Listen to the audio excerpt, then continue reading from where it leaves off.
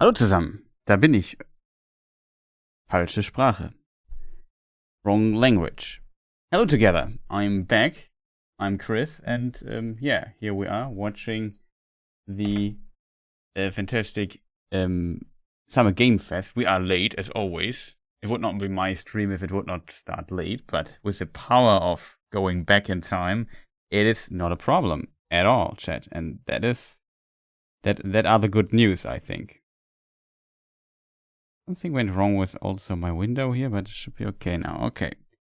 So, yeah, we will watch it, and give me a moment. Let me just announce it on my Discord thing here.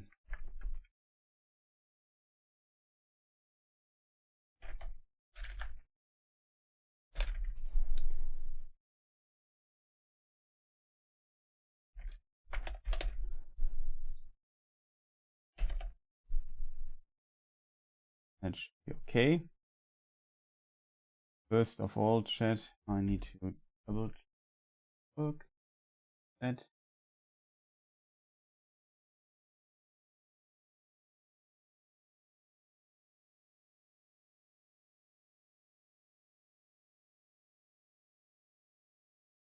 Oh, I forgot to switch the thumbnail, chat.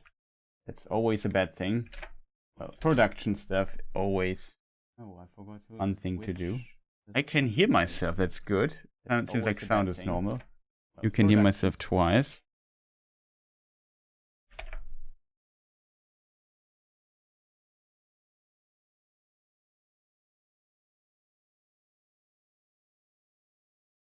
Discord. I have to post the links. The problem is I forgot to. I made a thumbnail for the YouTube channel. I forgot to switch it. I'm such an idiot, chat.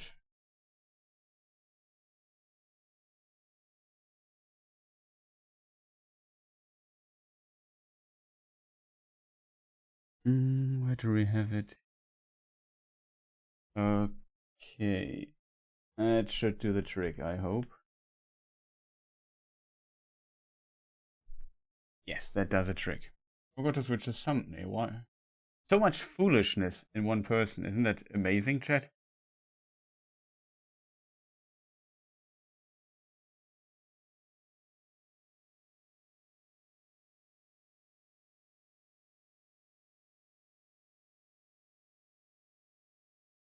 Okay, I think we are ready to go, chat. So, yeah, I'm not the only watch party, so there are tons of others. The links are in the description. I can, for the YouTube folk. But I think chat-wise, I should be good to go. All I need to do is now get the Twitch chat going, and then we should be kind of good to go, chat. Okay. So, yeah, let us start with the watch party here. And before I do this, this would be great if I had the bot command for Twitch at least.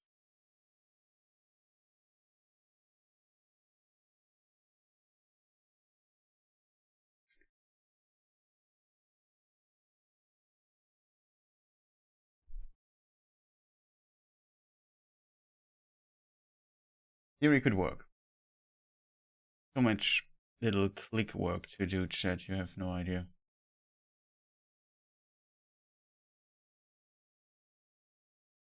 Output active, not active. I don't know. Fine. Where's my source window, chat? Cannot so. Is it there? That's funny. The Game Awards thing is from last year.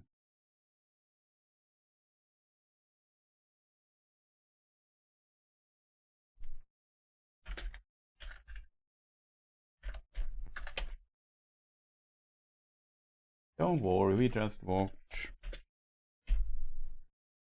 the stuff. Do the trick.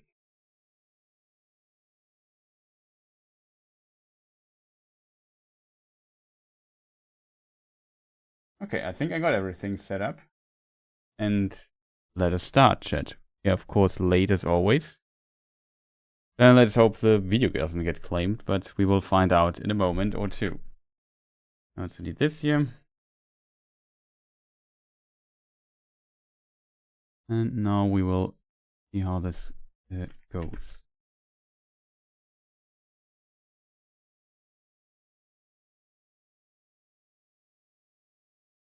Okay, let's start. The good thing is we can skip this stuff. Hello everybody, welcome to Summer Game Fest 2024. You ready to see some video games? We are so thrilled to be here with you, and this is a showcase of what's next for games live from the YouTube Theater here in LA. Now, if you're watching this show, first of all, welcome. I know everyone around the world is joining us for this special moment. And I know if you watch this show, you don't just play games, you deeply care about this art form and the health of this industry. The good news is that we have amazing games to show you from creators around the world over the next 2 hours. Whoa. But let's also face it, this has been a tumultuous and difficult year with company layoffs and studio closures, which have disappointed all of us. But there's also something else happening. Our industry is evolving and changing. And thanks to digital distribution, smaller teams and new creators are finding incredible success. Take a look at this list from Game Discover of the top 10 best-selling new games on Steam so far this year. 2 of them are considered, big company games, but the other 8 come from indie, mid-sized teams, or solo developers. I look at this list, it's pretty cool, right? And I get inspired that new ideas, new teams, and smaller creators can and will break through. It's a reminder to big companies that they have to treat their developers right, because today there are many paths to sustainability and success, and that's what makes this industry so great. And you'll see that reflected in the show today, because over the next 2 hours, we'll have big franchises on stage like Star Wars, Batman, and Harry Potter, but also smaller titles, including a few games made by single individuals and first-time creators that we invited to be part of this show because we think this platform is important as a way to show you new things that you might not even know about. So when you see a game that piques your interest, please wish list. But yeah, it makes an interesting point. There were a lot of layoffs in the industry, and that's always very sad, especially like if Microsoft buys some studios like Bethesda and so on, and says, yeah, we need these special games, and then they close the studio that makes those games. Kind of strange. So should we get to the games? It looks never good from the outside perspective. Who knows what reasons existed from the inside, though. Okay, it was an overhiring. Oh, Dogman, nice. The lead in unannounced Lego. Action game. We see you as more of a sidekick. Oh, sure, I get that a lot, but check out my range. Okay. Rage! Empathy. Oh, hilarity! This guy! Straight! Hey, what game is this anyway?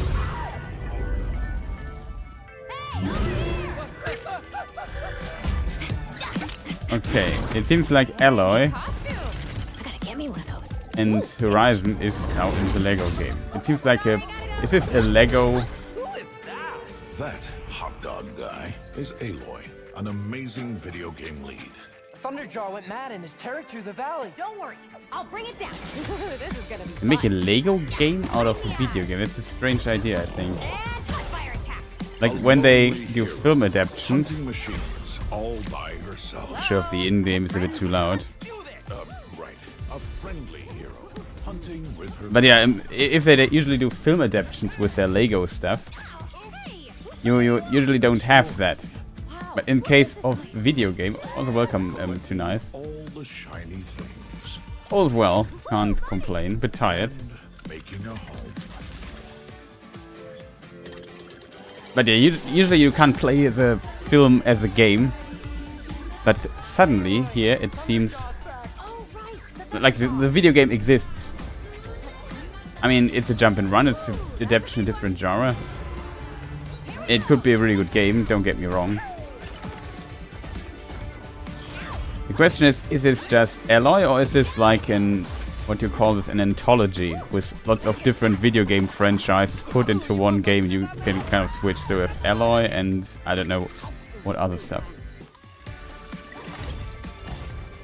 No, it's just Horizon. That's a strange cooperation.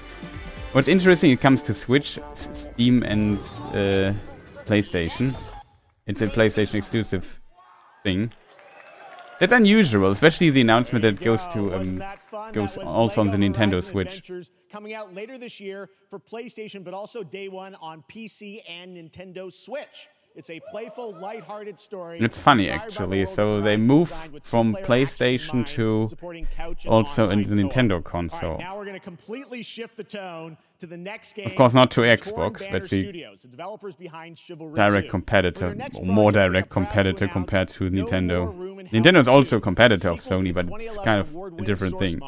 8 players start separate in the dark, and it's up to you to find your friends and survive with permadeath. Here is the first look. I mean, it's a jump and run, but the question is, why should I play this game if I could play the actual game? You know what I mean? Like, if I could just play Horizon Zero Dawn or Forbidden West.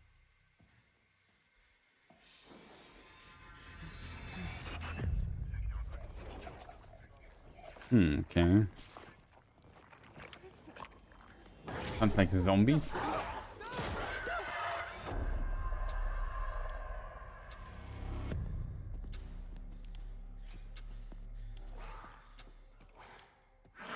The store gives me some Resident Evil 2 vibes.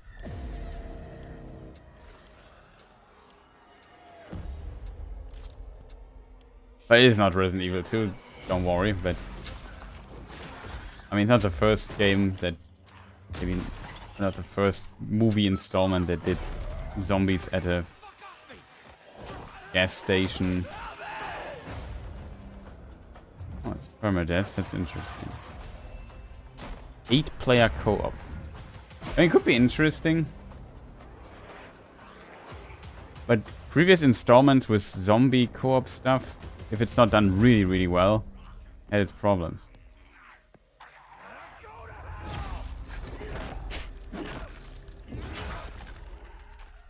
Early access Halloween. Let's say interesting. This Halloween looks really, really intense. Oh, cheers, also, you're welcome. Nice to see you. Please join me in welcoming someone who I've known for over a decade. She's been a huge fan of some of our reveals, like Street Fighter 6 a few years ago, and of course, Final Fantasy 7 Rebirth last year when she was sitting. Last year, don't have to do anything. Us on stage. But thrilled to have her with us. Please welcome Curious Joy. I get to play like a pro without spending money on a setup. Yeah, that's potentially true.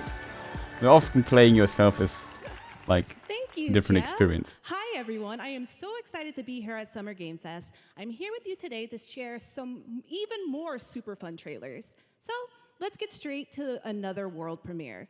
This is a highly anticipated game from a beloved franchise. Let's take a look.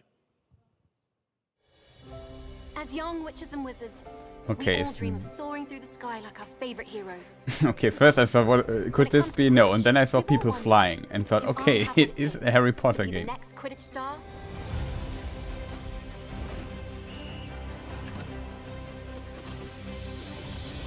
To beat your toughest opponents? To keep your composure in the face of adversity? To chase your dreams at any price? To seek glory for your team? No challenge is too great. I have to admit, I'm not very deep in the So ask yourself, Harry Potter universe. do you have the heart of a Quidditch champion?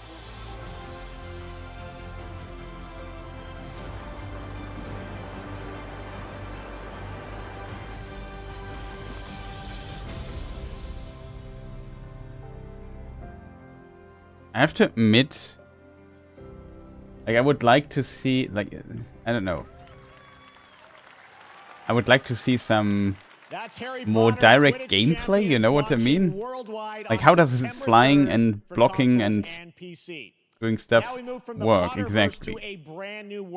With a lot of, let's call it cinematic scenes, but not how it actually looks when you play it. His last And I think that's title, very important for a Choo Choo game like Charles, this. was a fan favorite, and he showed me this next game a few months ago, and I really wanted to debut it here. Get ready to backstab, race, or cooperate with up to 20 of your friends. Kill switch. In Cuff Thank Bust. you for the sub. Wondering currently.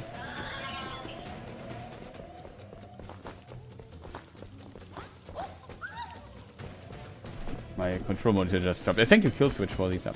Much appreciated. Appreciate it.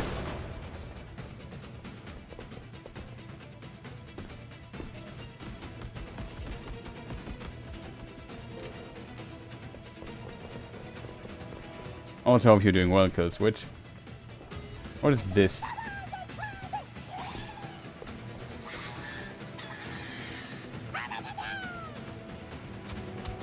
The voices are a bit annoying of those guys.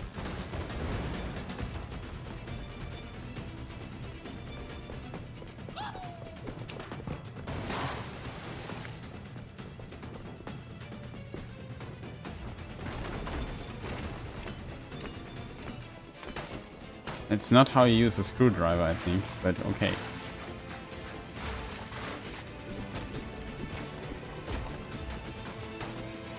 They're alien things and they need to escape or whatever.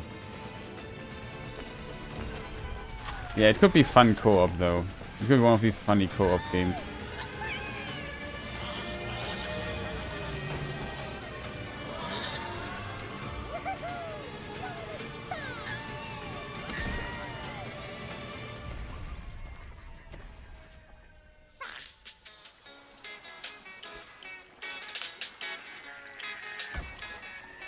Okay, I did not expect them.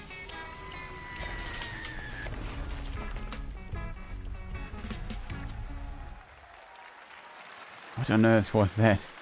That's a fun one, right? And remember, that's all made by one person. Congratulations, Gavin. So glad. Kind of looks like it, to be honest, but whatever. All right, next one of It's this still year's impressive most one person does anticipated something games like is this, but Star it Wars looks... Outlaws, coming out on August 30th from Ubisoft I don't know. and Lucasfilm Games. Some The games first have, open even world if they're Star done by Wars one game person, they where have you live this the life of a special scoundrel. something. On Monday I at was 12 kind of p.m. missing it here. It you'll was get like to a game see I've a full seen a gameplay lot already, but showcase it during could be Ubisoft's fun though. Forward Who event, knows how it streamed as plays. part of the continuing And Summer Game Fest events. usually But if you play right something with now, your friends we've and got an stuff, it's exclusive new glimpse at the like game, everything is just a fun with your small friends. taste of what's to come. Independent of the quality of the game. Kind of. As long as it works technically fine. That was Outlaws. I'm also very curious how that will turn out. Let's raise the stakes, shall we?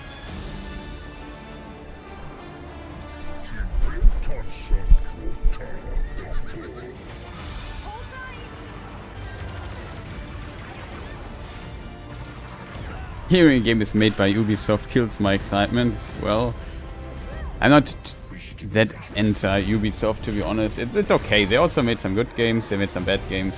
Whatever.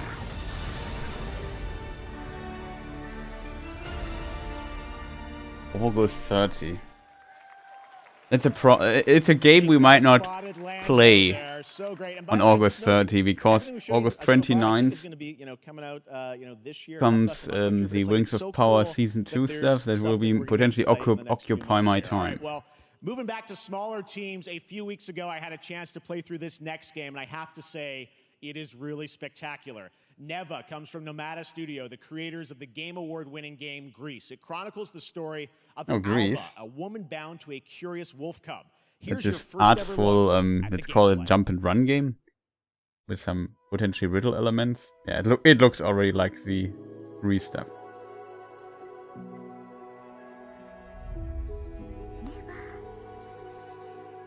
Beautiful art style, always what this team is doing.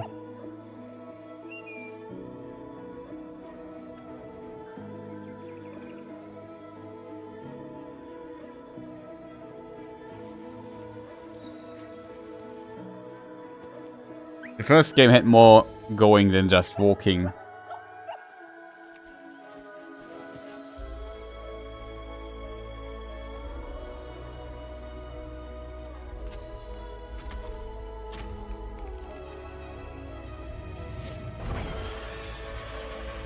We even have a sword.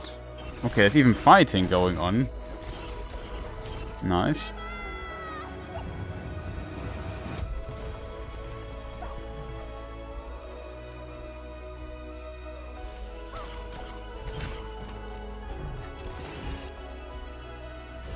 Although we're a bit late in case you watch this, you have the live stream open. We have like 10-15 minutes started later than I wanted. It took me too long to make the thumbnail, which I then forgot to implement. Have we seen this already somewhere? Was this a world premiere? I'm not sure. Never. Doesn't ring any bells. Trust me, that game is such a true work of art, especially when we get into some of the combat. It is tons of fun to play, and there's much more coming later today in the Looks really not bad. which will air directly after the day of Like I said, the first game was stream. also pretty good. Lots more for you. All right, next, it's time Or for the our next previous game. announcement. Something was sent. Study the past if you would define the future. All are architects of fate, working in these walls of time. Let us all for death prepare, or on the last great journey fare. Could this be some, Let me not then die in glory. I don't know, And without a strategy game? Like Civilization or something? Let me first do some great thing that shall be told among men. Wasn't there an announcement that there's Civ, the next Civ 7, Civ 7 game is kind of announced?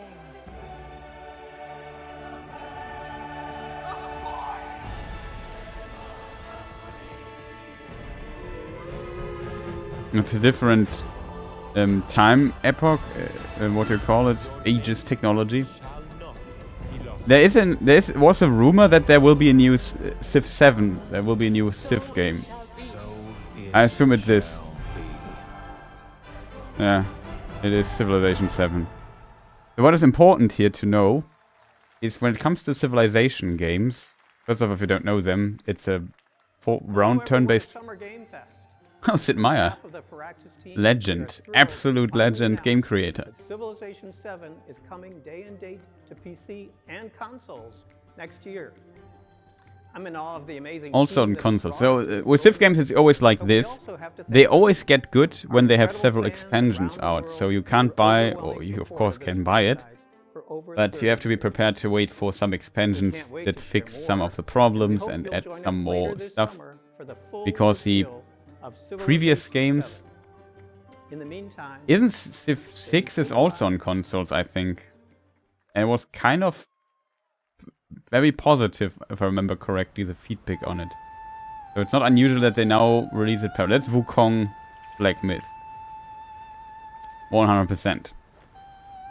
That I'm interested in, the Souls-like. Of course I'm interested. Yeah. But they made... I assume they just go the route that they ported Civ 6 not on release, but later on, also to console.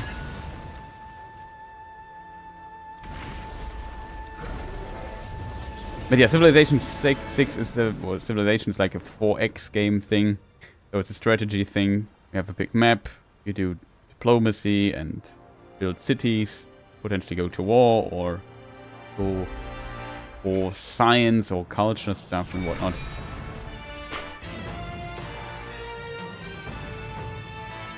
It's a very complex game and it takes a long time to play a match. It's like 4X games are usually very slow paced. Oh, you played this match for like 10 hours. Welcome to the mid games. That's something like that. I guess it depends on how good you are, but if you would start with a game, you potentially would be very slow. I'm also not good at Civ, so I have some friends who played it a lot, but 20th of August, that I'm also interested in, I have to admit.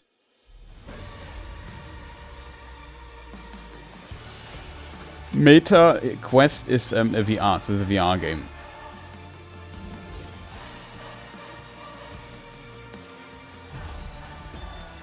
Oh, it did Civ 5 LAN parties. Those were the days, yeah, I can see that. Asgard's Wrath, that's also a 2. Like that Asgard's Wrath is also something I heard. Like a title. Perhaps Sounds humans familiar. were fated to build the monoliths. reaching heaven and returning with a gift. Stardust.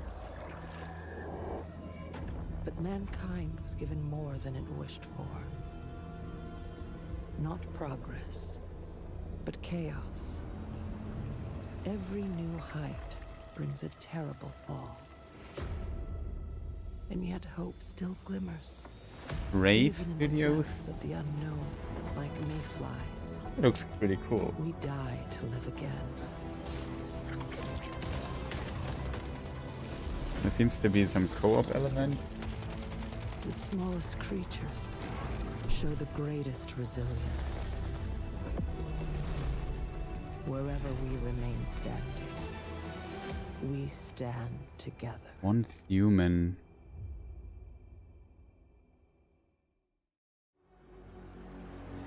What does greatness mean to you? I thought it's the studio that made Stray, but I think Stray's studio.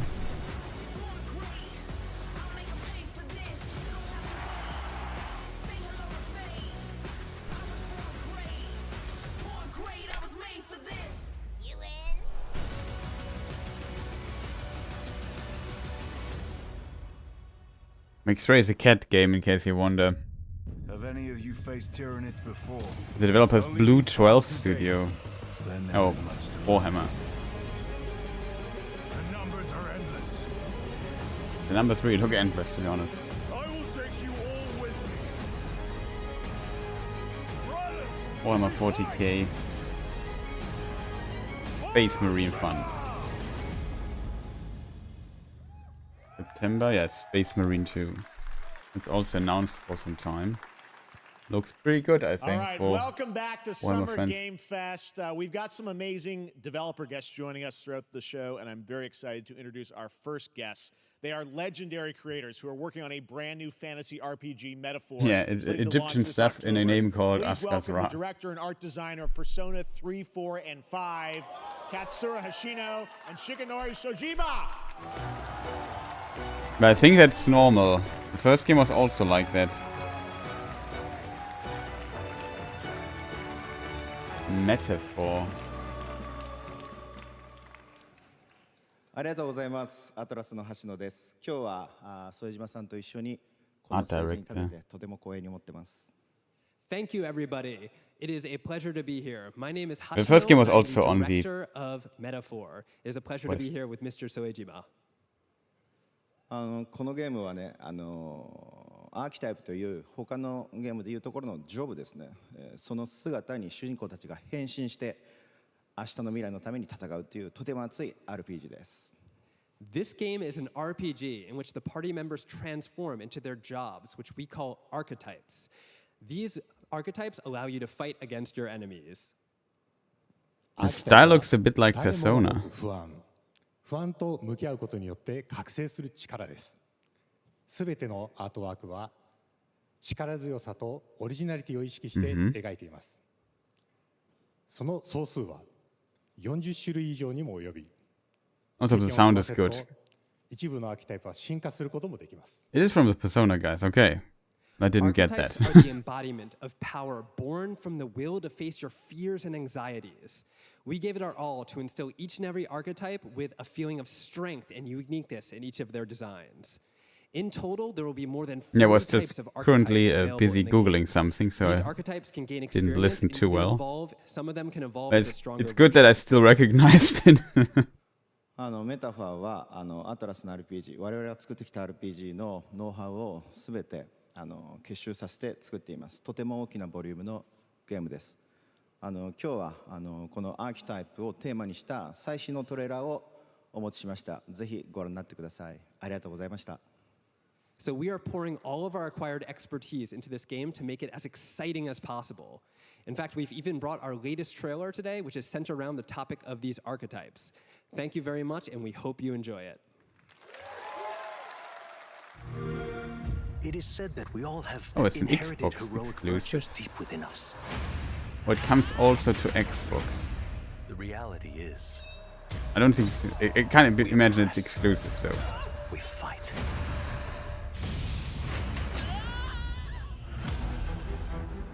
A great evil flows through this land. You have found a way to wield true magic.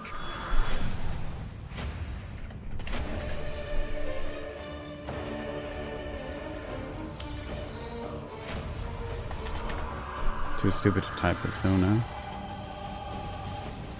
Many more protectors and followers will gather to your side. I think we have seen this somewhere. The same powers lie dormant within them. On guard!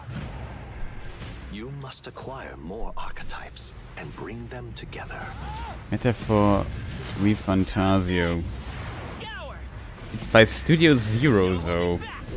Like the Persona guys are P Studio. You wield power now.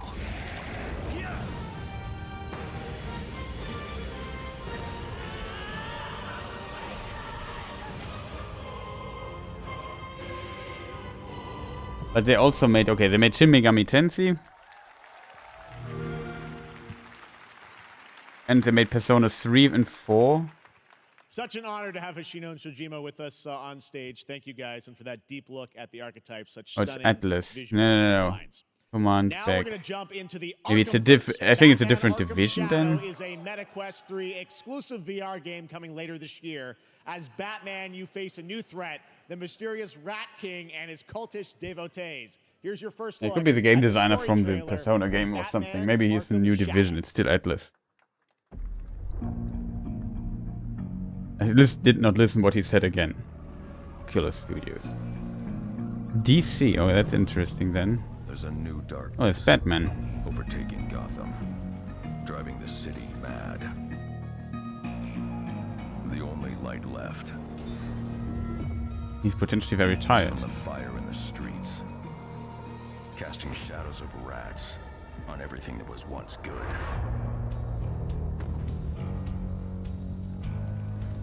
Fear is their weapon.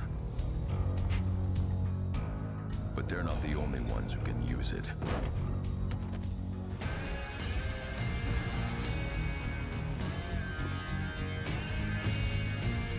The Rat King will stop at nothing to destroy my city. How far will I go Rat to King. destroy him?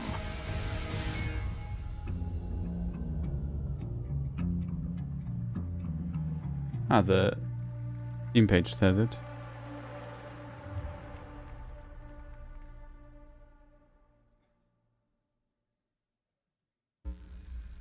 When the bat falls, the rats rise. Okay.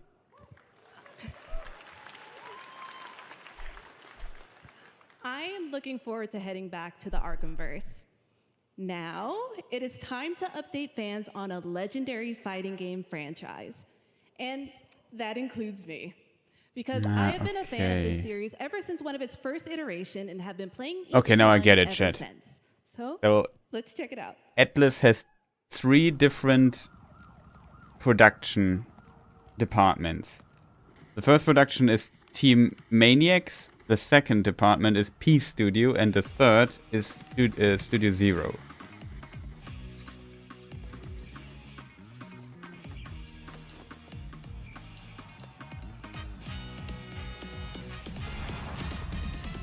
This is, by the way, Mr. Terry. Street Fighter characters as well. First I thought it's Street of Rage. I didn't listen what she said again. She's from Dead or Alive.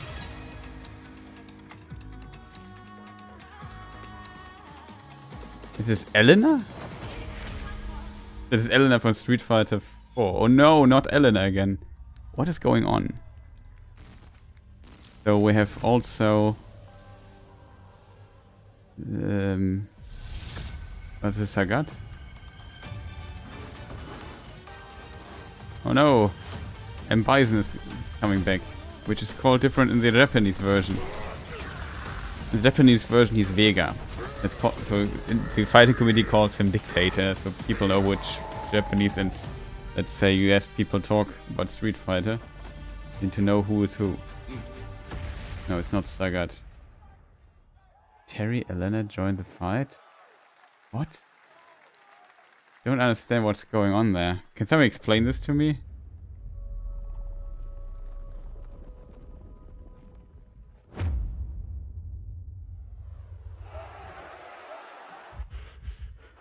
Like they don't look. This didn't look like Street Fighter.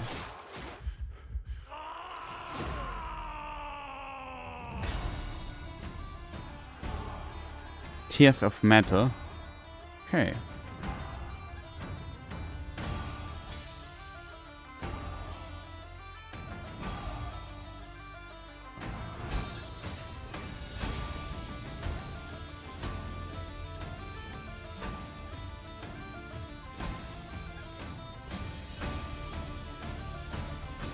I like the folksy music, yeah. The problem is the game didn't look like the current Street Fighter game. It would be so strange if they added like... it would be interesting, some guest characters. But Akuma released recently for Street Fighter 6. He was at least the last Season 6 character. And they announced like 4 new characters. That would be a whole season of characters. I can't believe that the next season just consists out of guest characters. I mean, there was also some others. We have to look into this in a moment. I don't get it.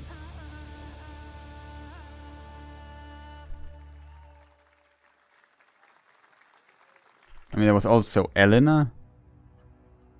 I'm massively confused about this. I guess we'll see.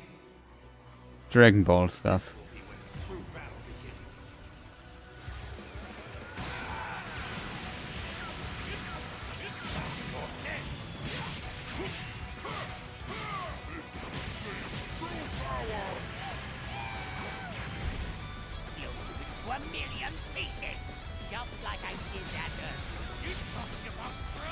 No, it's 3 Street Fighter characters. Like the art style doesn't fit to Street Fighter 6. That's the weird thing about this. But it's really... So M. Bison comes as a new character. Whatever he's called in Japanese now.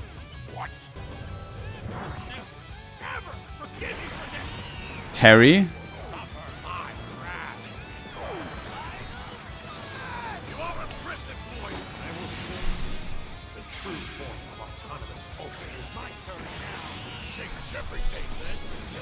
Terry Bogard from the SNK games, from Fatal Fury, King of Fighters.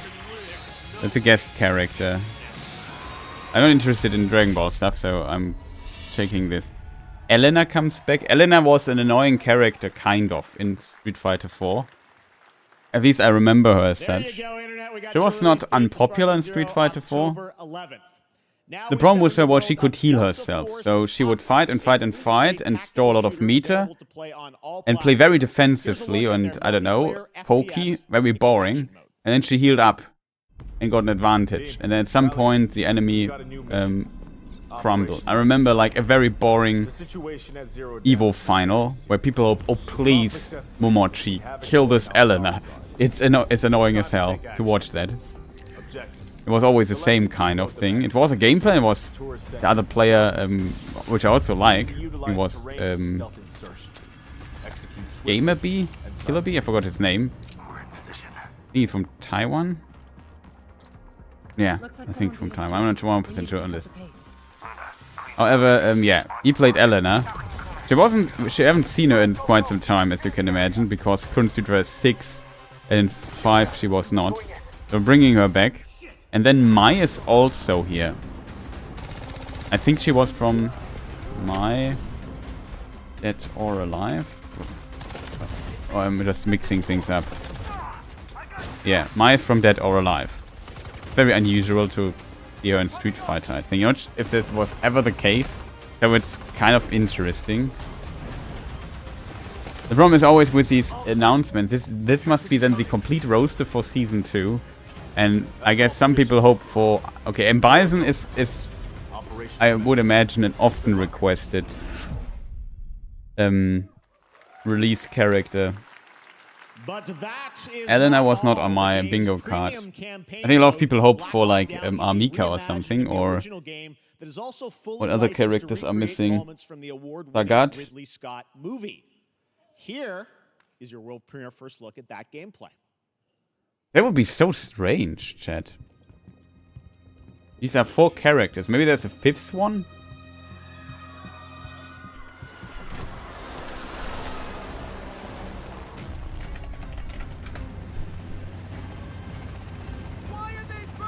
There were also 4 characters for the first season of Street Fighter 6. That were Rashid, Aki, Ed, and Akuma. Ed is kind of the successor of Bison, if I'm not mistaken. But now we got Bison back. Bison is very popular. He's one of the OG Street Fighter characters. Still talking about Street Fighter because that's kind of what I'm interested in.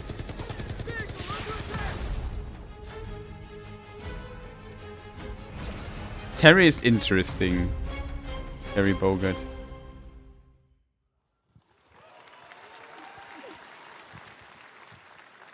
And now, I have an update for you on Fatal Fury: City of the Wolves. For real this time. That's the problem with most annoying characters. They get overplayed. Yeah, that's true. This trailer already...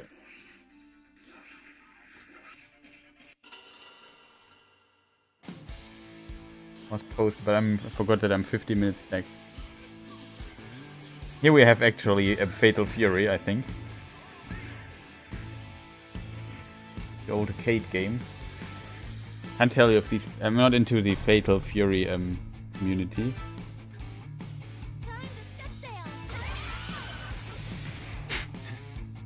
There's always... oh man.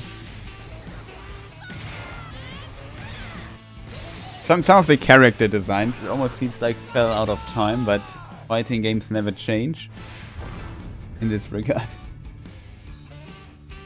I don't mind that, to be honest.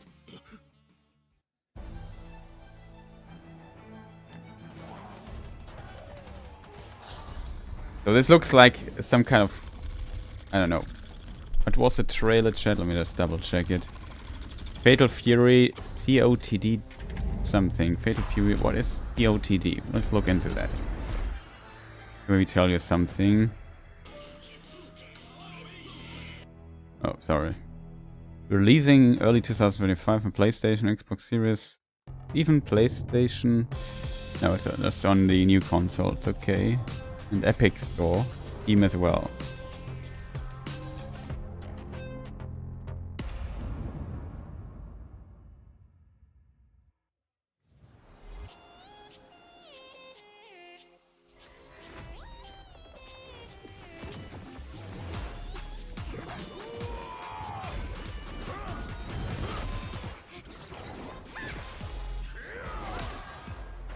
Bonk.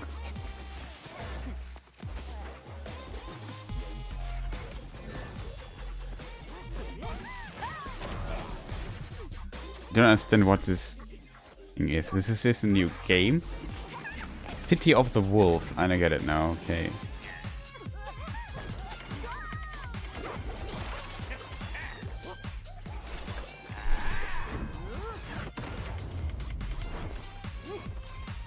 Everyone known Japan. And it's 2025. It'll even list PlayStation 4. I'm kind of confused.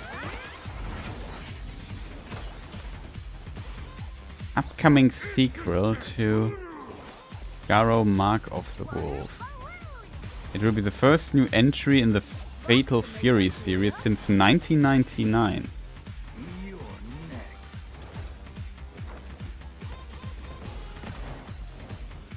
Okay.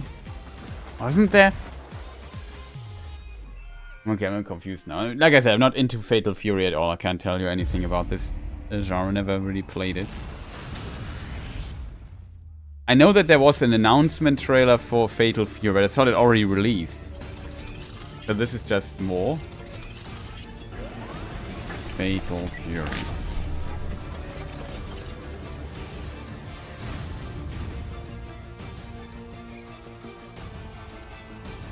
Okay, it simply wasn't released. It was not released yet.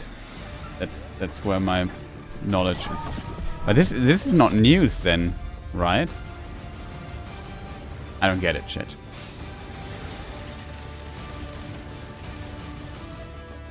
Could be that after the success of good old Armored Core from FromSoft, that now we get new mecha games. Kind of interesting.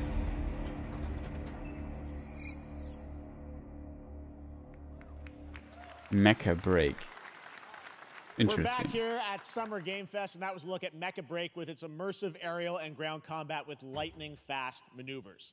Next, Jason Blum and his Blumhouse banner have become synonymous with incredible horror films over the years, like Get Out, Megan, and last year's Five Nights at Freddy's. Well, now Blumhouse is entering the video game world in a big way.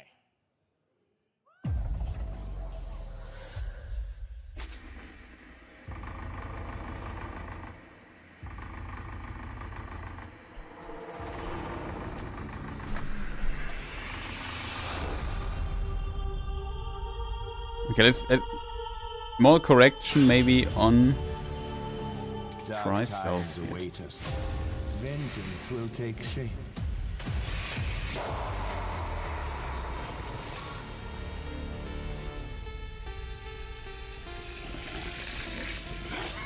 Okay, I'm kind of confused here by this trailer as well.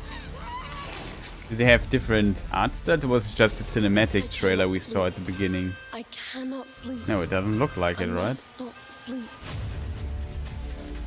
I am terrified to sleep.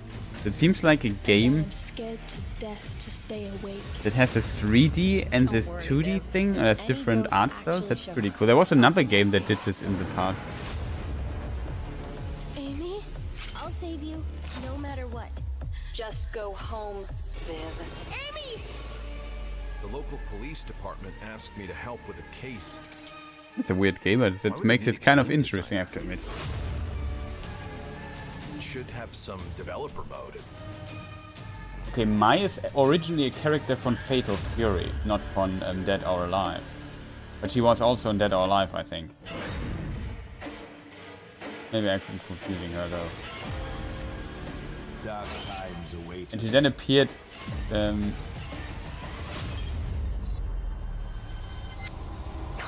King of Fighters.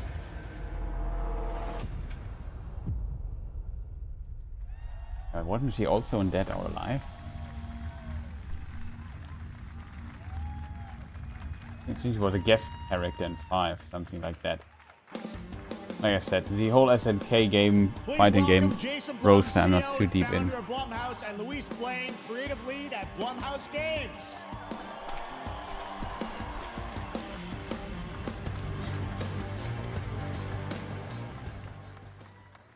Hey guys, so we got ourselves a full slate there. That's incredible. So Jason, tell us a bit about why did you want to get into games like this? What are we doing? Well, we've been very, very busy. I'm very happy to be here. Thank you for having us. Thank you guys all. Great to hear the fans out there. You'll all be very happy to know. Maybe I confused her with Kazumi. At this very minute on the sequel of Five Nights at Freddy's. It's no, so not deep into Dead or Alive, I have to admit. Don't worry. Anyway, horror is, to my great relief, getting more and more popular. Our movies are working. It's working on streaming. It's working in live events. And we wanted to try and take our approach to movies and apply it to games. And that's what you see here. We're going to do independent games. We're going to look for creators and give them a platform and encourage these creators to be weird and subversive and find the most effed up, scariest things they can and put them into really cool games.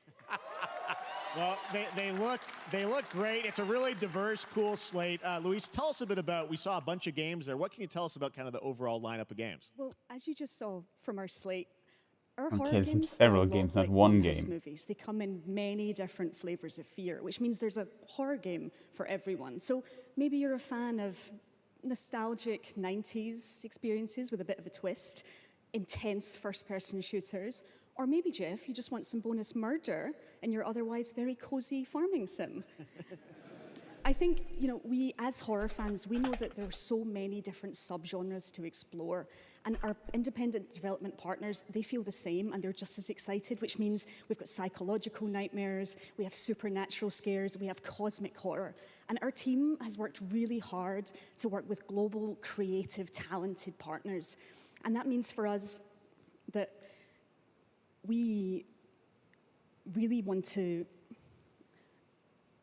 as we're working in indie projects, which means that we can take risks. You know, we can be flexible, and really we can push the limits of what's possible in scary storytelling. You lost her line for a moment. Yeah, no, very unfortunate when it's happened. Looks awesome, all the stuff you have there, and I know, you know, we'll get into when games are coming out, but some of these are coming soon, Jason. Right? We got a good slate. Well, yeah, we're on PC and console, and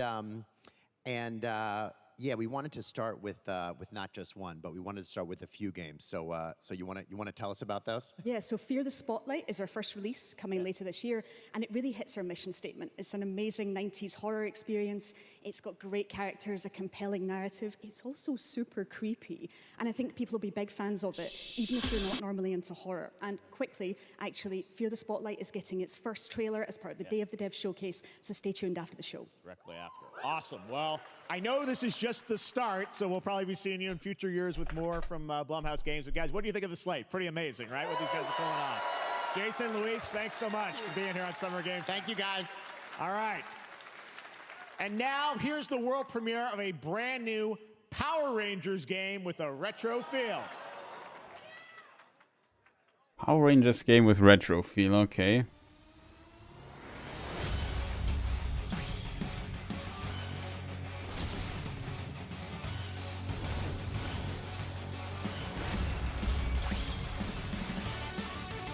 Okay, that looks far more retro than I expected. Could be very fun.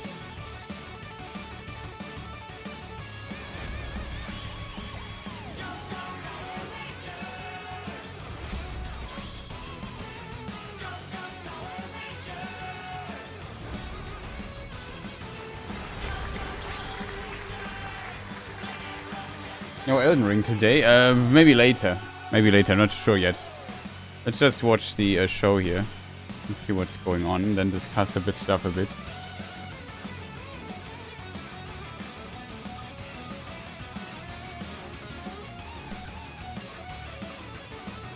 Okay, so the reason is, why I'm so confused is that Fatal Fury and King of Fighters have kind of these mixed rosters. Terry Bogard is also in King of Fighters 50, which came out 2022.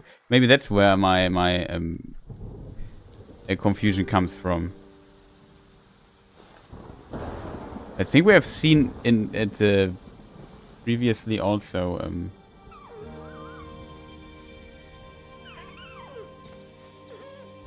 some stuff, and now Terry Bogard is also in Street Fighter, but also a new Fatal Fury is coming out. I think the Fatal Fury game was already announced. I'm a bit sorry that I'm kind of confused. This whole SNK stuff is confusing if you're not deep into it, just from an outsider's perspective. I don't want to tell people wrong stuff.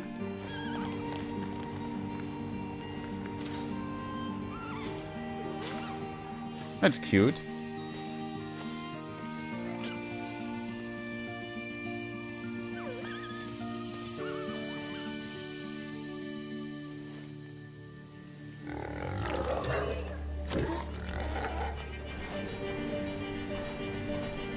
You know what this reminds me of? There was this, I forgot the name of this game, unfortunately.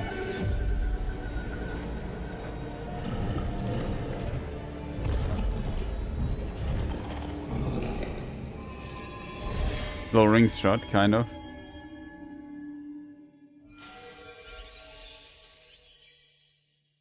Dear and Boy. Oh dear.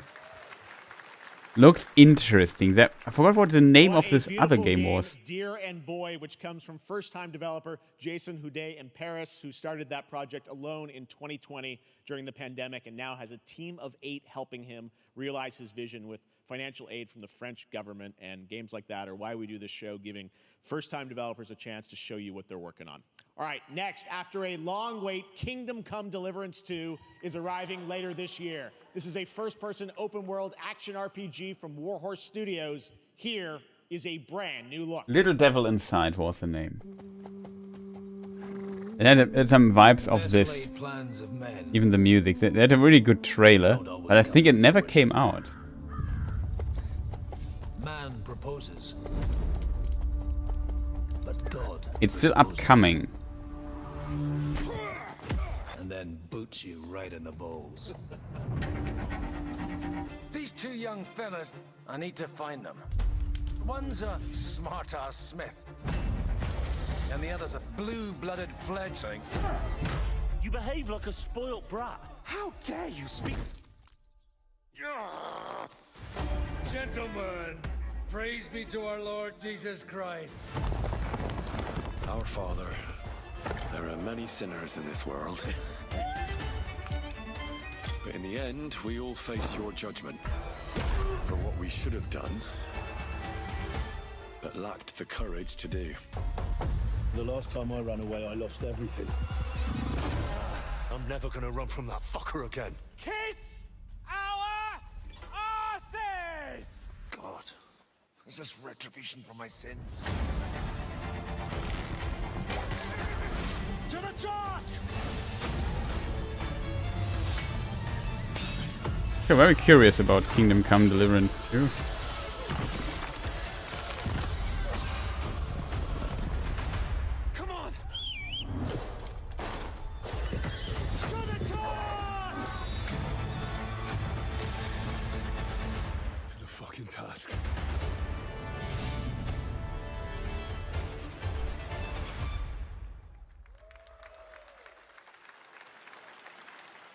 Next, we step into the dark mind of Silent Hill creator Keiichiro Toyama-san. Back in 2021, we announced his new game. But yeah, for Little Devil Inside, it seems there's a statement that the game is not cancelled and the team was downsized. Tokyo-based studio. New gameplay reel revealed the development had switched to Unreal Engine 5. They had switched engines. After it was stated that the team were much stronger and in publishing discussions for the game's release. Okay. I forgot when it was announced. It was announced longer time ago.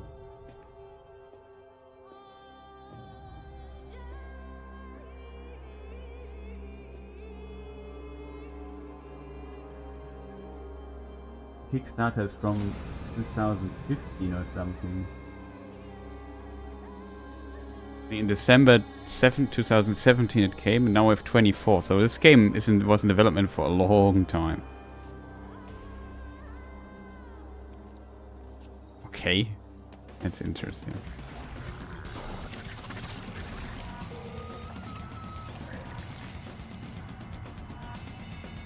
What is this?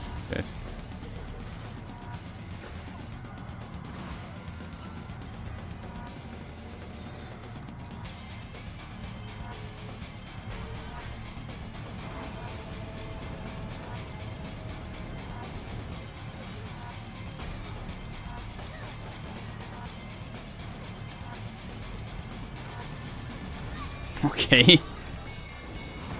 This game is, let's say, interesting.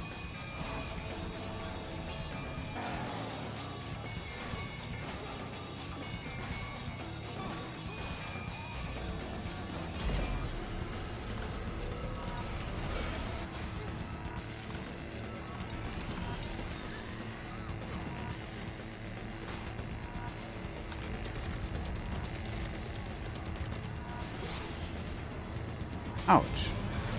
Okay. Gets his hand back.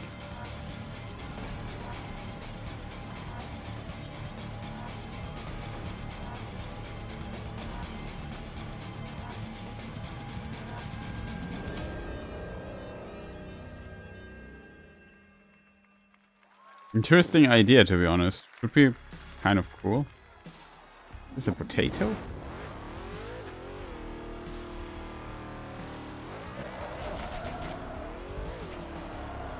Okay. Max Payne car bullet time potato things I had not on my bingo card here. That's what I call a dramatic entrance. There's a reason why I'm called Killer Bean. It's a bean. It's because I'm good at what I do. Really. Okay. Really. Good.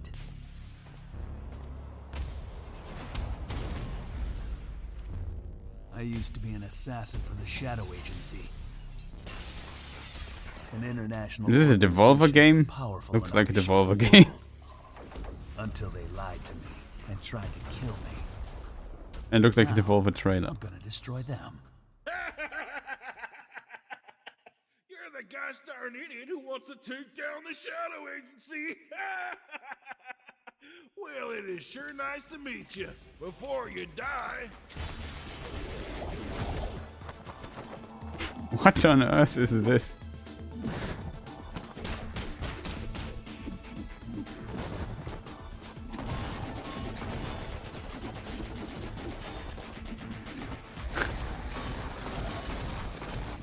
They're also zombie beans.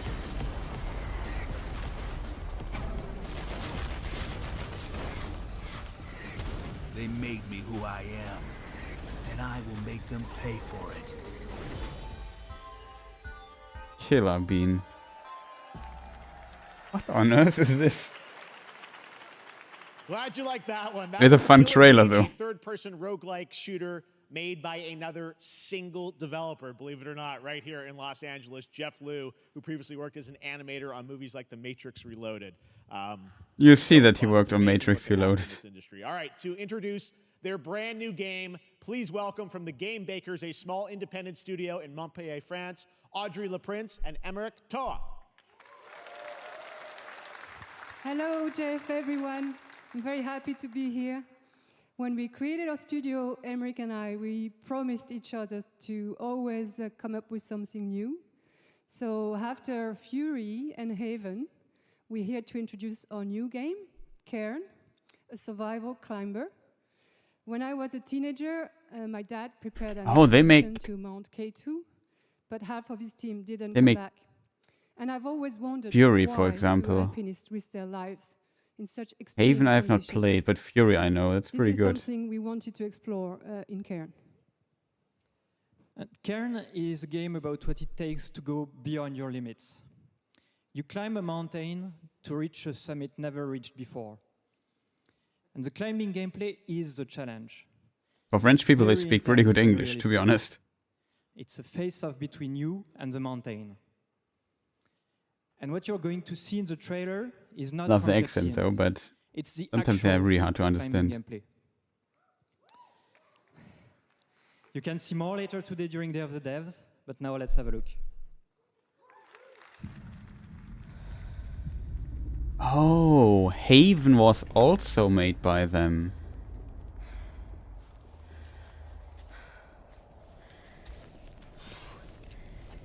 Another climbing game. There was this other game, which name I forgot. 2023 climbing game. Something with J. Jusant, whatever it's pronounced.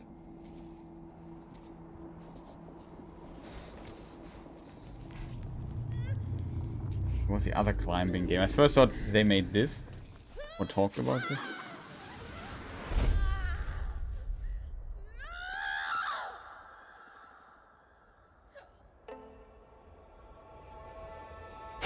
Okay, they have a tent.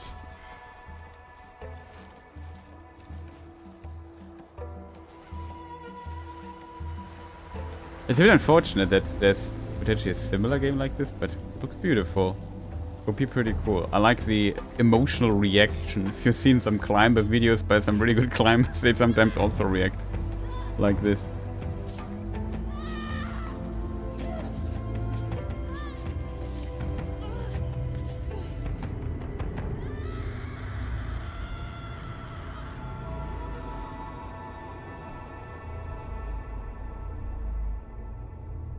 Pretty cool trailer though.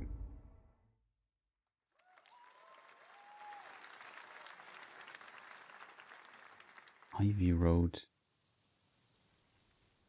Stanley Parable Beginner's Guide. Okay, that is interesting now. These are very special games. In combat. But instead, These are very meta games, if that makes sense. Stanley Parable. So what Also does very running a tea shop special involve? game. Beginner's Guide as well was. There's a lot of gardening. There's an interesting plot twist. It's a pretty unique tea machine they've got here. None of these tasks are all that hard. They just take patience. And I'm not really the patient type. But I'm surviving. Of course, I have to actually serve the tea to our customers. And once that's done, I'll usually check in with Boro, the guy who owns the shop, to see if my help is needed anywhere. And when all the chores are done, sometimes I'll just sit on a bench and do absolutely nothing. It's not fighting, but it's peaceful. And what's weird is that I actually feel good. I'm happy. I can stop running now. I can stop. I can stop. I can stop running. This is good for me. I need to enjoy this. I feel good. I'm happy. I'm happy. I'm happy.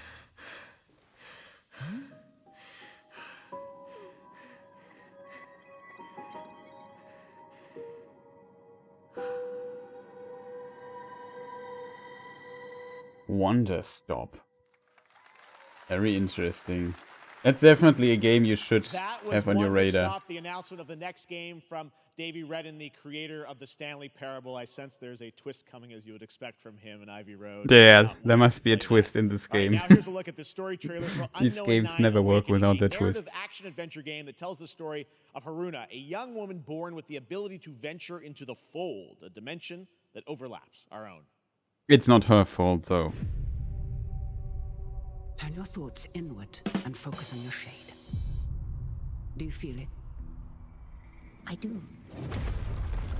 Your progress is impressive lately, Haruna. Okay, looks pretty decent. They called themselves the Sahin. 9 among them were chosen and shielded from death. The Unknown Nine.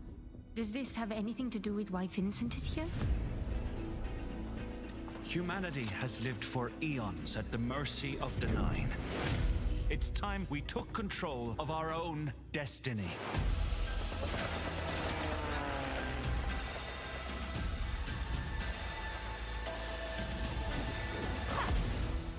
Why are you so interested in Vincent, anyhow? He killed someone I loved. Remember stepping. Find your target and bridge the gap. So that's a cool mechanic. You're wrong. This is exactly where I'm meant to be.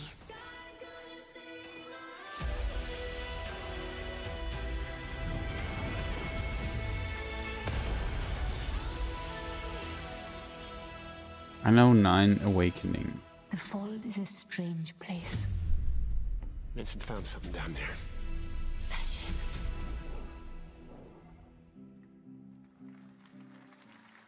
Looks pretty cool. How about we see the world together? Why is there a Pokemon? Why is there... Something that I want to protect. Now steal your heart. Adventure starts. Monster Hunter Stories? Okay. Monster Hunter Rise. It seems like maybe new content for these already existing games. Or it's just a tale or something like that.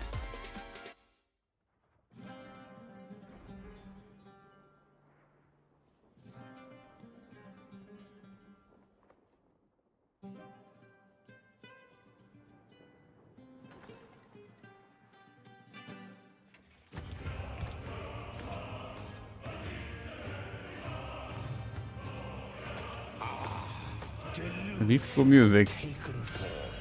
Walks into my great hall. Is this a game with a mask? No. It can't be.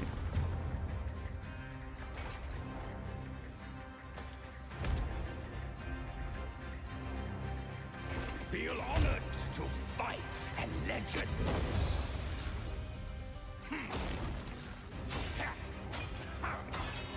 but it looks like a Souls-like. On guard! Your greatest final chapter.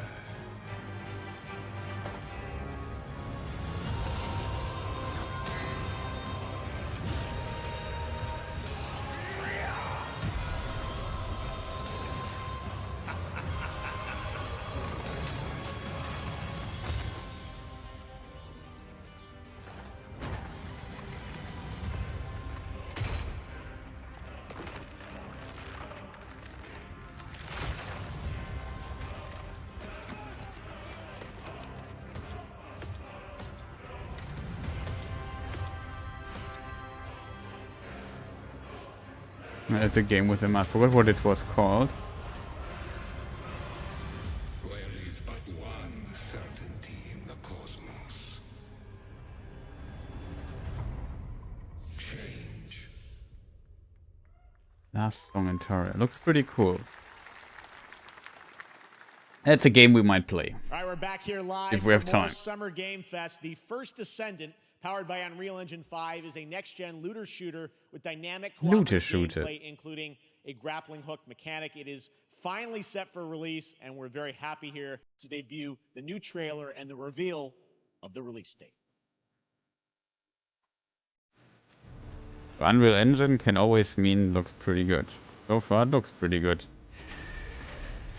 Unreal Engine 5, that is at least.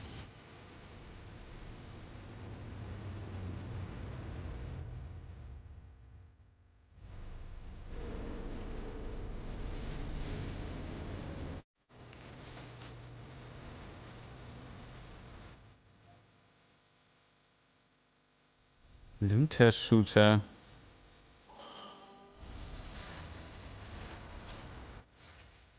With a lot of robotic stuff.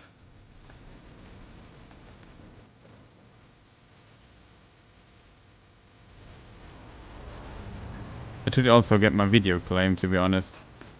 Why are they doing something like that?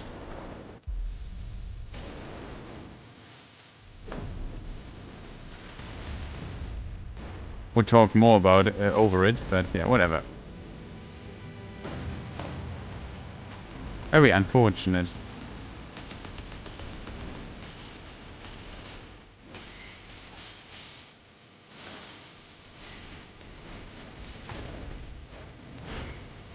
So far the trailer looked more cinematic though. Curious how this looks in when you actually play it. But there seems to be something like... I have a cool art style though, to be honest. A lot of sci-fi, tech, nonsense and so on. A lot of shooting. But... First is...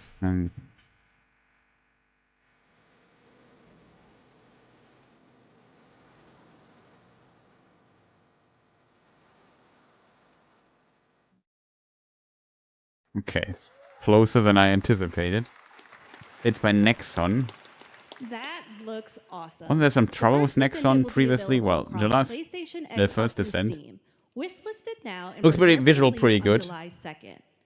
And now, please July welcome 2nd two is pretty developers close. whose hit indie game Among Us took the world by storm in a couple game awards. From Inner Sloth, here are Victoria Tran and Forrest Willard.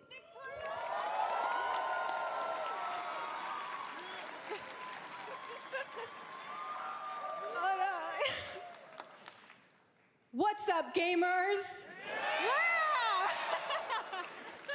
Can you believe they just let us be on this stage? Like, no chaperones. Like, I know. Can we announce something totally fake? Oh, Do you like- think they'll let us do that? Among Us 2? Among Us 3? 4? Oh, all right. Well, turns out we actually have something very real we wanted to present to you all today. There's been so many great indie games in recent years, but it's also been no Interesting. secret that it's kind of a rough time in the I'm not industry. too much into Some this looter devs shooter don't really get the chance stuff, they so... deserve, so we thought we could help out a little bit. But maybe That's it's why we're fun. excited to announce our They have side cool project, abilities, Outer Sloth. good movement An and indie stuff, game gameplay is good. fund Who we knows? made We will that see. Offers the kind of deals we would have wanted back in our less popular Among E days.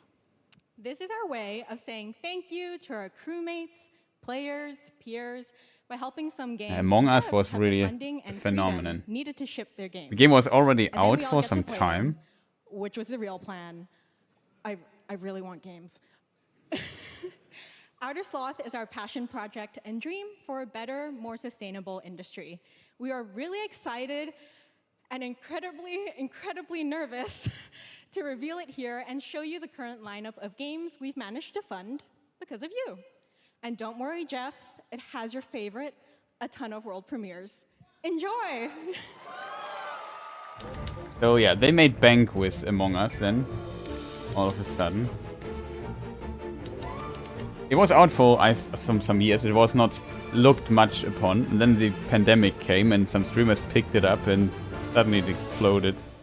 Hi, I'm Ian from ShapeShot, and you may already be playing our first game, Mars First Logistics. It's pretty kind of cool though that they helped funding then some other indie games. Creators of Battle Chef Brigade, and this is our card battler RPG, Battle Suit Aces. We are Studio NE%, and we're making the Marsfield Archives, a game about building and exploring connections. It's pretty cool that they hunt a lot of smaller We just teams. released a demo for one-button bosses, or boss rush game, with a single button to press and a ton of bosses to beat. Hey, I'm Husband, game director at Huscrofts, and this is Rogue Eclipse, our epic spaceflight action roguelike, where you'll have to customize and master your starfighter, take on merciless armadas, and vanquish a fleet of colossal super destroyers. Okay, that's cool. And we do have one more game that's very early in development. Hi, I'm Eka, creative director of Outer Loop Games, makers of Thirsty Suitors and Falcon Age. In our new game, explore the world in an upgradable mech and cook up tasty dishes for That's local also communities. Fight off corpos, discover new dosa recipes, and reunite with your strange loved ones for one last meal. Project Dosa is a game about life, death, love, and food for the soul.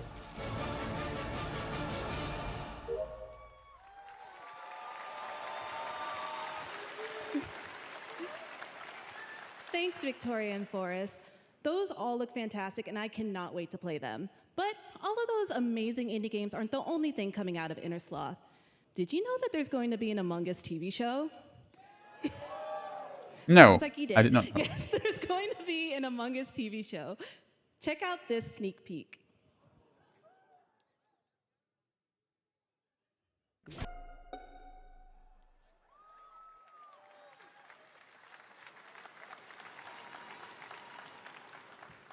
Up next, we have Sonic X Shadow Generations. Okay, this reaction I did not A expect. definitive greatest hit collection of 3D and 2D levels from Sonic and Shadow's history. Now it's time for a glimpse of Shadow's brand new powers and gameplay from a standalone campaign, as well as the official release date announcement. The official. So was it a leak or something? I'm not sure.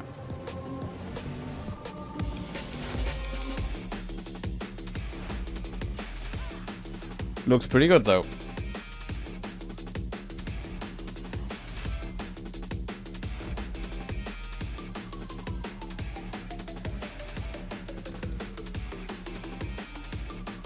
I think the last Sonic game they made, like one of the biggest releases, was also received quite well. The music though is, let's say, an interesting choice.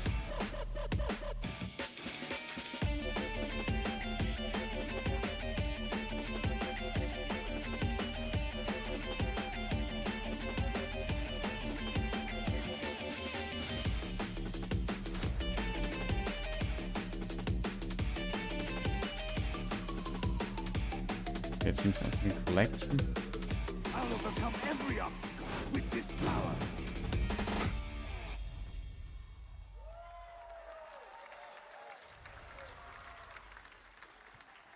Sonic was Shadow Generation. Huh. The Year of Shadow, right? A movie coming in December too. Exciting stuff. All right. In the upcoming online survival game Dune Awakening from Funcom, there is one small decision that unleashed a chain of events which set the Okay, stage Dune for the story survival the player game. will experience. Could be Let's interesting. find out for the first time what that is.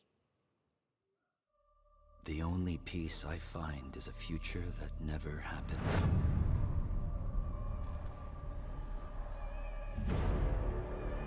One where I, Paul Atreides, was never born. I created the future until it created me. But I see a narrow way, a path that might have been. What if my mother had obeyed her orders and given birth to a girl? Okay. Everything would change. Yeah, everything would change. Dr. Yue exposed before his betrayal. A world where my father lives. House Atreides surviving the Battle of Arrakeen. Sardaukar deployed to protect the spice melange. A war of assassins spreading across the planet. Fremen exterminated. No Muad'Dib. No Lisan al-Gaib. No Kwisatz Haderach.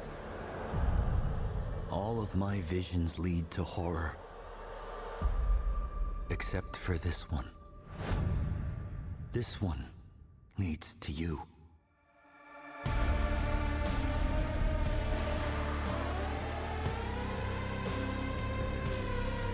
Okay.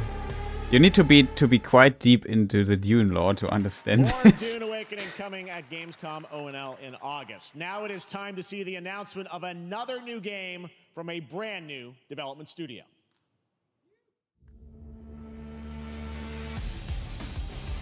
Okay, that still looks pretty cool already.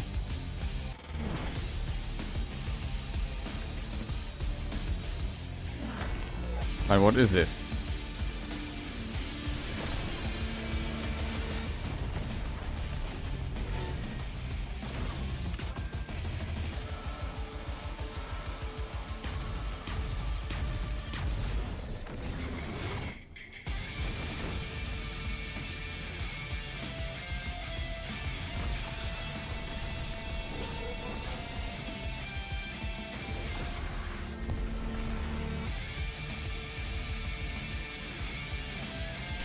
Okay.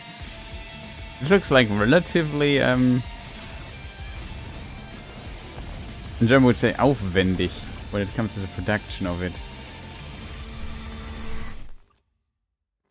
Battle Ace.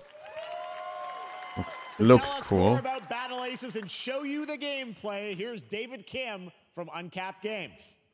Thanks, Jeff. So Battle Aces is the RTS game for everyone. It's for players that are brand new to RTS as well as RTS veterans. We really want to bring the core fun of RTS to everybody. Kind of like how games such as World of Warcraft did for MMOs or Hearthstone did for card games. So Battle Aces is an action-packed army versus army game that has a high emphasis on the strategy. We want to bring this type of very specific RTS fun to players in two major ways. First, we want to amplify both the in and out of game strategizing through Is Unitext. this And what makes the Unitext very cool David is Kim? not only will players be able to define the exact way that they wish to play, but I also did not players expect will be able to experience an endless strategy game there. possibility of strategies. Second, we want to eliminate the tedious I think that is clicks David required to play Kim. in RTS This guy as was much as possible so that main players balancing playing dude this for game are StarCraft experiencing too only for the some fun years. parts of playing an RTS game. So, if you want to learn more about Battle Aces, or if you want to sign up for our beta test that's coming up very soon, then please make sure to visit our website at playbattleaces.com. Thank you. They work for Blizzard one. Thank you, David. That was fantastic. All right. Our next premiere Always wondered, what unveils is the David Kim exciting doing new all the time? destination for a game that shadow dropped at the Game Awards last year, the Finals, with its unparalleled destruction wrapped in the world's most deadly game show. Now, after dozens of updates in 2 seasons, we're unveiling where contestants will be going in the all-new season starting next week on June 13th. Sharpen your katanas and welcome to Season 3 of the Finals. Yeah, that is David Kim. That's the true David Kim. Sick. Very interested in it.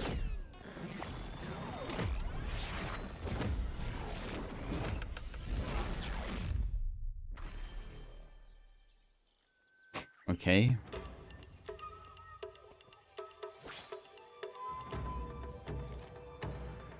High effort. Yeah. Only Witch King. Also nice to see you. Yeah, they put a lot of effort in the trailer. Like it's it seems like a lot of effort for like a small RTS game. Not sure if it's small.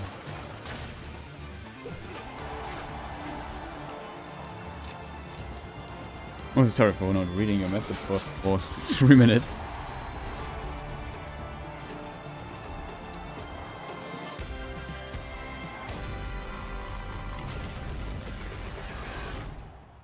Does this have the structure thing? The structure. The finals in Kyoto. That is the finals. Okay, understand. Then it has full destruction. Destructible environment. Sam Lake from Remedy. No way, Sam Lake is there. Maybe announcing something. Sami Järvi.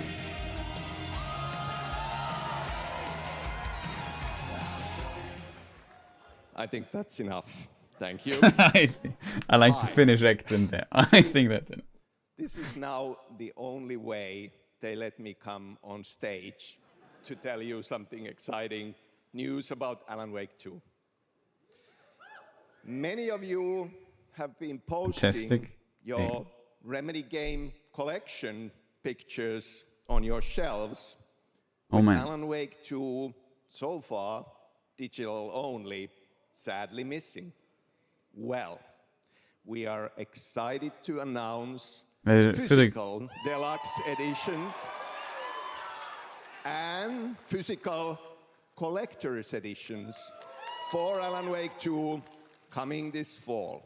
You can lock in your copy starting tomorrow. Next, we promised you some expansion content for Alan Wake 2, right? I'm thrilled to introduce you all to Night Springs. It contains 3 episodes with 3 familiar. It was also nominated for Game of the Year last year for a lot of in mysterious, things, so terrifying, and quirky a lot of outlets. what-if scenarios.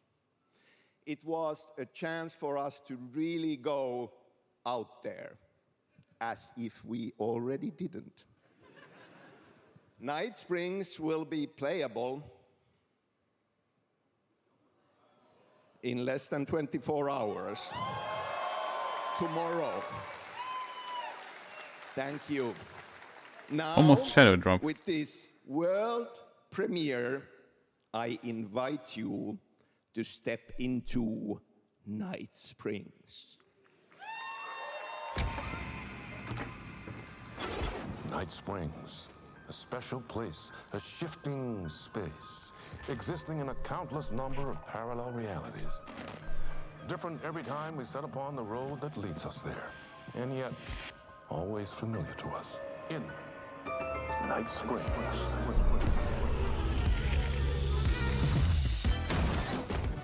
I'm in danger. Okay. #1 fan. You're the only one who can save me. And I will come back for you, my love. And cut. Sean, I'm really happy. This is gonna get strange. Oh, that's from Control. What was her name? Forgot her name.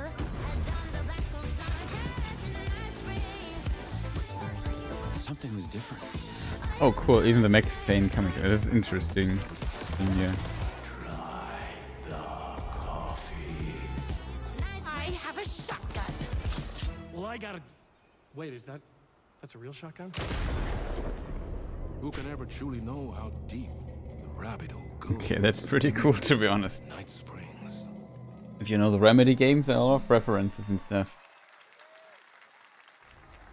Through the endless tides of time, Amazon games. they've come to the Is this New World content? Seeking mastery over death itself. Or is this a new game?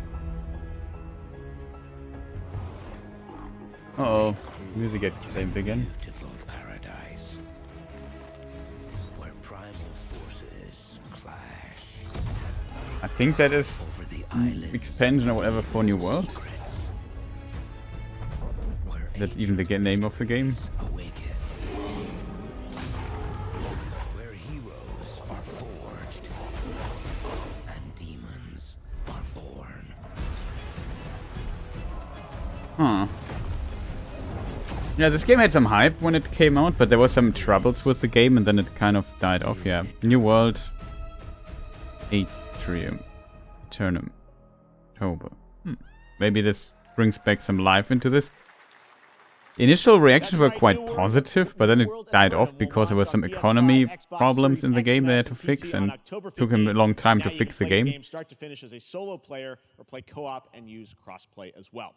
If you're watching SGF on TikTok Live right now, you can comment HSR in the chat to claim a special in-game bundle for Honkai Star Rail of Stellar Jade from TikTok Game Rewards. And speaking of Honkai Star Rail, Hoyoverse's latest space fantasy RPG just concluded its version 2.3 special program a few hours ago. But there's more. A sneak peek at the upcoming expedition featuring a beloved character who is clearly ready. Very long, the Game Awards this time. Brand new look.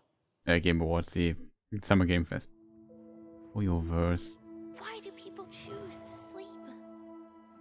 It's because they're afraid to wake up from the dream. You see, everything is possible in this land of dreams.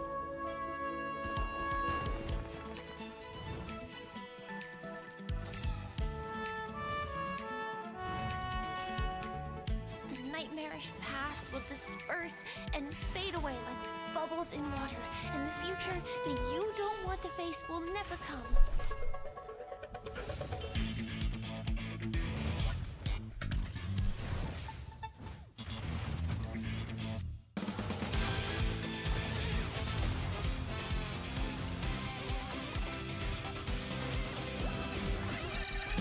So this is also this Honkai stuff? I'm not into those games, so I have no clue what's going on there. Not much I can say. Why do people choose to slumber? Because in the end, we will wake from our dreams.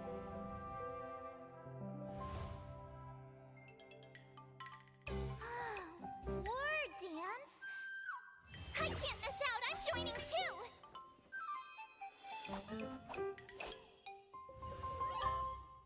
Okay, this is Honkai Star Rail. Something for that.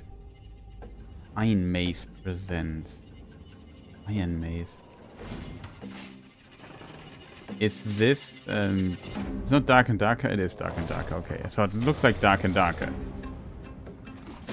Wasn't there some controversy about Dark and Darker? Also like how when if you hit a skeleton that you have this bleed particle effect.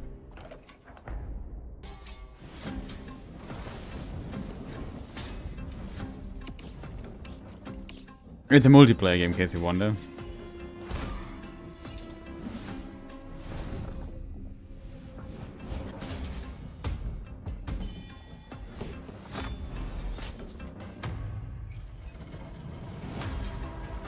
Which was like dungeon and extracting stuff. It's kind of, you know, these extraction shooters is basically the dungeon crawler fantasy version of that.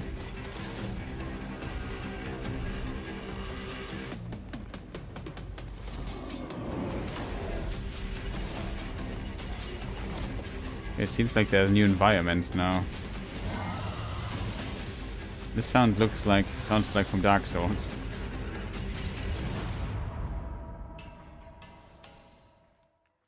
Okay, it's just the release of more Dark and Darker stuff. Not sure if it was unforgiving fantasy FPS dungeon PvPvE adventure Dark and Darker is now live on both Steam and Epic Games Store today. So play it this weekend. All right.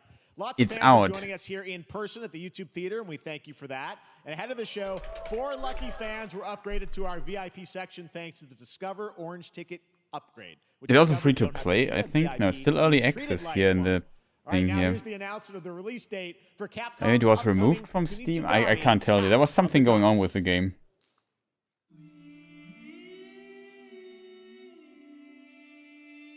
Path of the Goddess. Looks cool.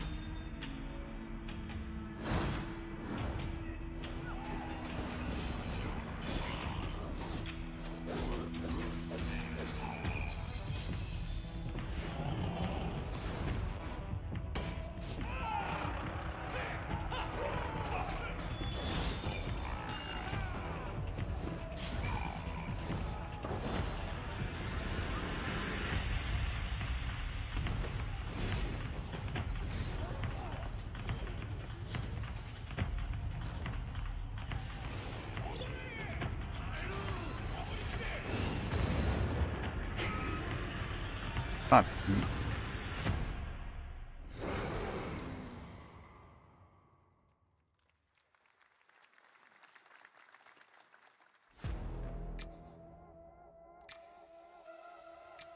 I feel like this trailer music, I know it's from a sound library.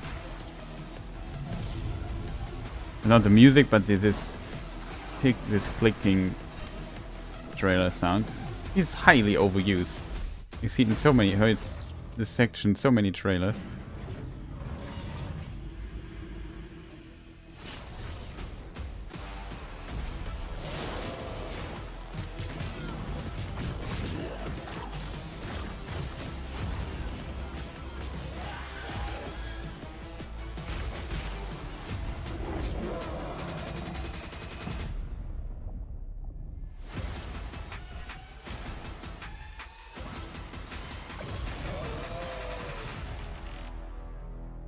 Oh, Hyperlight Breaker. There's a game called Hyperlight Drift. That's also an indie game. That is pretty cool. Okay. This is Fall Guys with dogs now. Or it's a different game that is like Fall Guys with dogs and crocodiles. No, that's 100% Fall Guys. Seems to have new skins. Cute animals. Was it even called Fall Guys?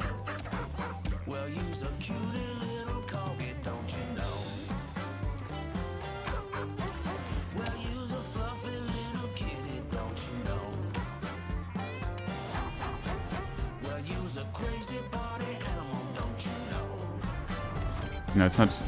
Fall Guys, I'm confusing the games. What is this game called? I know what game it is. It's not Fall Guys. No, it's a new game then of that. Don't ask me. Was the game Party Animals?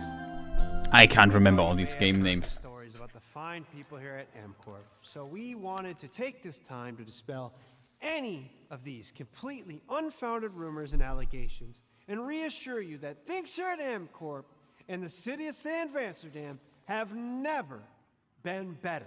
Things are going great here. We have Fall Guys is this nothing to hide from the citizens. Everybody catchy castle game. What was the game called? We think this town rules. Why would we hurt a town that rules? I can't stop thinking about how you're saying we're selling the city for scraps. That makes me sick. What was the name, Chet? Does somebody know? My whole family sick to their stomachs. My wife hasn't been on the toilet for weeks because of what you're saying about what MCorp's doing to this town. All those lies. Everyone at MCorp is really good. Stop crying, all right? This is business. Look around, pal. This is how businesses are run. Now, you should have known that when you were hired on, okay? Jack, tissues. Come on, pal. Is it Gang Beasts? Come on, faster. That's not about this. That's a father and son. That's actually a home issue. We love it here at MCorp, and we are not. Yeah, Gang Beasts, I think it is. It is Gang Beasts. So maybe it's also by the same people who made this? I'm not sure.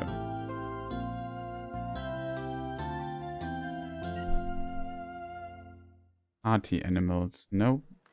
It's already out. All right. By a different welcome studio. Back to Summer Game Fest, and now let's head to Sam Vansterdam for a new look at Skate from EA. Hey, Jeff, how you doing, bud? I don't get it, shit. Oh, crap.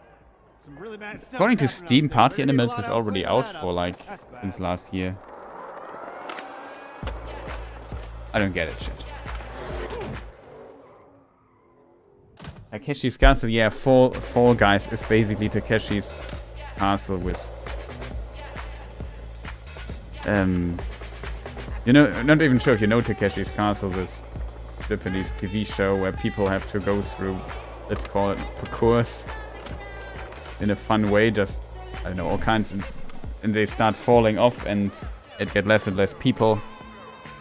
At the end there's like a final challenge and who basically last man standing wins.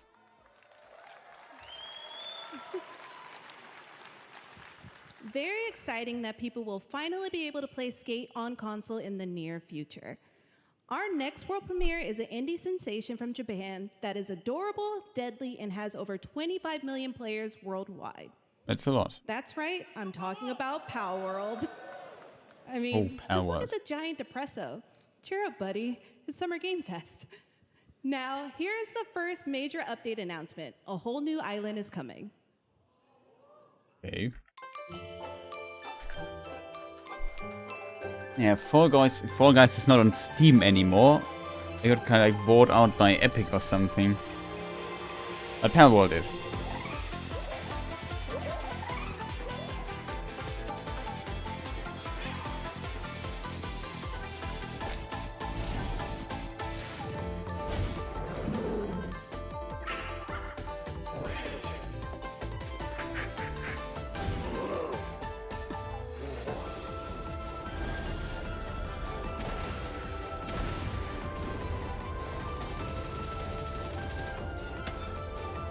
So yeah, Power World is inspired by Pokemon from the visual look of these pals, as they are called, but it's kind of more like Ark, like a survival crafting kind of game. And there's flamethrowers and machine guns.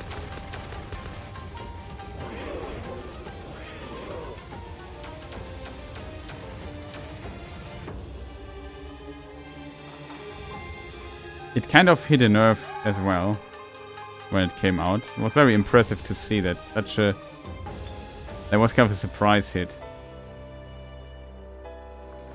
Also Pokemon with Gatling guns. The weird combination of things. That was high on the Steam charts. Congrats to Power World on the new update. Next up, we've got a big announcement from Valorant. Here's Andy Ho and Anar Gilfison from the Valorant dev team. Guys. Thanks, Jeff. Hey, everyone. Since 2020, we have been fortunate to serve players in their pursuit of what we call the Valorant moment. The big plays and clutches you make while all eyes are on you. Millions of players all over the world have earned their own Valorant moments on PC. And today, the stage is set to welcome a whole new group of players. Let's take a look. Oh yeah, Valorant, the big... What is it? It's basically Counter-Strike with some abilities. There were some of the abilities are classic Counter-Strike stuff, like smoke grenades and Molotov stuff and so on. But not all of them. It's mostly Counter-Strike with some Overwatch mixed in, if that makes sense. So the base mode is really just Counter-Strike.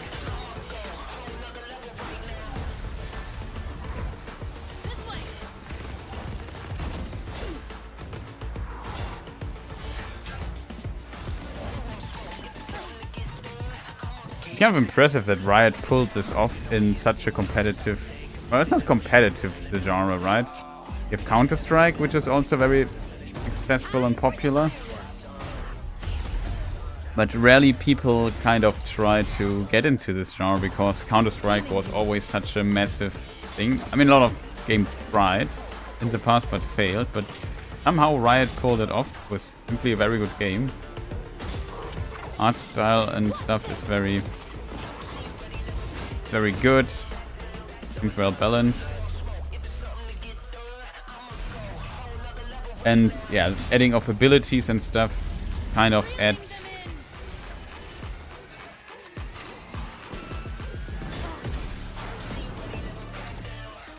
some interesting elements. Oh, Afro Burger, welcome.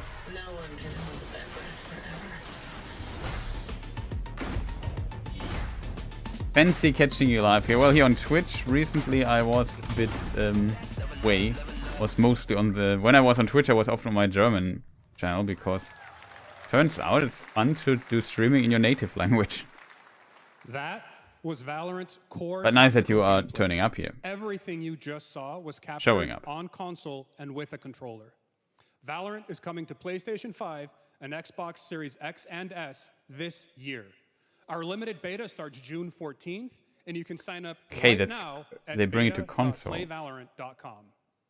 We are so excited for your input to make sure that Valorant plays great on console. And we hope to see you soon. Wait, chat.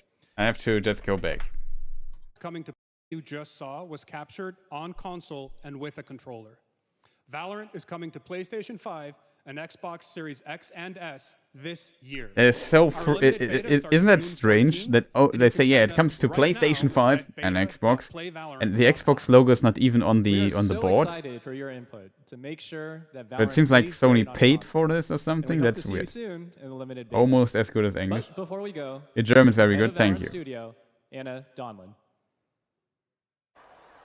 Thanks, guys. Hey, everyone. One of my favorite things about Valorant has been seeing the community build the game and the sport right along with us. For the last 4 years, we have been on the most amazing journey, bringing Valorant to players all around the world, most recently to China, where I'm currently at Valorant Masters, one of our largest global tournaments and community celebrations. Xbox is dying. Seeing the community evolve as new players bring their passion and expression to Valorant has been the Hard to biggest joy tell. of the ride so far. And now we are ready and so excited to welcome a whole new group I wouldn't of say players they are dying. onto They're new kind of platforms. killing We hope themselves. you'll That's join us, the and we can't biggest wait to see problem. where you take us next.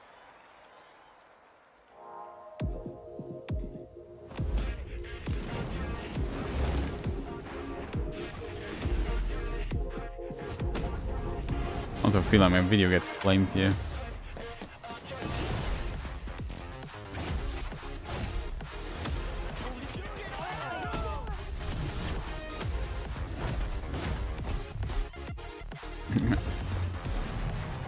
Hard to tell what Microsoft is doing.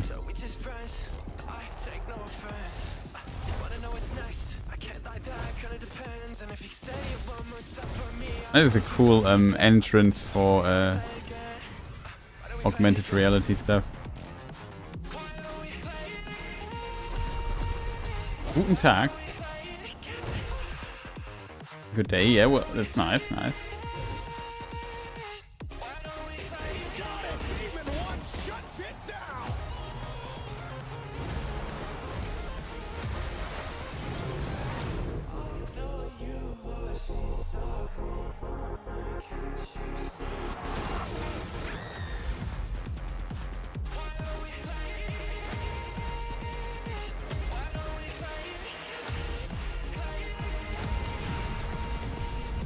Yeah, it's kind of impressive how successful Riot was with Valorant.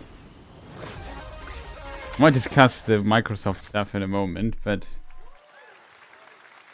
let's just see what's next. They'll also bring it on console. That's a huge push. I wasn't sure if it was even on console Our next announcement is a big deal already. from our friends at DoorDash. 5 weeks of deals with Summer of Dash Pass. And actually, I think that's actually a pretty big announcement. I'm not into Valorant, so I'm not that excited, but I think just from, if you think about it, no, it's not on console. It's actually massive, I think, if you bring a big game like this on console. Voice actor who's been in countless games such as Like a Dragon and God of War Ragnarok. Well, next week, Young is going to be voicing a character in a movie, Inside Out 2, where he plays a fictional video game character, Lance Slashblade. And we've got your exclusive first look. Check this out. Welcome to your eternal fate.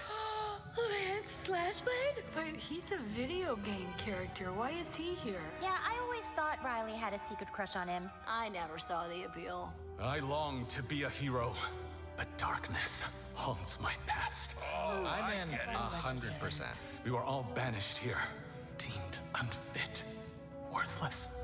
Don't you dare say that. You do not deserve to be thrown away. 1 second, Lance. Don't you remember his power move? I'm coming for you, Riley! Oh, yeah? Watch this! Come on! No one is totally worthless. But I am a warrior cursed with a feeble attack. Then you must make your curse your gift. Shield yourself, my friends, for I shall set you all free! The #1 gaming monitor brand in the US, Samsung, just released new 2024 monitors for gaming, work, and entertainment. Scan the QR code now to get up to $300 Samsung credit when you purchase through June 17th, plus a chance to win $5,000 Samsung credit for US residents. Summer Game Fest 2024! Look at all of you cooped up watching video game announcements. And yes, Chicken does look a lot like Ken Jeong. And today, Chicken is excited to share a new game that Chicken and Chicken's buddies are in called Squad Busters. You fight monsters, collect lots of shiny things. Sure, that's a trip, yeah. Big role. That's all that matters. And here is our big ad. Squad up. Oh, oh, I mean, cock-a-doodle-doo! Cock-a-doodle-doo! Is this a GTA reference? What's going on? Who are you? Look at your phone. I'm the chicken. I've seen this trailer already on. I'm fine. I drink right out of the carton. I don't think you know. I've seen this trailer already on YouTube as an ad at some point. I wondered what was that. Get out of the f***ing bed, dude. Get out of the bed. Tell me about yourself. I think I'm an excellent. A medical doctor? No, I don't know that. Because your swordplay. Tell me about your swordplay. He is a bridge. He's one of the most equitable people I've ever met. So great emotionally. Also, I pillaged a few villages. I'm not a lawyer. Okay, I'm just a I lumberjack. think you're qualified to be an accountant. So. Which is why you'll have the job. Congratulations. What's the parking like? There's more where that came from. Oh, I hope not. Guys, maybe everything isn't a squad activity. You can definitely. Yeah, just relax your bowels, your mind. We're bringing out a different story. This time I'm mistaken for handing you a hardware breaking. I've been wrong. I've been down. Oh man. Hey, look at these clowns. You call this a squad? Pathetic. Pasta. Jinx. Jinx. Jinx. Jinx. No, you Jinx. You supposed to be a lumberjack?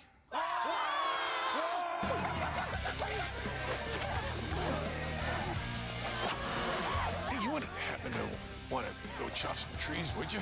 I'd be delighted.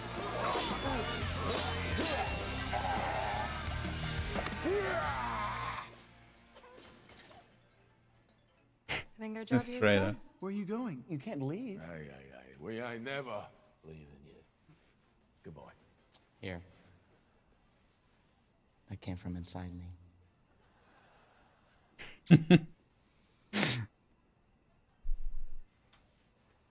Oh man.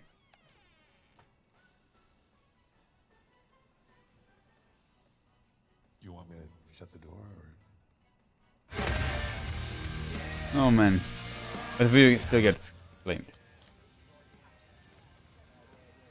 What? Oh man.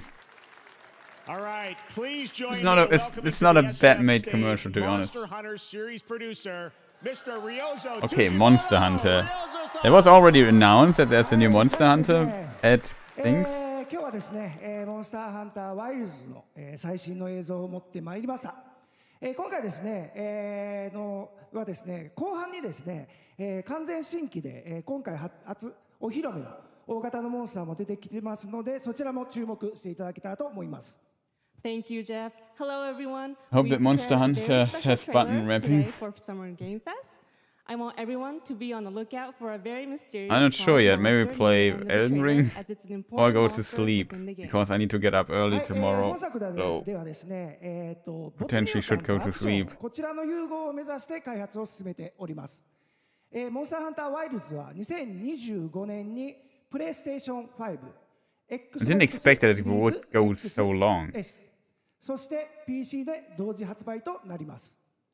また今回はですね、プラットフォームの Young and Ring. 一緒に遊ぶこ And it's と a ができます prequel, it's not の audio で、そちらも楽しんでいただけたらと思っています。As you'll Looking see, forward to we're the working expansion though. to deliver a gaming experience that merges immersion and action. I hope players look forward to playing with their friends across different platforms when the game launches simultaneously in 2025 on PlayStation 5, Xbox Series X and S, and PC. はい、最後になりますが、8月に行われるゲームズコンのオープニングナイトライブ、こちらの方でも新しい映像を持っていきますので、皆さん楽しみにしていただけたらと思っております。またですね、ゲームズコンではですね、初のプレイヤブルのできるような形で出展も考えておりますので、そちらもぜひ楽しみにしていただけたらと思っています。Lastly, there will be a new trailer for Monster Hunter Wilds at Opening Night Live at Gamescom in August. And our first public hands-on playable demo of Monster Hunter Wilds will also debut at Gamescom. Thank you.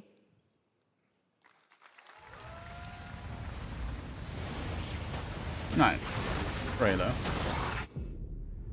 Monster Hunter is just a time sink, like you can spend so much time. It's a fantastic game. Try to get into it with Monster Hunter World a bit. But I played it also a bit. I just noticed it's just eating so much time. I'm not sure if it's my kind of game as well, even though I like soul stuff. Bibzuda is here and subscribed. What is going on? What is his sorcery? Thank you, much appreciated, man. Watch out for that glove. I will draw a tire. Cover me. You got it. Be careful. Hope you're doing well. Did you also watch the show so far? Oh. Make it to the rocks, we may lose them.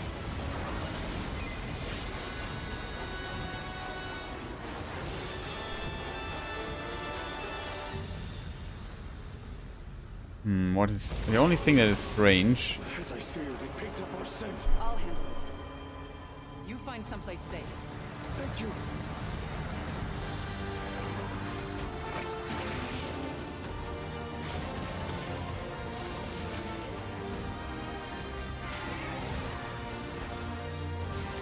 I watched the last half or so, okay. And what you say so far? Some interesting stuff. I mean, that this game here comes, we already knew. He has a railgun head. Don't worry, the hunter is here.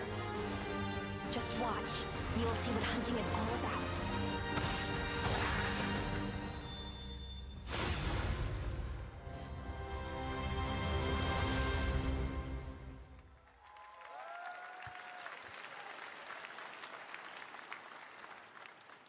Thank you, Ryosa-san. We will see you at Gamescom in August. Now, during last year's PlayStation Showcase, the game Phantom Blade Zero from Yeah, curious what's with this game. Fast combat and stylish art.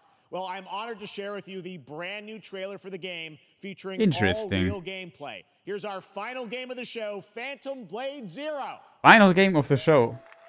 Sekiro 2? No. I think that's very unlikely. I think FromSoft was very busy with their expansion. Probably working on something in the background, of course, as well.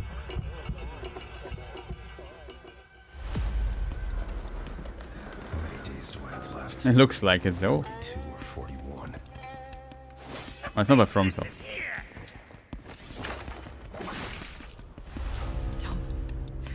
Don't go up there. Turn back. Like, it's not as stylized as... Style is completely different from Sekiro. Looks almost more like Neo in a weird way. Like the modern Neo game. It's also much faster paced combat.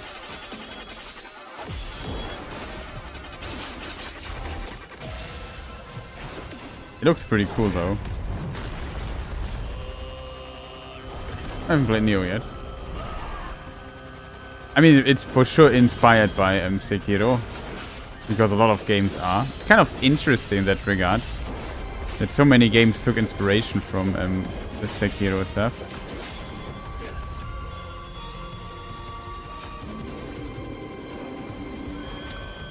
I think it's just attacking-wise a much faster-paced game.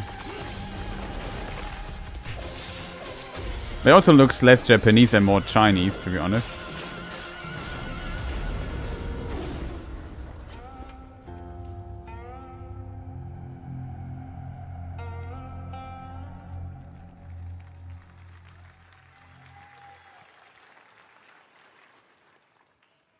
That looks so good. Full demo that media will be playing this weekend, so you'll hear much more about. Wait a moment. Wait, what was the release date? Sentinel Zero World Tour demo. Okay, there will be a demo this year. Hands-on experience. June, September. Gamescom will also in Cologne. That looks so good. Full demo that media will be playing this weekend, so you'll hear much more about that. And that's going to do it for our Summer Game Fest live show. Thanks to That Joy looked pretty cool. for joining us. Thank you, Jeff. I had such an amazing time. Happy Summer Game Fest, everyone.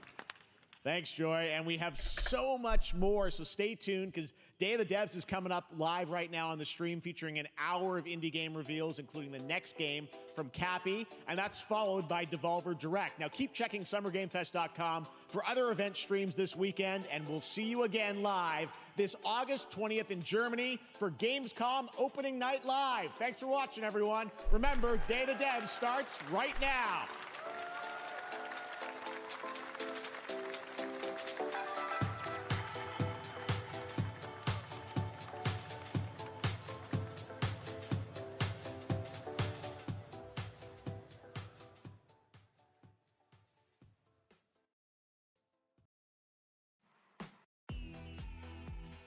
Day of the Devs, okay. I was expecting Talos Principle 2 DLC announcement, and I've never been more disappointed. Oh no! I didn't expect much, to be honest, so it was kind of okay for me. Problem is that the Phantom Blade Zero thing seems to be a PlayStation exclusive. Let's keep here the stuff running so we can talk maybe a little bit for a moment.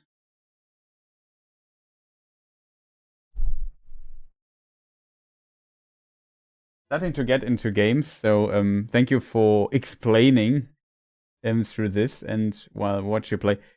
Yeah, no problem. I get to play vicariously through you. Well, I hope. Yeah, I hope you like the show here. I have to say, yeah, I don't know, like this blows my mind release thing I kind of did not see. It's hard to... They even tweeted summer is coming and there's big news on the Ryzen. Oh, okay. When's the Xbox showcase again? That's a good question.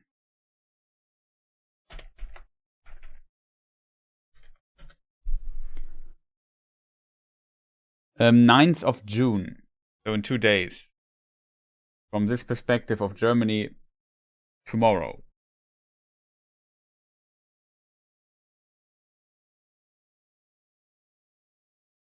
So there will be some developer stuff. But yeah, I would just prefer to talk a little bit.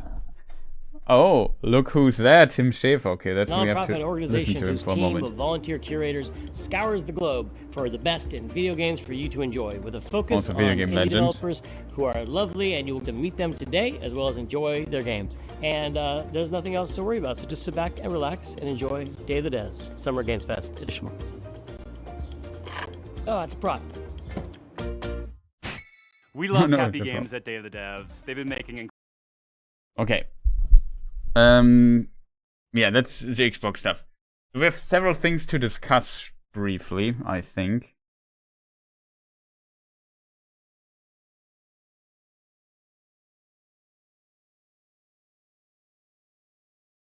So first of all, It started as an indie game that I made myself with RPG Maker back 2010. It was named Rain, Blood, Town of Death.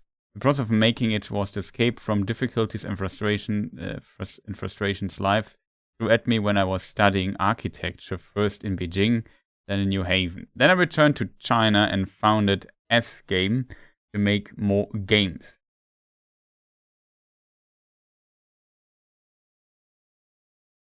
It's Kung Fu Punk, as he describes it, so I was not wrong with the more Chinese vibe for the game.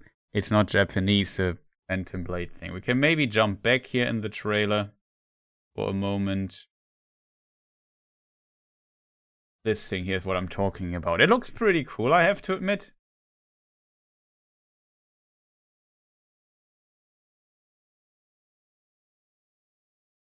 Like, I like the style of it. It seems very stylized and gives me some old, Kung Fu movie vibe just with fantasy. What were they called? Wuxia or something like this.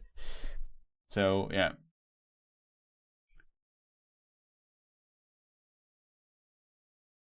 So I assume clown makeup sellers are making a lot of money right now. What does clown makeup mean? I don't get it.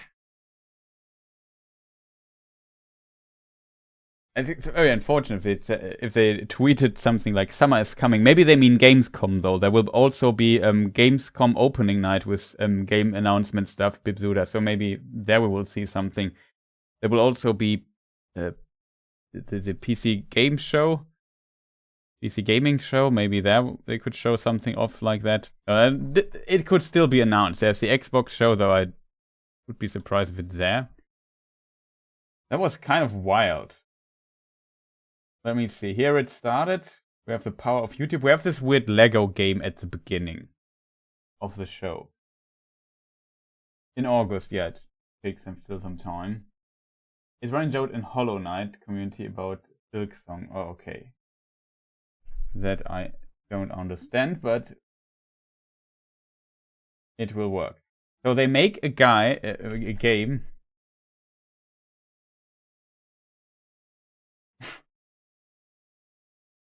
A Lego game that plays like this is Horizon Zero Dawn. This is Aloy, the protagonist of Horizon Zero Dawn and Horizon Forbidden West and what other expansion there might exist that I don't have on my radar right now. And yeah, it's I said at the beginning, it's very strange to me that they make or announce a game that like they make a video. Like usually we have this Lego games that are kind of the cute Lego version of these huge franchises like Star Wars, Harry Potter, Batman, and whatnot that exist in the Lego universe. Usually that's very fun. What is kind of strange though is that now they like Horizon Zero Dawn is a video game in itself. It's not a film or anything or a book or whatever. So it's kind of strange that they make a video game parody of an existing video game, and you ask yourself the question, why shouldn't I just play Horizon Zero Dawn instead? Why does it have to be a Lego game? And I don't fully understand. It could be though a lot of fun and still work out for them, but I think the idea behind it I find strange. You know what I mean?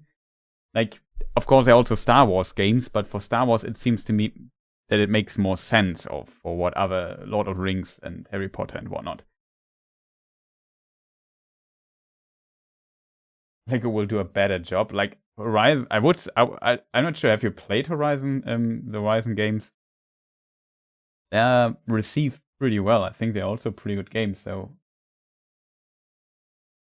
I'm surprised that they might make a better job there. I don't mind it. I just find it strange. Put it that way. What was the next game we had, chat? That was a Lego game. Oh, we had this co-op zombie game thing. I remember that. Yeah, sort of not too bad. We have a Quidditch game where they like this is Harry Potter Quidditch or whatever. Quidditch, what I think it's called, right? I'm not into Harry Potter at all, so you have to correct me if I'm wrong there. Quidditch, that's how it's pronounced, I think. What is strange on this trailer here, you see them flying around and doing stuff, but everything you see here looks incredibly cutscene heavy. Like if this is like a sports game, you know what I mean?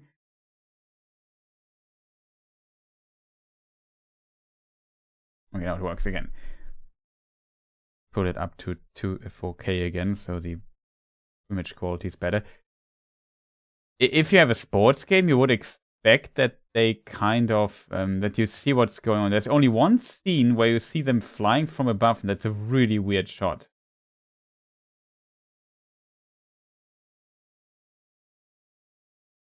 Let me see if we find it.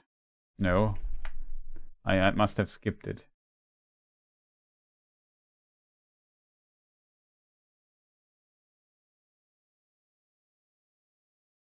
Yeah, this is the shot. This looks like in-game. But this looks incredibly ugly, I have to admit. Like, look at this scene. This, in comparison to all the other scenes, this kind of looks off. Like, you don't have much texture and stuff on the ground. The other stuff is, quality-wise, pretty high. But here you notice that these flying dudes don't even cast shadows on the ground. I mean, they could be just very high above the ground, so shadow casting is potentially a problem. But look at this and all the detailed vistas and backgrounds and stuff, and then cut to this image, and you think, is this PlayStation 2 or something? Like, that is really weird.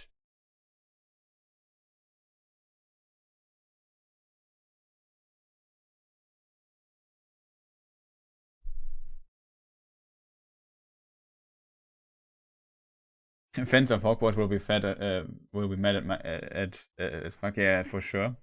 I just can't see a Quidditch game being fun, but who knows, yeah. There's one on PlayStation 2 that looked about as good as these 7 cutscenes, honestly. If the Gollum vibes, I should probably stop watching on 160, yeah. I think you highly overestimate PlayStation 1 overestimate PlayStation 1 graphics, to be honest.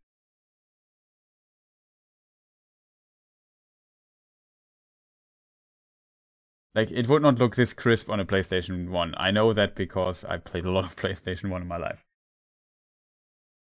It looks like a mobile game, exactly. It looks not great. But all the other scenes you see are like cinematic cutscene stuff. I mean, that the cutscenes aren't as high quality as some other stuff is one thing. Because doing these cinematic cutscenes is really expensive, especially at a very high level. So that's kind of fine for me, but yeah, the in-game stuff looks really weird. Let's look at YouTube chat for a moment, chat.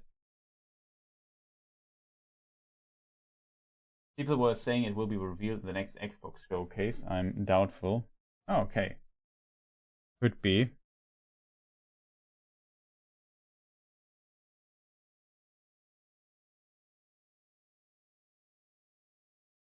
The rules are stupid.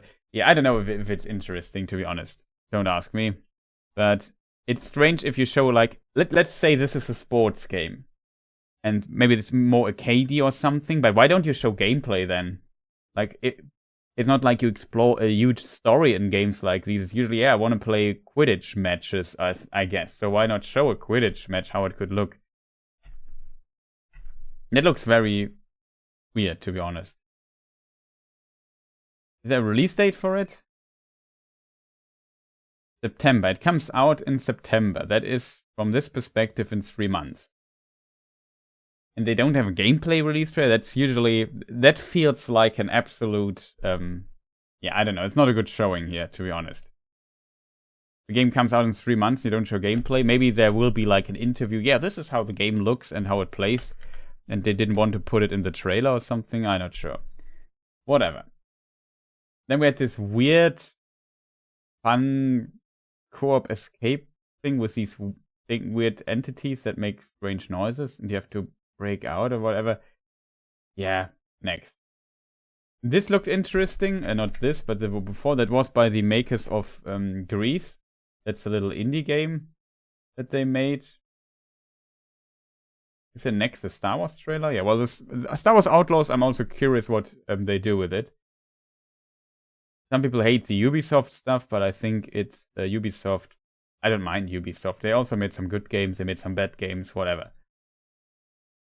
Sometimes, yeah, they do stupid stuff, and sometimes, especially in their main game lines, their game design is too iterative, in my opinion. They could just change things up for time and time.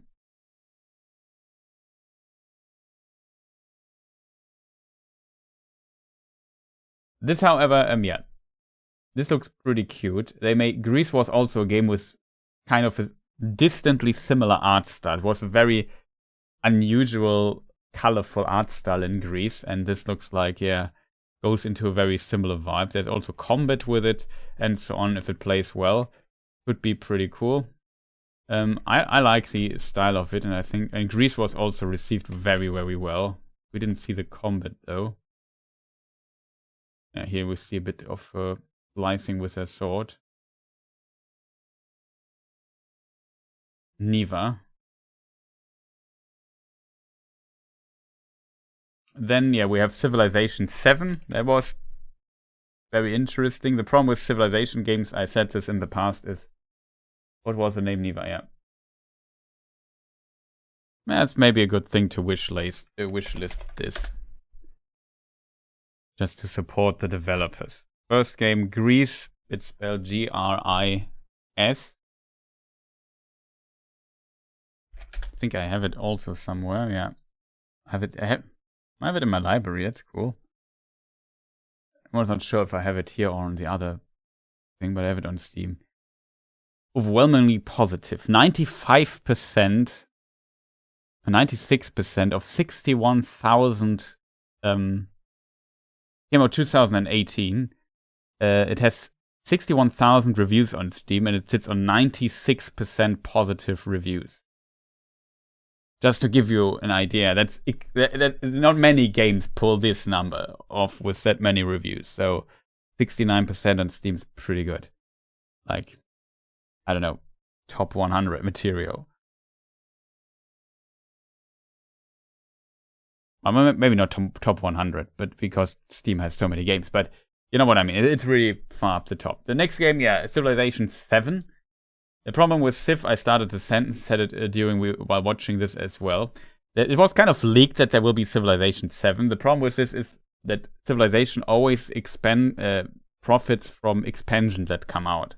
So when the first base vanilla version of Civilization 6 came out, it was also better to still play 5 with all the expansions because there was simply more options, more stuff you could do. That was the same for 6. It was the same before with 5. Like when Civilization 3 came out, or no, 5 came out, you could play 4 with expansions, then the expansions for 5 came, it got better and better. Then 6 came, you played 5 with expansions, waited till the expansion for 6 come out. Now 7 comes out, it's the same. Play 6 until the expansion's out for this game. It's kind of always the Civilization. I'm gonna head out to the grocery store. We'll catch the VOD. Thank you for the stream. Yeah, no problem, man. Thank you for joining and again for your support. Exactly. Over the years, the previous versions have more content, more mechanics, and so on. And sometimes very essential mechanics are also missing in the base game when it comes to New Civilization. But it's kind of cool that a new iteration comes out. Curious where they go from here and how it looks. Also cool to see Sid Meier's here. So that's the guy who invented that. This is Wukong. Black Myth Wukong is a game called from China. Looks visually very impressive. This is of course a cutscene where we have already seen gameplay here. And yeah, Black Myth Wukong comes out in August. I think we even knew the release date of it already. I'm not sure if it was revealed. I would have to check my document. Yeah, I already have it noted in my document, and I haven't updated it in some time. So as a result, it's not news that it comes out in August.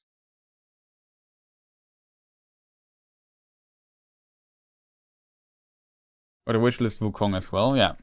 For sure, potentially should have it on my wishlist. Black Myth Wukong.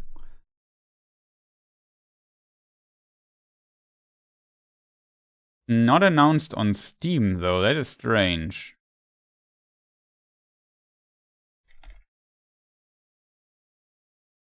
It says so, PlayStation 5, Steam, Epic Store. It's not coming to Xbox? That's interesting. I wasn't sure if if it's Epic Store exclusive again or something like that, it would be not so great. It could be a really great game. The footage looked good. That is now Asgard's Raw Part 2. It's very Egypt, so people wonder. But it's normal for the game. This is a different game. I forgot what it was called. Yeah, Once Human. That also looked not bad, to be honest. Not sure if it's something for me, because it looks also like you see from the scene here, it's cooperative.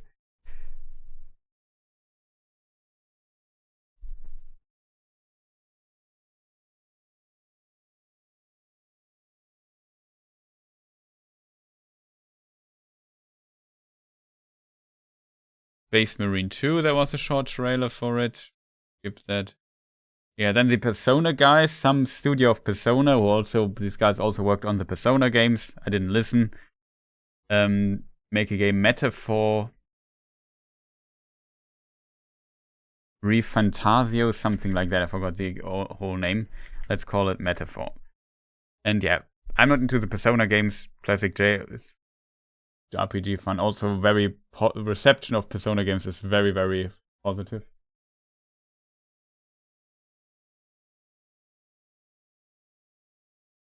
Yeah, it's fantasy Persona, basically like how Elden Ring is Dark Souls 4. Though, to be fair, Dark Souls 3 and it's also fantasy. Elden Ring is not much different, but yeah, Elden Ring is basically also Dark Souls 4 in my opinion. Yeah, games don't count. Oh, it's on Steam, they just added it. Okay. Right. And the problem is with it is on Steam, but the Steam page doesn't have the release date yet. That's my point.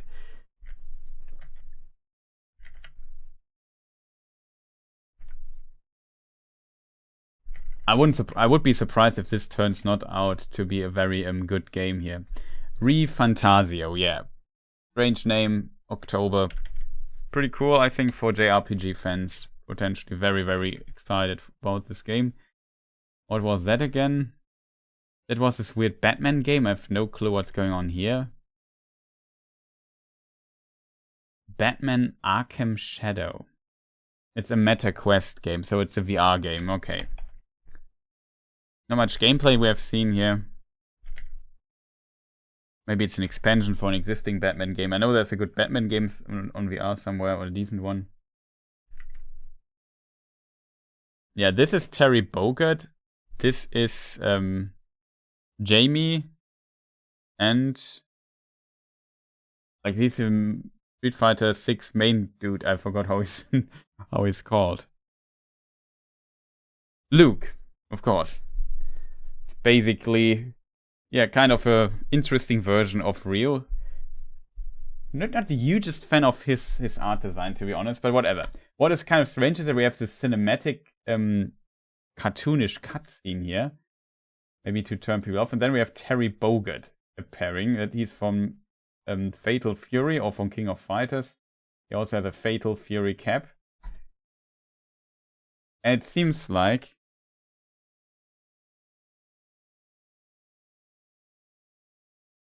yeah, and then suddenly she appears.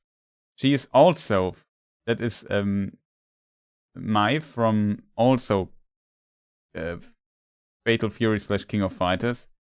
So we have two Fatal Fury guest characters. This is Elena.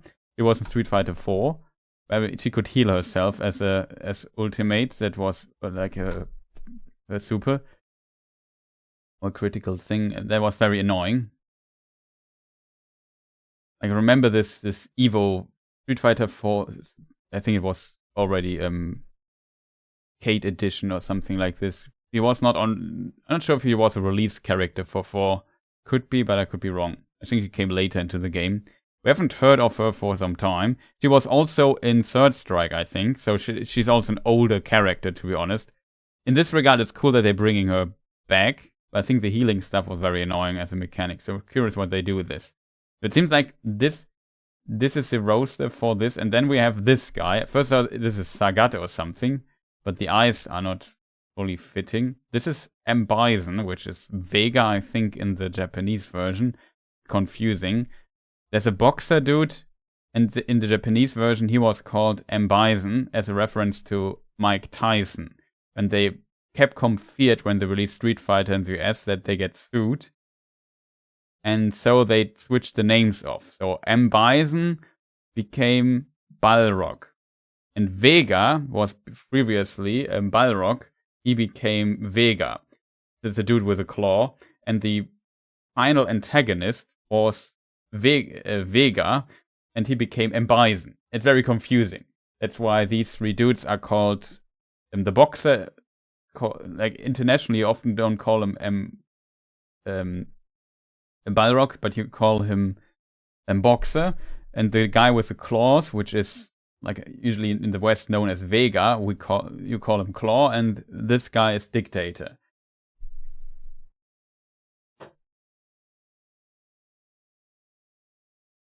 I watched the Final Fury anime movie the other day. Interesting. Well, I realized the boss in both Street Fighter and Fatal Fury are named after animals, bison and geese. That's funny. So like I said, originally M. Bison is called Vega. It's complicated. Yeah, here's his head. And it seems like Bison is back, and yeah.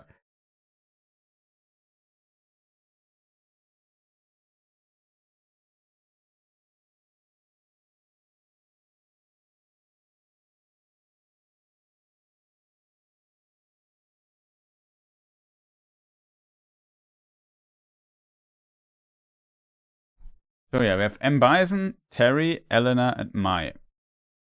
Very curious what this will do. Like, I have to admit that this is... I'm very curious how this is received in the Street Fighter community. We have two Street Fighter characters who are not new characters, which is not bad, to be honest. And then we have two guest characters. I feel like two guest characters may be a bit much if you only have... Like, these are the release characters for the next year. Every season in Street Fighter 6 seems to have 4 new characters. So that's for the next year, this is what you will get. And if you are not into King of Fighters / Fatal Fury, then you might be in for disappointment. Maybe you would have wished, but what about, I don't know, Amika or Sagat or whatever? Or I don't know what other characters are missing and popular. So I'm very curious how the Street Fighter community will react to this. That's kind of interesting.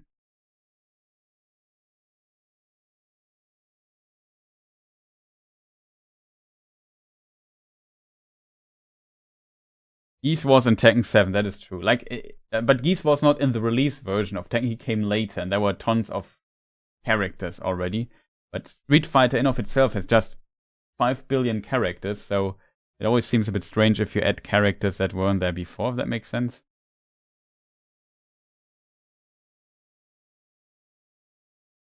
And this was also, like, the art style was pretty cool. Could be an interesting game. What was it called? Tears of Metal.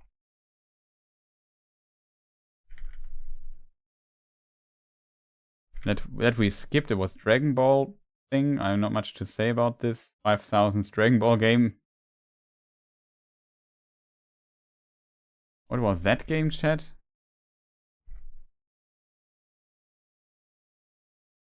First I thought it was Call of Duty or something. But no, it's Delta. Oh. I didn't understand that this was Delta Force. Delta Force is like a franchise of tactical shooter thing that I played ages ago. Like, I know Delta Force. I think the first Delta Force I played was the second game.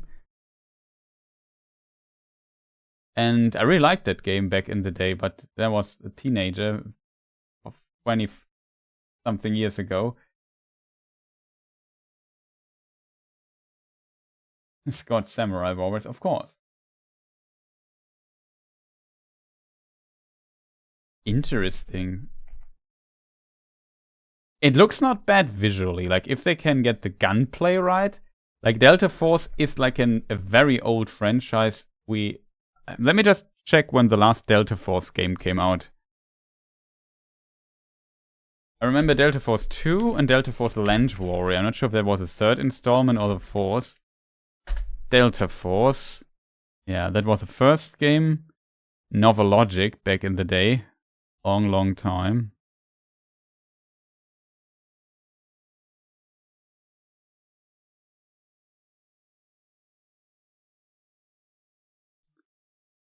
Delta Force 2, yeah. That I know is from 1999. 1999, hard to say. From 2000, Delta Force Land Warrior. The next one, Urban Warfare Task Force. I don't know those. Delta Force Black Hawk Down. This I remember. This must be the last big one. But there was also 2009 Delta Force Extreme 2.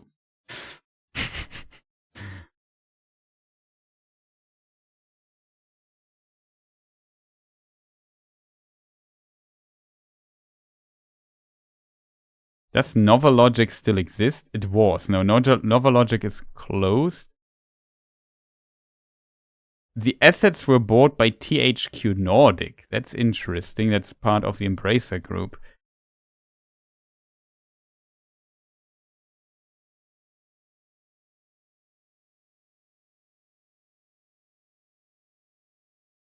Delta Force series. Orc Ops is the new. So the last Delta Force, there was another Delta Force game. Where was it in the list? Called Delta Force Boot Camp compilation. No, Delta Force Angel Falls, and that was cancelled because I think the studio was closed. So after 2009, which was 15 years ago, we got a new Delta Force. That's kind of hype, to be honest. Would be pretty cool if they deliver a very good game and can kind of come back to this whole tactical shooter thing. They would make... Not sure if they have to bring much to the table or so. I remember that I like the games back in the day you could play over LAN with others and play basically PvE, if that makes sense. You could play together. It's over 50, yeah. It was 15 years ago. I know, Mars. But it was always, I felt like a cool element of it. It was very tactical, tried to be very relatively for its time realistic, I think. And yeah, I don't know. This classic, okay, you have like a mission you have to complete. It was maybe something like Rainbow or so. Rainbow Six in the days also had these kind of elements where you do like together missions versus the AI, so you could co-op it, but you could of course also play it differently against also versus other players and so on. But it wasn't that big into that. Let me maybe listen to what Jeff Keighley has to say about this at the end. The drill is over. Operation commences. Good luck. This I didn't get, that it was Delta Force. Just thought, okay, some random shooter. But that is not all. The game's premium campaign mode, Black Hawk Down, is a reimagining of the original game that is also fully licensed to recreate moments from the award-winning Ridley Scott movie. Here is your world premiere first look at that gameplay.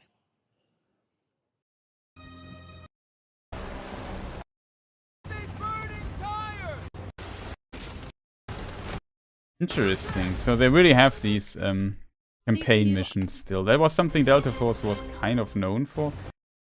To recreate moments from the award. Yeah, what? How does he introduce this? Now I'm curious. Now we got your release date for Sparking Zero, October 11th. Now we step into the world of Delta Force Hawk Ops, a free-to-play tactical shooter available to play on all platforms. Here's a look at their multiplayer FPS extraction mode. Team, rally up. Extraction thing as Operation Lightning Strike. The situation at Zero Dam is now very serious, with conflicts escalating between Interesting.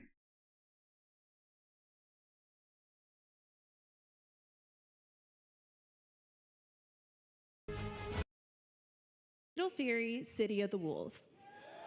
It would be cool if that is kind of successful, maybe kind of, I don't know, could attack Call of Duty, if that makes sense. Like, it was always good to have options that are good.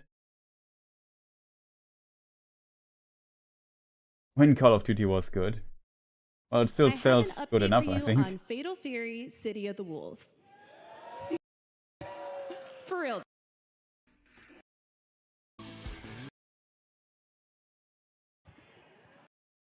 City of the Wolves. And now, I have an update for you on Fatal Fury: City of the Wolves. For real this time.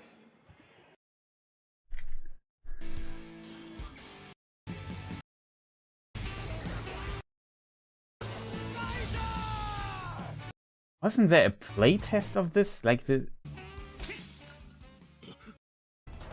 I don't know. Ancient fighting game stuff. It showed a lot of stuff now, recapping it.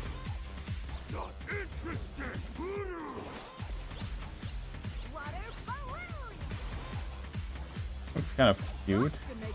What was this game again, chat? Well, the mecha game. Battle Crush.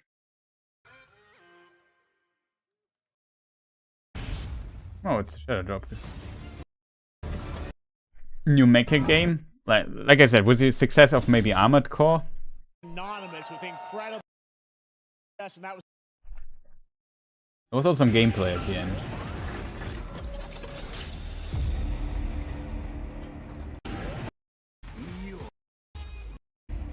In between.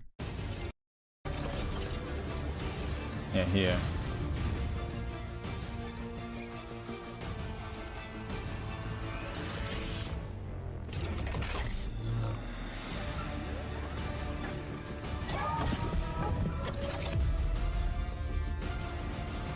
Yeah, this is how the game actually looks, gameplay-wise. With sword combat and dashing and flying around and super fast and whatnot.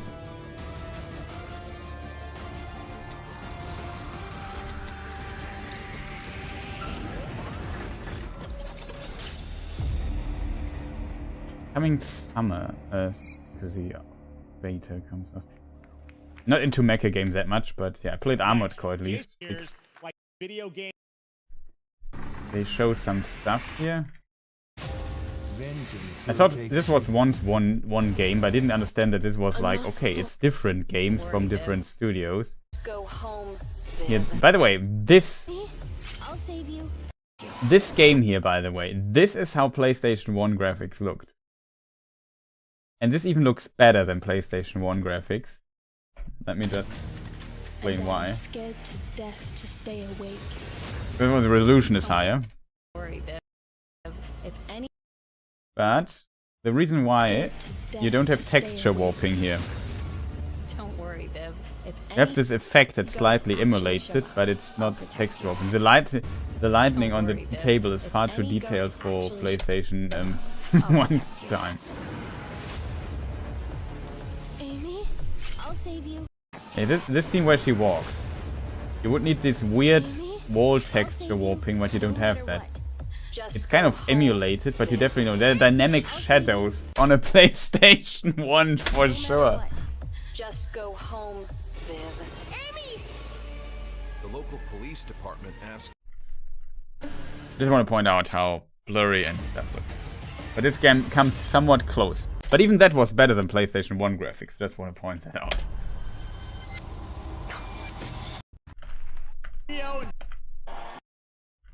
I'm very happy to be here. Our movies are immersive. Like Blumhouse movies, they come in many different flavors of fear, which means horror games are a lot like Blumhouse movies. They come in many different flavors of fear, which means there's a horror game for everyone. So maybe you're a fan of development partners. Like her accent. She lost her line for a moment. Console. Experience. To be honest, I don't want to be on a stage like this and give a speech. I can sit here in my room alone and talk into a microphone, and that works. But well, this also looked pretty cool, to be honest. I think my Power Ranger times are kind of over, but if it's competently done, it looks pretty fun.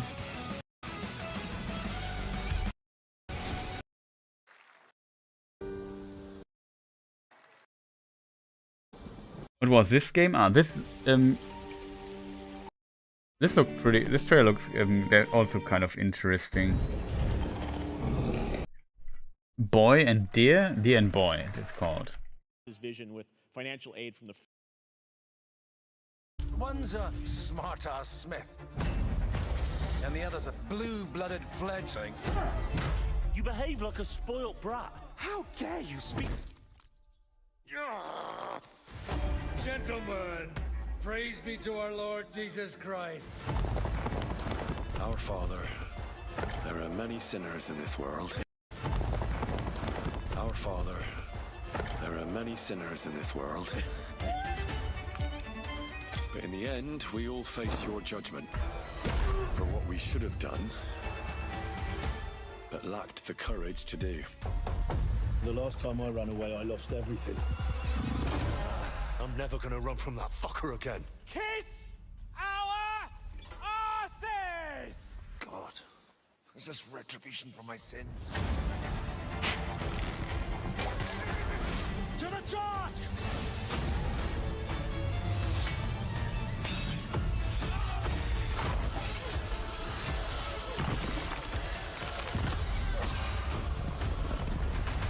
Come on!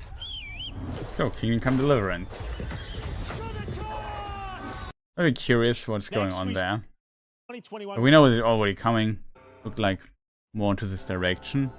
This time, I felt like maybe I remember it wrong, chat, but Kingdom Come Deliverance trailers, when they came out, they really focused on this very historically correct element. You know what I mean?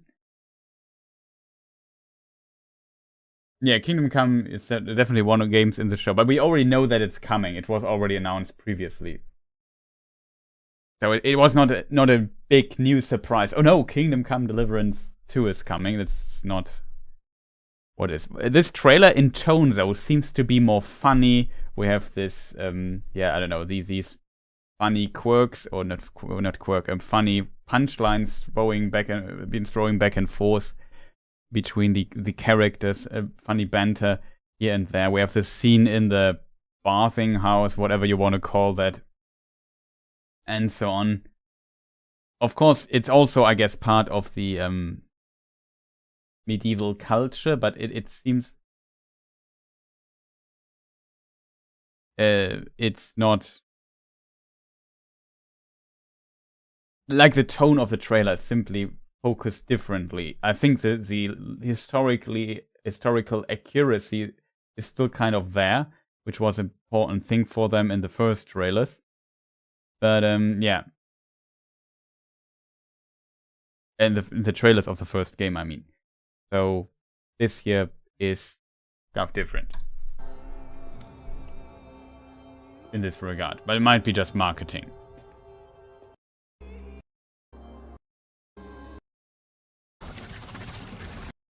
Yeah, this was all such a weird trailer. This is sort of Resident Evil when this head popped off and something. I thought of Resident Evil 4 and Las Plagas. But yeah, it's kind of different. And it seems like this the person can just move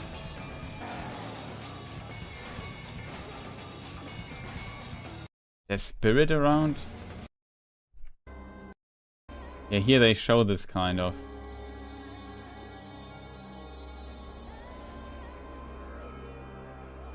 And then you can leave the body and go somewhere else. But what happens to the person that just fell off the roof and died? Well, she's still moving, I guess.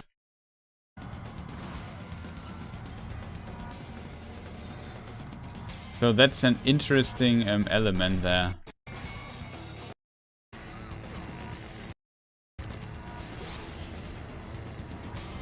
Especially with the getting his hand cut off and then getting it back. It's an interesting idea for a mechanic, though, I have to admit. Then we have this bean trailer with this. I thought it was a potato at the beginning, but it's a bean. That's what I call a dramatic entrance. There's a reason why I'm called Killer Bean. It's because the beginning, I thought, when this, I felt like this is a bit too forced funny. I'm good at what I the do. Beginning at the trailer and which was he's talking. Really? But I feel like, yeah, that Until it's not good enough.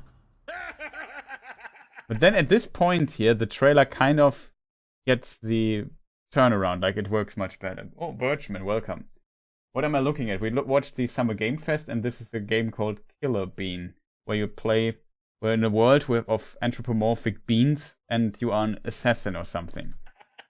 You're the gosh darn idiot who wants to take down the Shadow Agency. Well, it is sure nice to meet you. Before you die. But now the trailer was kind of fun. This guy is made by one person, and this person worked on the Matrix, on one of the Matrix films at least. Was an animator there. And now he's doing these moves. You can do a suplex. Kind of ridiculous. They're also zombie beans.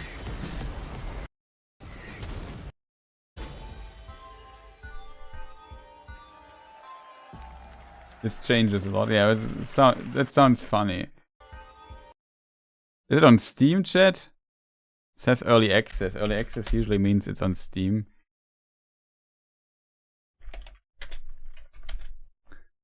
Oh man, chat. It's already late. I need to go to bed. I need to get up in 6. No, I need to get up in 5 hours. Oh, sometimes I hate my life. Made by previously worked can happen. There's a small. When we created our studio, Emmerich and I, we have to prepare an expedition. Kern is. Yeah, me too. Yeah. Science. This looked also pretty cool, to be honest. You can see more later today. Kern. Created.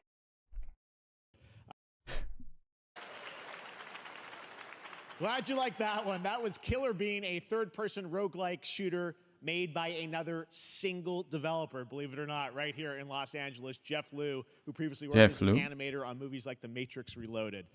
Matrix Reloaded. So fun. It's amazing what can happen in this industry. All right, to introduce their brand new game, please welcome from the Game Bakers, a small independent studio in Montpellier, France, Audrey Laprince and Emmerich Toa. Game Bakers, a small independent studio in Game Bakers. I'm not sure what other game they did. They did a game and said, oh, they did this game, I think. Have you played Demon's Souls Remake yet? I only played the original Demon's Souls on PlayStation 3, not the remake, because I don't own a PlayStation 5. And I feel like I don't want to own a PlayStation 5 simply because my old PlayStation 4 is dusting here. I have a PlayStation 4 Pro, and I never use it. Like, there's some games, sometimes, yeah, I play it, but it always feels like not worth buying it for me. It's, especially when the games come to PC at some point anyway. I just prefer playing on PC then. And the remake is not coming to PC, so that's unfortunate. Game Bakers, what are they doing?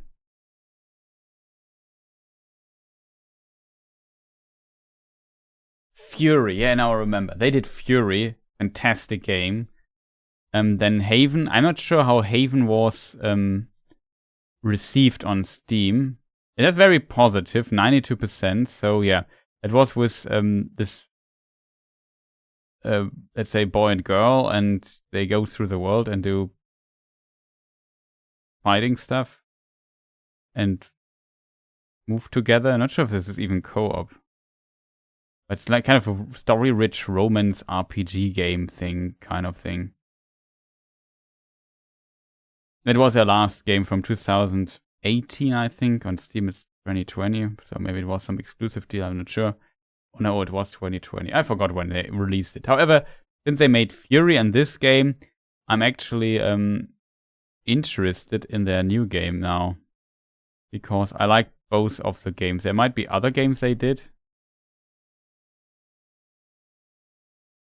What was a game called? Can, right?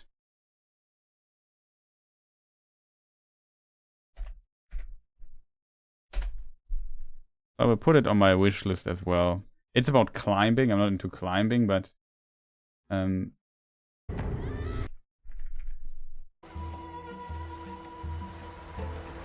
like though that she's in her tent at night, which hangs also on this thing here, and then doing push-ups. Kind of cool, I have to say. Yeah, on the English streamer even did a PlayStation 3 playthrough of Demon's Souls. I'm not meant to be here. Must be a VOD somewhere. I'm a fighter. I'm meant to. This is by the Stanley Parable person, and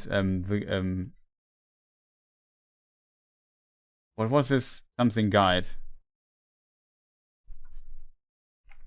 Stanley. Oh God, I can't type Stan.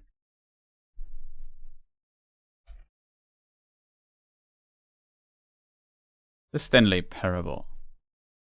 Studio is called Galactic Cafe.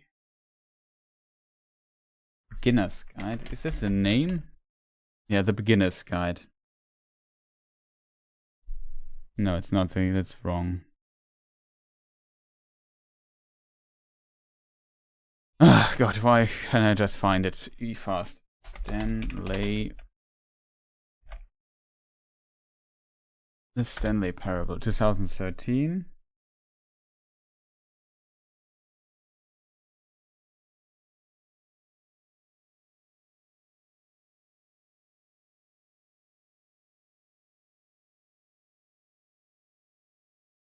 Which kind of started as a Half-Life 2 mod, I think.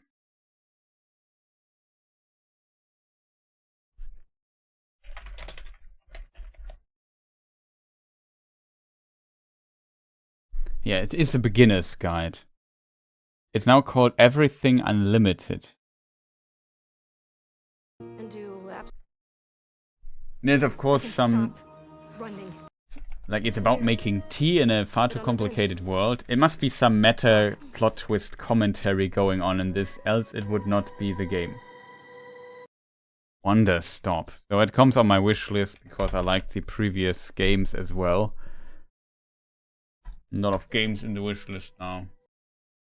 Well, I sense there's a twist coming, as you would expect from him. Do it why Vincent is here? This also looked pretty cool, I have to admit.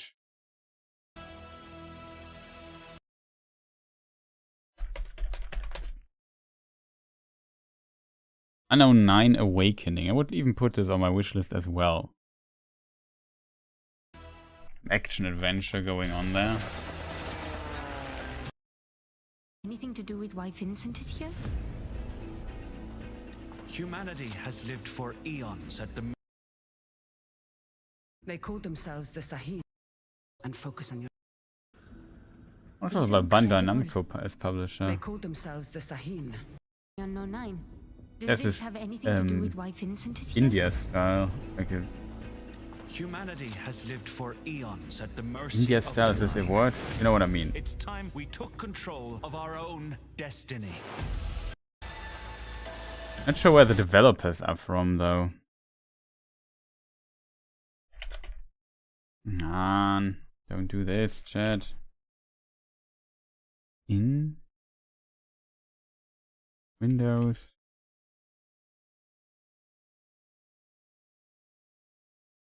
Reflector Entertainment Ltd. Where are they sitting?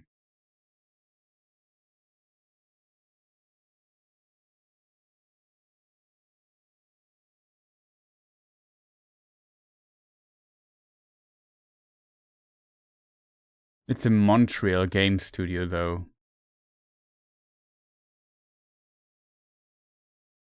Just wondered if they maybe Why are you so have some ties to India or Indian development scene. I'm not sure. Indish, what is the correct Remember word? stepping. Find your target and bridge the gap. They make this. That's what sold me kind of. Like she can put her spirit out, put it into this character, and then make this character do something. That I think is a very cool mechanic, to be honest. You're wrong. This is exactly where I'm meant to be.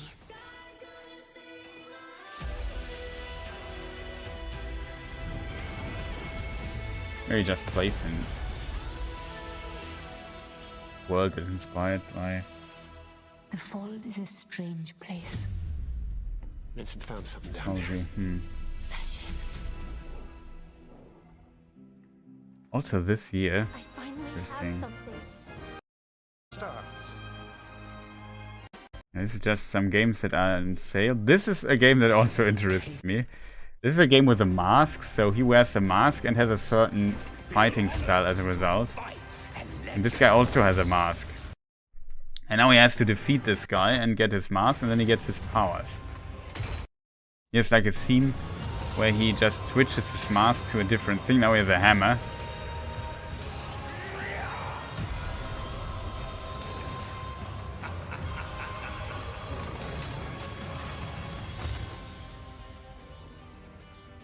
The music is pretty cool on this trailer. I was kind of sold. Now he gets his mask. He rips it off. Seems like it hurts. Because there's blood dripping from it.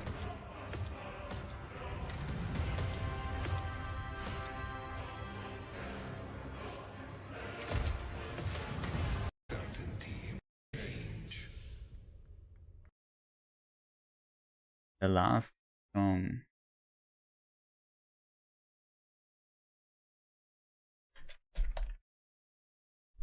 In Notria, the last song is this called. I put on my wish list.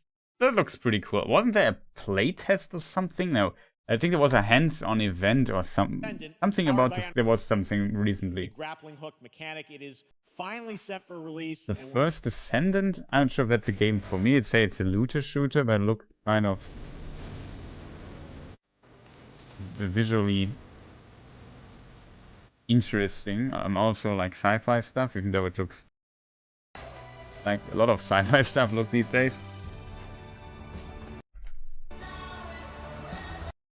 Oh, the music. I have a problem with the music, so yeah. What was this game called? The First Descendant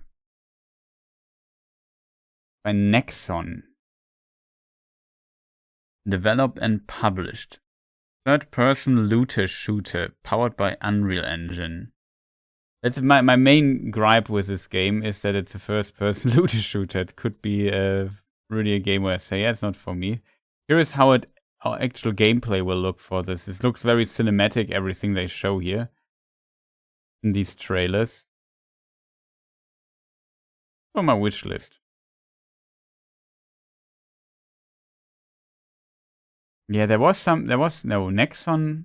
I mean, the publisher published, to be fair, some really good games like Dave the Diver. It's also published by Nexon, but not developed by it. At least it's the Nexon list. I'm not sure. But there was some controversy about Nexon recently. I forgot what it was, though. Maybe I'm misremembering it, though.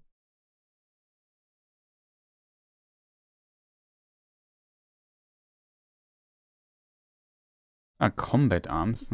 I've not tried that out.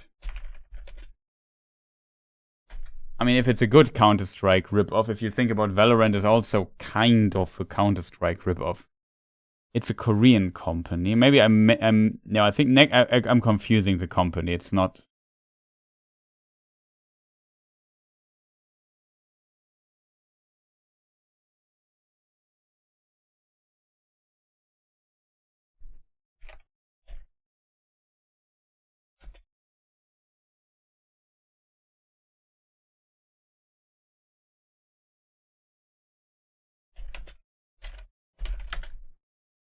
It's a shitty game. It could be. Played a lot in my teenage years.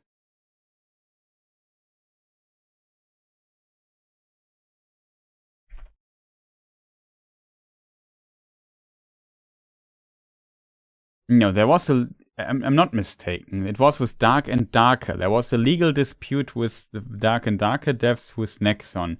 And something happened there. I'm not sure whose fault it was at the end. But as a result, Dark and Darker is now kind of independent. That makes sense. I forgot what it was.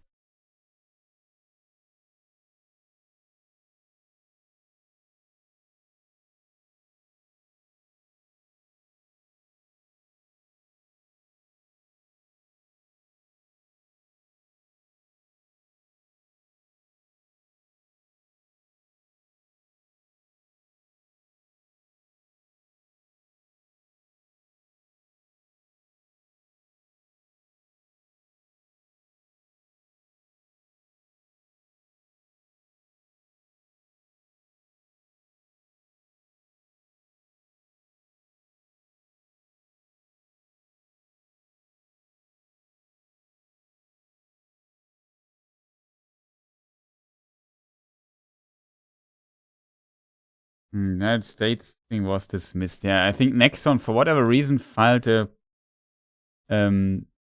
DMCA notice against the Dark and Darker devs for whatever reason. I'm not sure what it was. Maybe it has to do with some employer or something.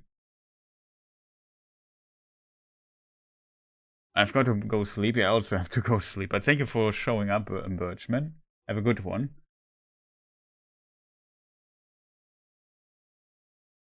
And thank you for joining. Sleep well, man. I also need to go. Really need to go to bed, chat. I thought even about playing some Elden Ring. It was a long show. They showed so much stuff here. Yeah, the devs of the Among Us devs funded indie games. That was pretty cool, to be honest. There's a Dune game. Not sure if that's interesting. We will see. This is David Kim, who was a balance dude for StarCraft 2. He now has his own work somewhere else and does the strategy game. I felt like this anime trailer they made for this, that looks pretty competent, to be honest. Like, a lot of effort went into this thing here. Battle Aces. And then if you look at the gameplay, you think, okay, what action mech game could this be? And then it looks like this. Which is not bad looking, to be honest. But Battle Aces. Yeah, it's interesting that it's an RTS game. I mean, if it's an RTS game with a good campaign and these kind of cutscenes in the campaign mission or so, that would be pretty epic, I think. If you want to sign up, it looks very expensive produced, to be honest. Required to play an RTS. Second, as much as possible. The problem with these games, I don't know how I mean, this could be just early footage of the game. You have to keep it in mind. But if you compare this to very big games, RTS games like Age of Empires or StarCraft 2 even, I would say StarCraft 2 to this day even would look so much better than this just from the ground. Like, you know what I mean? Playing this game it looks very... are experiencing only the fun parts of playing an RTS game. And it doesn't look as detailed. Like, there's something missing. It looks a bit shallow as a result visually. It's not as bad, I think, as the other game.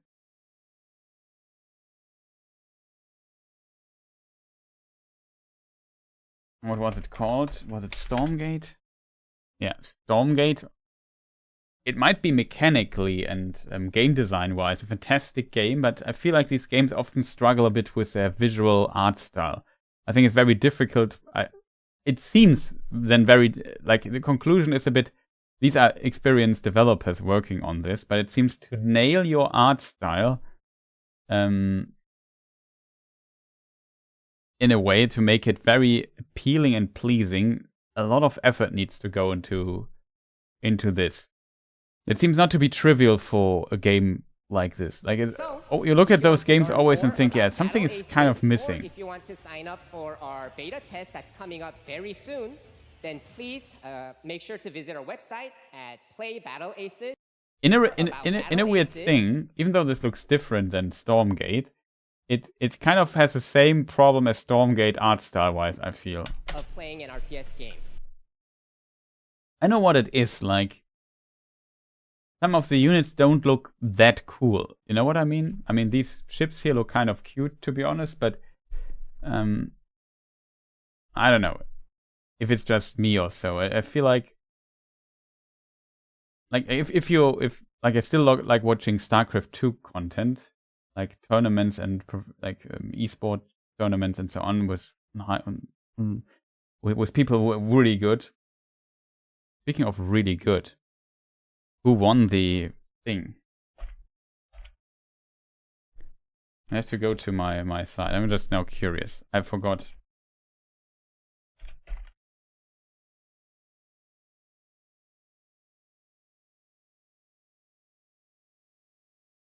No way.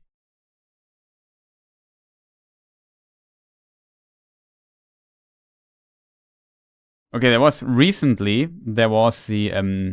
ESL StarCraft 2 Masters 2024 Spring tournament in StarCraft. I will spoil the result. It was too late and I couldn't watch the final match. I had to stream or something like this.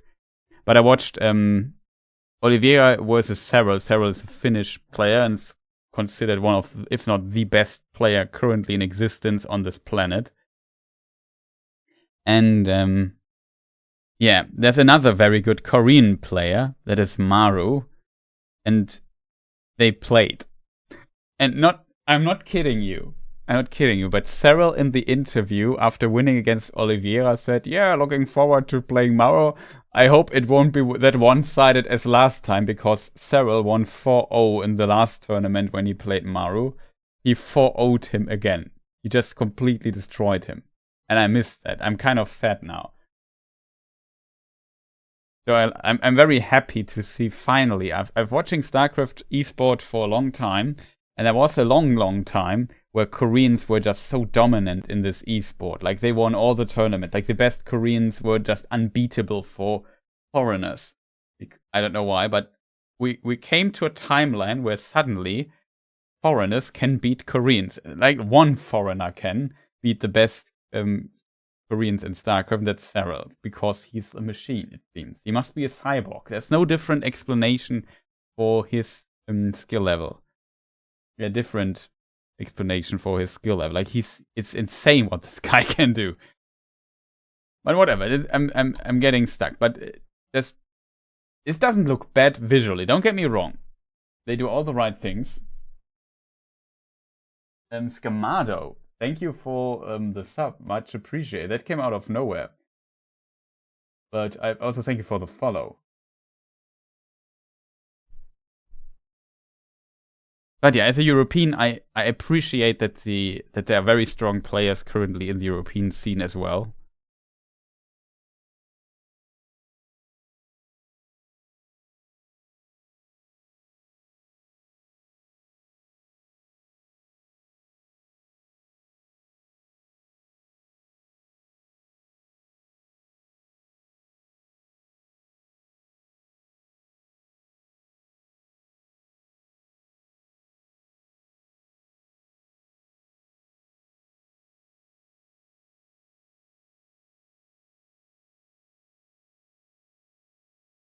But yeah, thank you. Where did this sub come out of nowhere, man? That's pretty cool. Did not expect that. Not gonna lie. Also, for whatever reason, my alerts are not working. Sorry for that. But yeah, I don't know why that is. I have to fix it this weekend at some point. Because tomorrow I'm also quite busy. And I really have to go to bed soon. Because else I will be too destroyed tomorrow, because I have to get up in from this point on. Let's say if I'm optimistically, I have to get up in literally 5 hours. That's not great. If you want to learn more about Battle Aces, or if you want to sign up for our beta test that's coming up very soon. Curious what they will do with this particular game. It doesn't look too bad, but I often feel like yeah, they kind of struggle a bit with delivering an appealing art style. And it doesn't, like the art style doesn't matter too much, or the visuals in an RTS game like that, because it is purely mechanical game if it has a competitive focus where it's about playing 1v1 online against human players. Maybe with a nice campaign for the people who are not into that, but I always think that like these games live from being good on a mechanical level. Like this game mechanics in its purest form almost. And maybe some other games that are bad examples than that, like Tetris or something, but whatever. It's definitely more focused on that. But I feel like to sell a game, to make it popular, to make it really successful, or maybe to elevate the RTS genre to new heights, you also need to nail this visual appeal. And so far, I think very few companies can do this. I feel like Age of Empires 4 did a decent job with that. Not the most perfect, but I felt it had enough visual appeal. But how good is StarCraft 2 looking? Like if you look at the game today, I still think it's a beautiful looking game with a lot of detail. And this game came out, like the original StarCraft 2 came out in 2011, I think. Wings of Liberty, and then, I don't know, when Heart of the Swarm came out and Legacy of the Void is a current game, it also came out ages ago. So there's that. Yeah, this is the finals. I wondered, oh, look at this. I didn't understand that it's the finals because of these weird looking characters. So what is this? But I noticed in this scene that this... Let's have to stop. That things are exploring. Like, did you see this, call it pagoda thing? This building collapse. There you see some collapse. It will be hard to hit the frame. There it was. I have to go frame by frame because it's so fast. Like this building here. It's funny.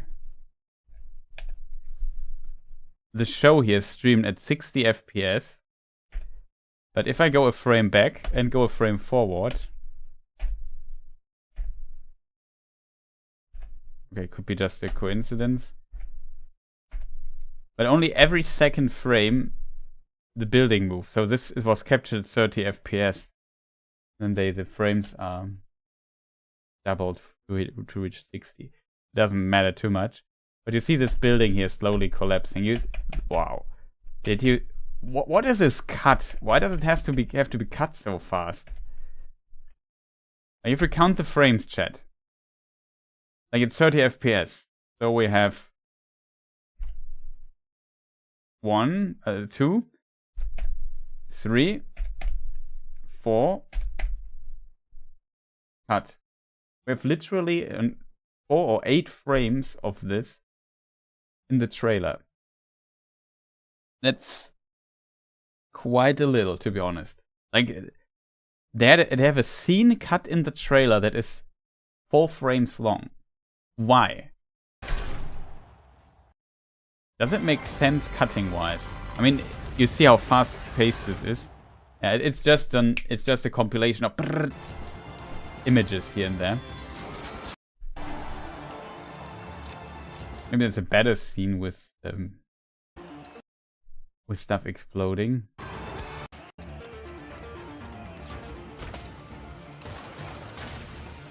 Yeah, here you saw that the this wooden platform collapsed. Kind of interesting. All right, please welcome multiple. Yeah. More Alan Wake content. That was pretty cool, to be honest. It's funded by Epic, though, so if you want to play it on PC, you have to go to Epic Store. It contains 3 episodes with 3 familiar, fan-favorite, playable characters in mysterious, terrifying, and quirky what-if scenarios. What-if scenarios? It was a chance for us. Oh yeah, they showed a bit of footage of it. This is pretty interesting. It seems like they have a lot of interesting stuff. What is she called? Does somebody in chat know what her name was? I can't remember her. I know who this character is, but I forgot what she's called.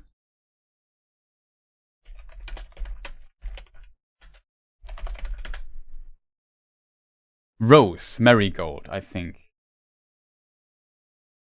No. Is this right? Yeah, Rose Marigold is her name. Kind of strange character. Something was different.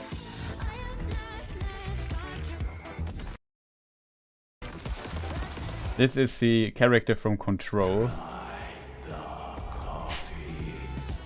I have a shotgun. Well, I got a...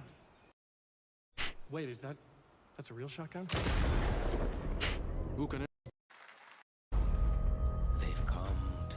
Yeah, this was interesting. I haven't heard of this game for some time. The New World, the Amazon MMORPG. Xbox Series X. Was some hype when it initially came out, but we haven't heard about this for some time. So maybe this... That's some PC on. Like I said earlier, they had some troubles with the economy in the game. like in this massive multiplayer online RPGs, role-playing games, you have they had like a player-driven economy, and there was some duping problem as a result. The economy collapsed kind of, and it took Amazon a long time to fix this. And then I think the game kind of died out. Special in-game bundle Honkai Star. Bit. 3 special. But maybe that helps the game again. Is this Honkai? No idea about Honkai Star Road, I think. Yeah, this is the mentioned Dark and Darker game. It seems to be out now. So maybe it gets out of release date. This also looked kind of cool, I think. Batsu. What was this game called? Kunitsu Gami Path of the Goddess. I think we heard about this somewhere before, but maybe I'm wrong. Yeah, this is a 3D version of, like, Hyper Light Drifter was a 2D game with a very retro art style thing going on. Now they go 3D, which I find a weird choice, to be honest, but the art style is, or the color stuff is very similar to the other game, the original, like to the other Hyper Light Drifter game. I think there was another game the developer made. I forgot what was the deal with it. But it's now called Hyper Light Breaker. Yeah. It seems like it has some co-op stuff going on. So interesting. Yeah, this is Gang Beast, I think is the name I was looking for. I'm not sure though if it's Gang Beast, but yeah, kind of. It's by a different studio though, so I'm confused. And this game seems to be already out. I assume it's just new content for the game. Party Animal. There was another game I had in mind. I'm also not sure what was this game here. It was a huge trailer.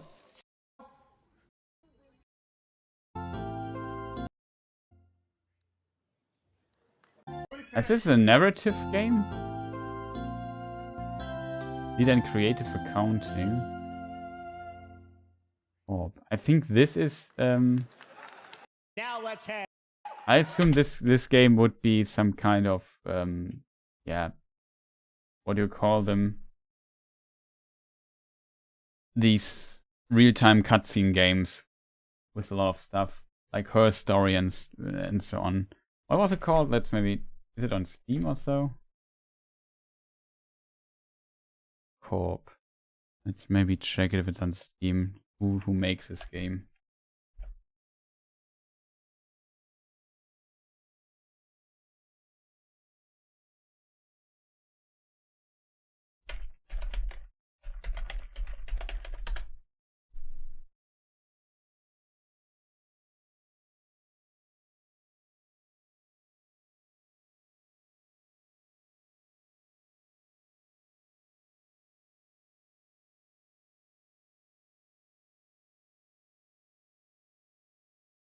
Could be kind of a game in of itself. Like the website is very old school.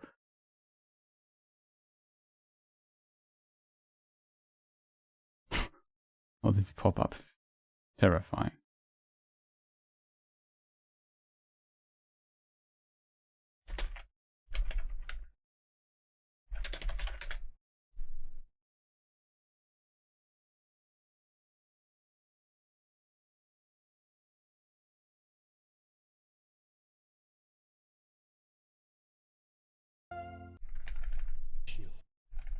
Let me see how Keeley introduces this game. What is it called?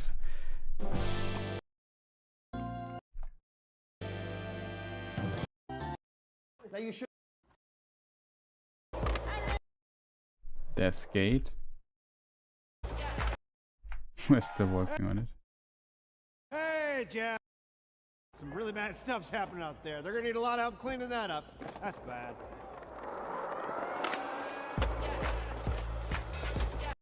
That's bad.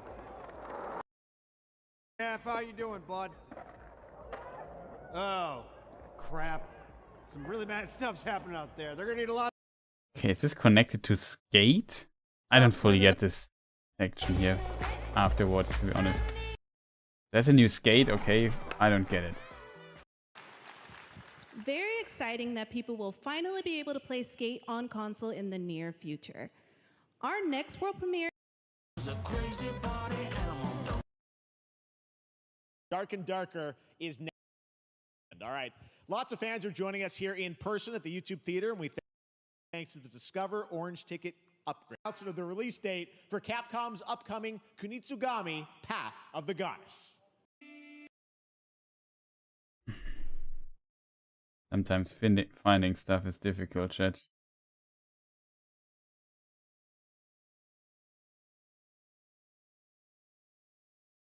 Okay, my internet doesn't want to jump forward anymore.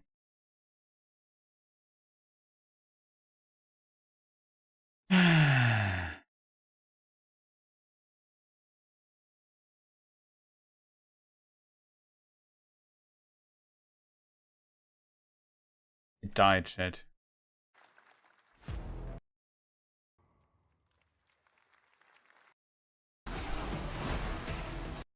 Okay, whatever. I'm talking about Palworld. Palworld gets new content. Valorant comes to console. Like, this is actually kind of big news, I have to admit, because Valorant is a game. Like I said, it's impressive that it can compete with Counter-Strike, and it does, even though it's basically Counter-Strike with some abilities. So set some elements from other genres, or let's say from Overwatch, tacked onto it. But it's not like Overwatch. Overwatch is still a very different game from this. It's in its core Counter-Strike, but done pretty well, and it's very impressive what Riot does. And it was not, I always thought it was already available on consoles, but it's not. So this is actually huge that they poured this game, which is on PC insanely successful, onto consoles as well. That's something that, for example, I would assume Counter-Strike is not doing. Like, you can't play Counter-Strike on console. So this is a huge push again by Riot Games. So it's, even though I'm not excited about it or anything, it's I think a very huge announcement, to be fair. Now here they also have Xbox Series and PlayStation 5. While the dudes were talking, Xbox Series is not appearing here at all. At beta.playvalorant.com.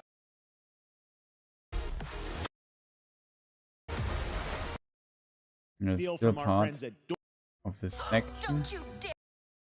Don't understand this one here. This was a handy game thing with a funny trailer. Producer, Mr. Ryozo. Monster Hunter Series, Monster Hunter thing, what was it called? You find someplace safe. Wild, yeah, Monster Hunter Wilds will be also on Steam, on Xbox, PlayStation, so multi-platform release. Stylish art. This is the last one. Is it the last one? Yeah, it's the last one. The next part here is just developer stuff. That I'm also very curious about. Brand new trailer for the game featuring all real gameplay. Here's our final game. S-game, yeah. I said already my 2 cents to this. It looks great.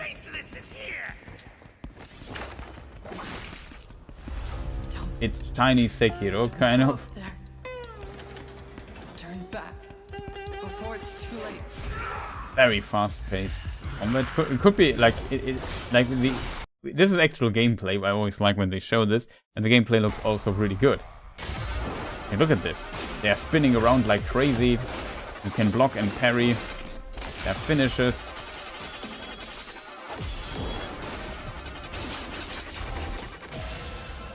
Different weapons you can use, it seems. Their boss fights.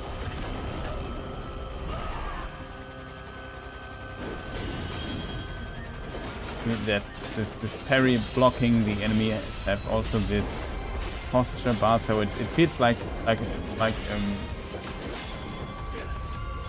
no, that's not Sekiro, that's Phantom Blade Zero.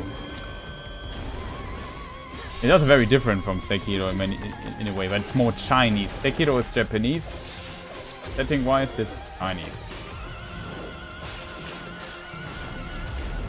It's a lot faster in a way and has stuff and so on in it. I have to admit that the game looks pretty cool. Could really like it. But it has Sekiro influence for sure. But it's not made by FromSoft or anything. But yeah, it has similarities.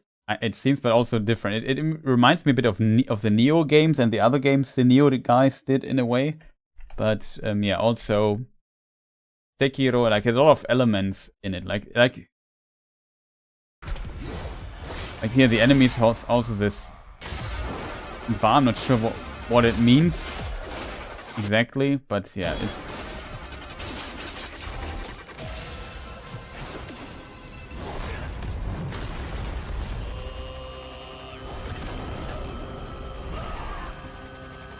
like here in this scene, he shoots these flash waves, whatever you want to call them, Commander Cleave as he's called, and look how he just parries those.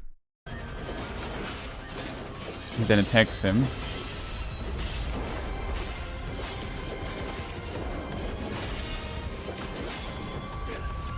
Fortunately, we didn't see what happens if you have a finisher. If it's more like in Dark Souls or like in Sekiro.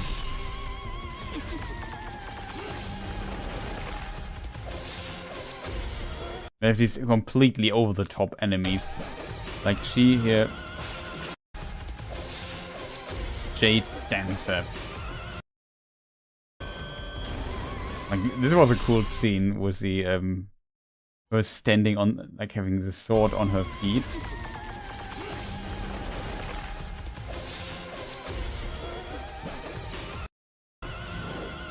But you see here, her voice meter is completely empty now. We never get to see what happens when it's empty. Like, maybe you get just a finisher, or this is in Sekiro where it's just one high health bar is depleted if you get the finisher. I want to play Sekiro next. This thing, though, it looks good. And the problem is it might only come for PlayStation. I don't have a PlayStation 5, so potentially can't play it. But I'm definitely interested in this. Demo that media will be playing this weekend, so you'll hear much more about that. And that's going to do it for our summer game. I had such an amazing... So much more, so stay tuned, because Day of the Dead... Yeah, so this was the end of this thing here. Yes, Wukong comes out for PC though, so that I'm very interested in playing. It could be right up what I like, video game wise. So there's that. Thank you for the applause.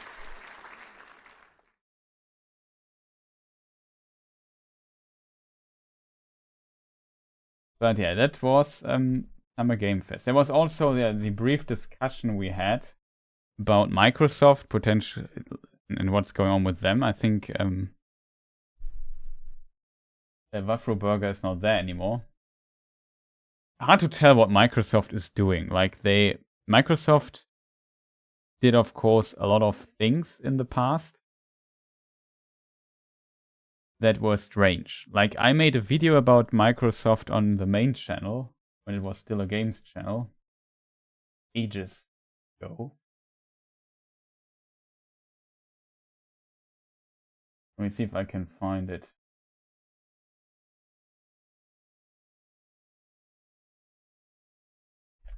I think it was 2018 or something.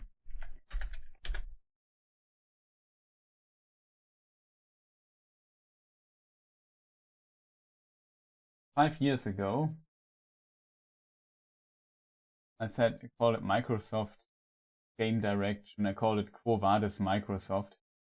11th of December 2018. That was 6 years ago I made this video. Not 5.5 years. And what is interesting in this context, I feel, that Microsoft really tried to switch things around for their thing. Like, they really tried to switch things around.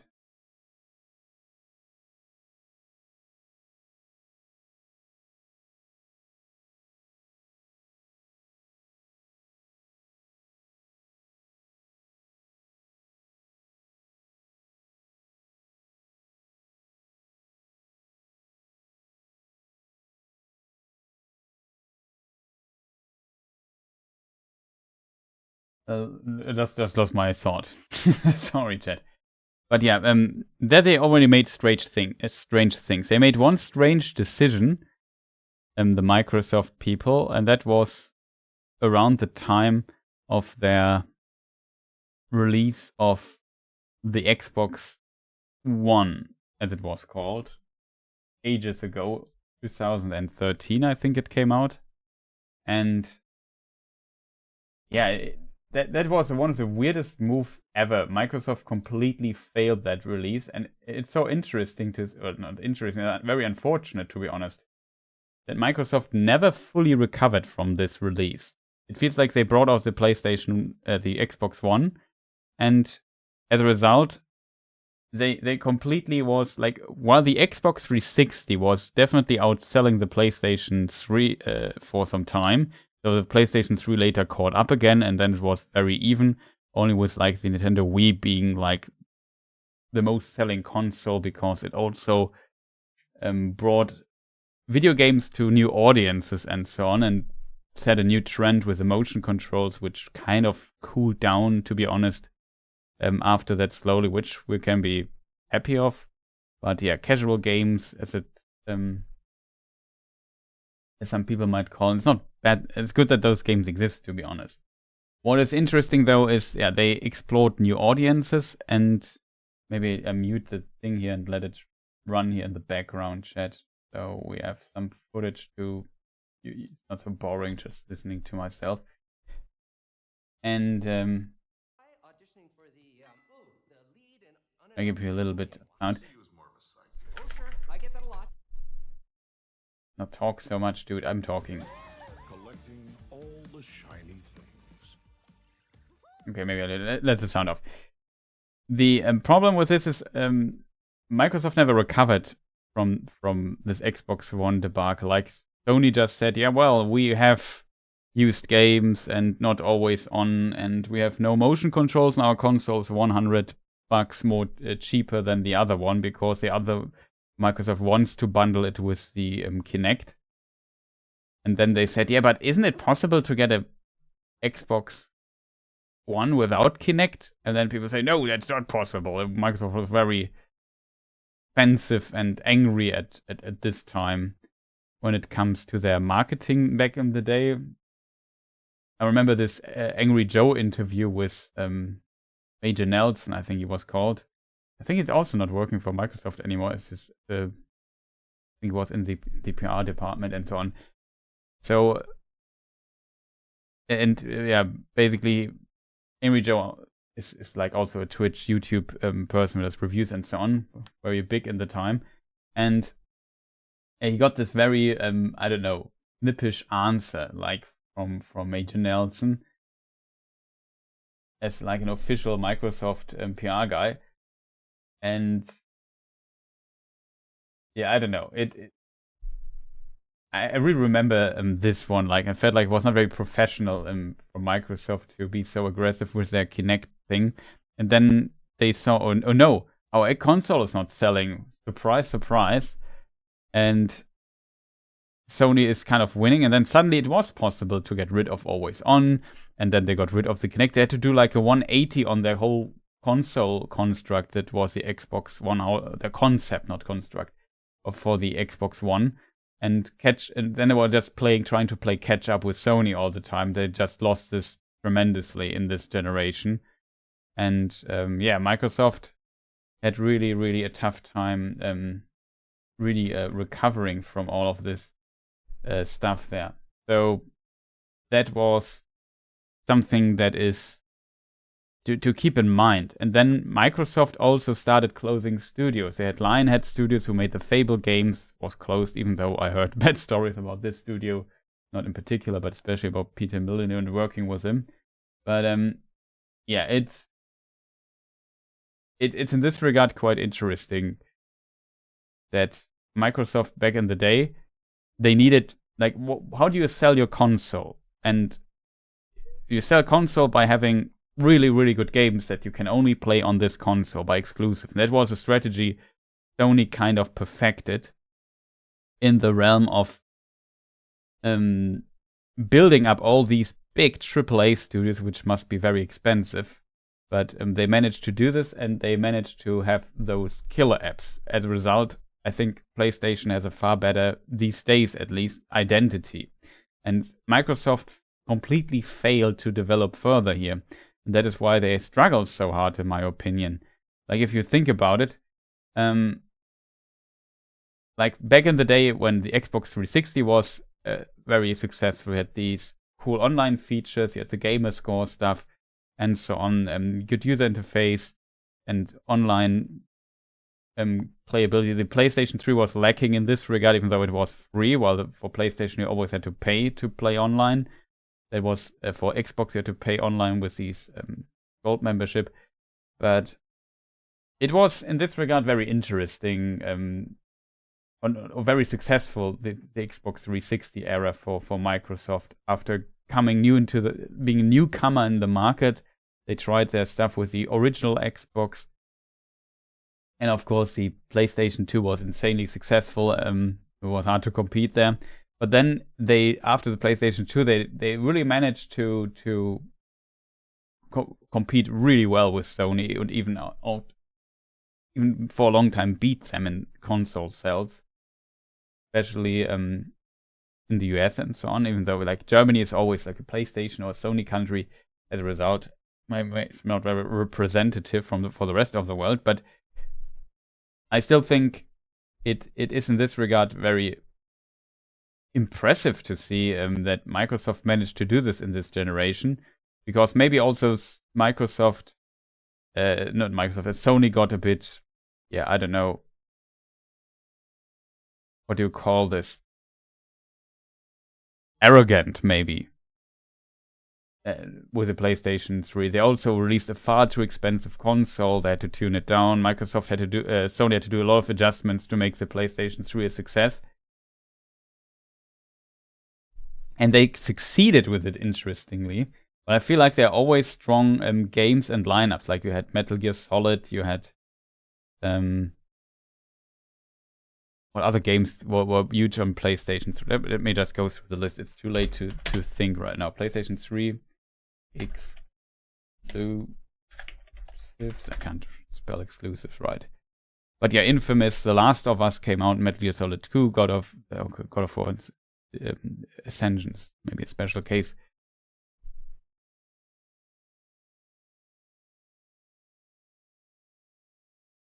Best PlayStation 3 exclusive of all time. Last of Us, Little Big Planet, Demon's Souls, well, it's a special case, I think. Killzone, Ratchet & Clank, Infamous, more Killzone, Resistance, also a game series I haven't heard for some time. Though I think there's a new Resistance announced or something. The Yakuza games, especially Gran Turismo 5, of course. More Yakuza, Rain, Heavy Rain, of course. There was a lot of, I think the Persona games must also be exclusive.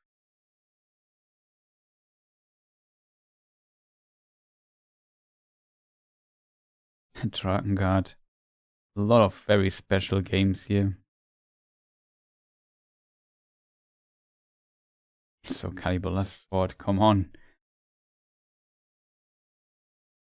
I really hope for like a really good exclusive list here.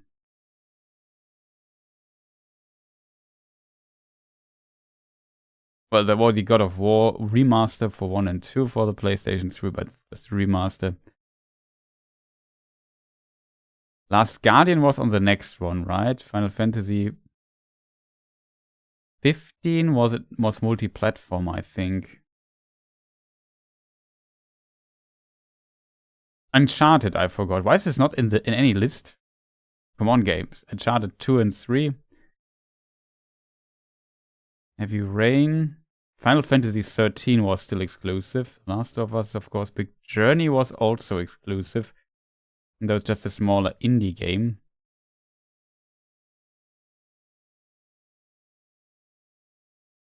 Journey Beyond Two Souls was there. Demon's Souls, Infamous, Uncharted. Little Big Planet, Resistance, Killzone, Shadow of the Colossus. Isn't that PlayStation 2 game, chat? Yeah, it is, isn't it, right? Heavy Rain, Ratchet, Metal Gear Solid 4. I guess Metal Gear Solid 3 is also available on PlayStation 3. Ridge Racer, Gran Turismo, Warflower, Journey, and so on. Red Dead Redemption was also a PlayStation. It was not exclusive though, I think.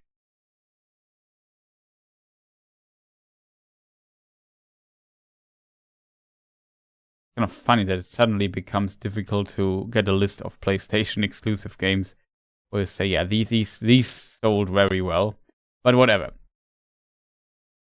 Pretty hard to tell.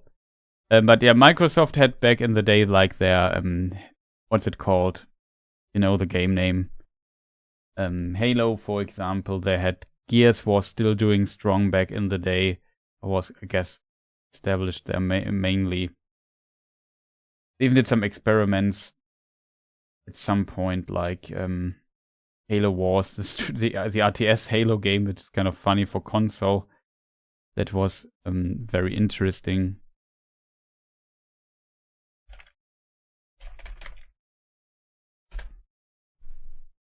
The Forza games, they also put some money in with some Japanese developers, like Lost Odyssey and stuff like this. Were also games they with very big Japanese names behind it that made some of these JRPGs for PlayStation for Xbox 360.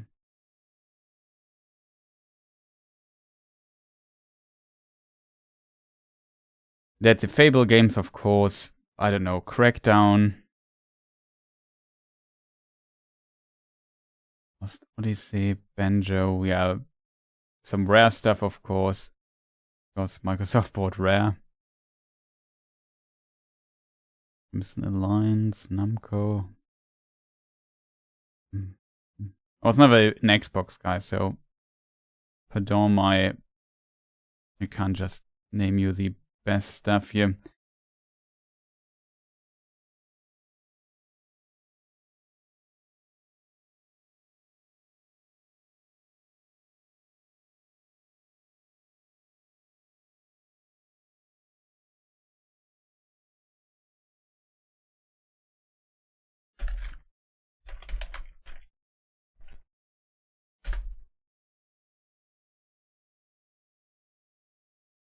It's so difficult, chat, to currently get through all of this.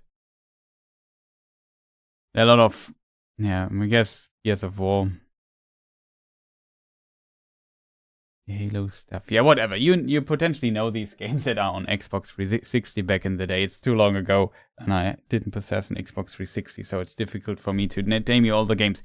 But Microsoft had a pretty good run for its money, that their identity for these, like some especially in the exclusive department for these big shooter games, which were really, really high quality back in the day, and so on.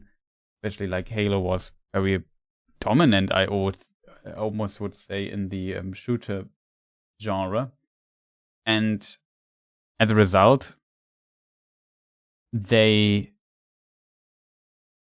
saw a lot of success in this generation. And then in Xbox One, they kind of dropped the ball. Like the Halo games were still decent, I guess, but not strong enough. There was a new Gears that was kind of good, but the good one came pretty late. And you ask yourself always, okay, what games can just play on Xbox? Why should I get one? They struggled a bit with maintaining the identity or expanding it, while Sony suddenly pushed out on the Xbox One / PlayStation 4 era. Like, also some games that were very late in the PlayStation 3 cycle, like The Last of Us, came also then for PlayStation 4. It's kind of fascinating that The Last of Us is a PlayStation 3 game. Same as GTA 5, to be honest, but yeah, that's the truth of it. And they just released it on PlayStation 4 again, a new version and so on. It ran better and suddenly became almost, for a lot of people in their minds, a PlayStation 4 game.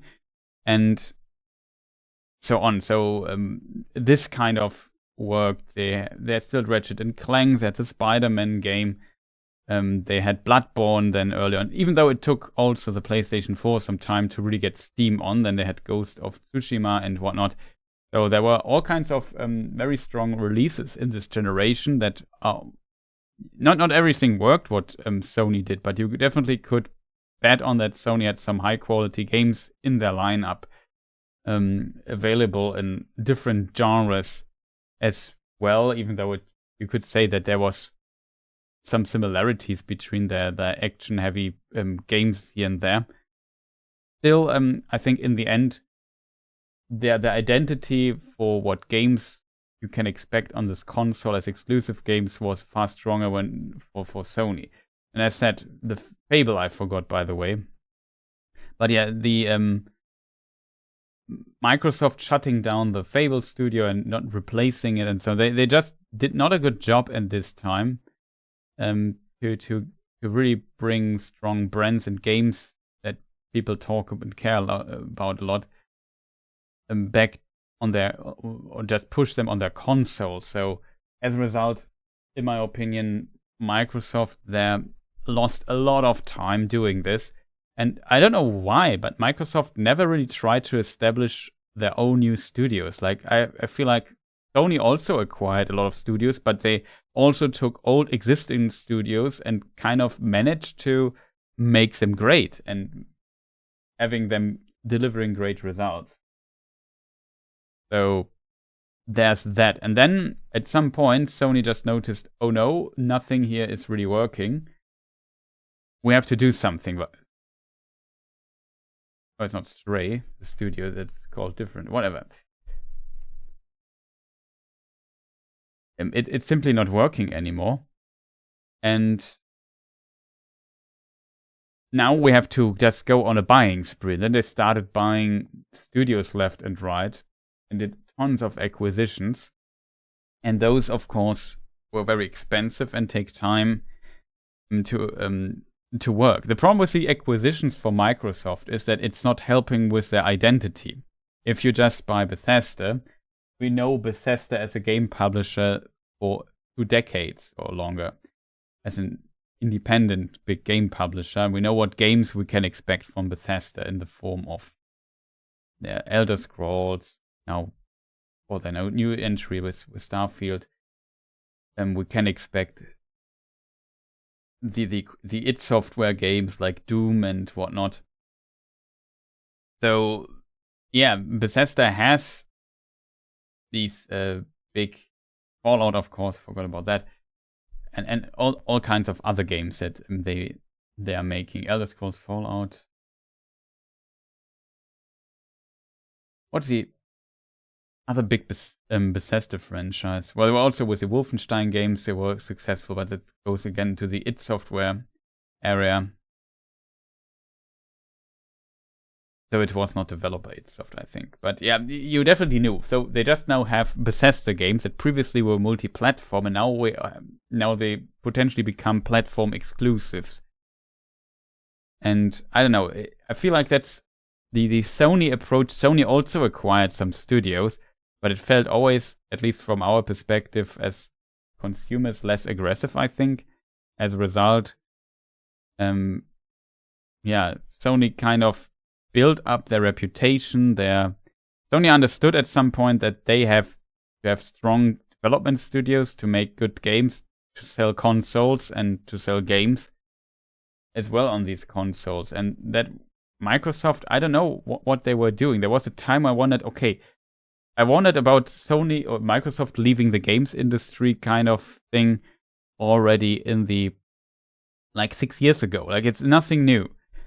And now they did all these expensive acquisitions, and we wonder, what is Microsoft? What is if Microsoft is not successful with this?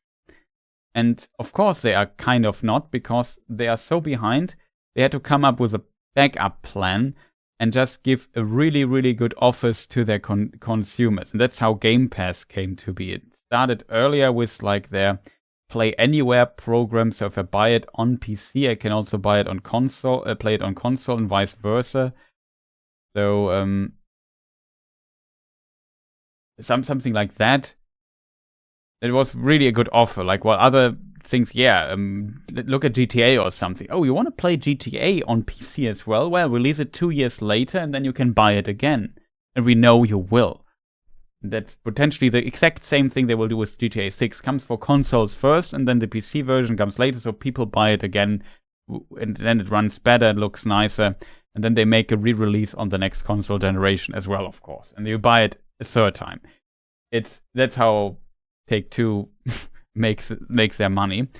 And in this context, in an environment like this, where people actually do this, it's a nice offer of Microsoft and say, yeah, well, you can play it for one console, and then you can play it on PC or wherever you want, not wherever you want, but either on the console or on PC, and you just have to buy the game one time, and then it's in your library and stuff, which is pretty nice. And then they expanded on it with the Game Pass program, and yeah, now the problem is what is more, like, in theory, if you have enough subscribers, it can be kind of sustainable, but you need massive amounts of subscribers for this.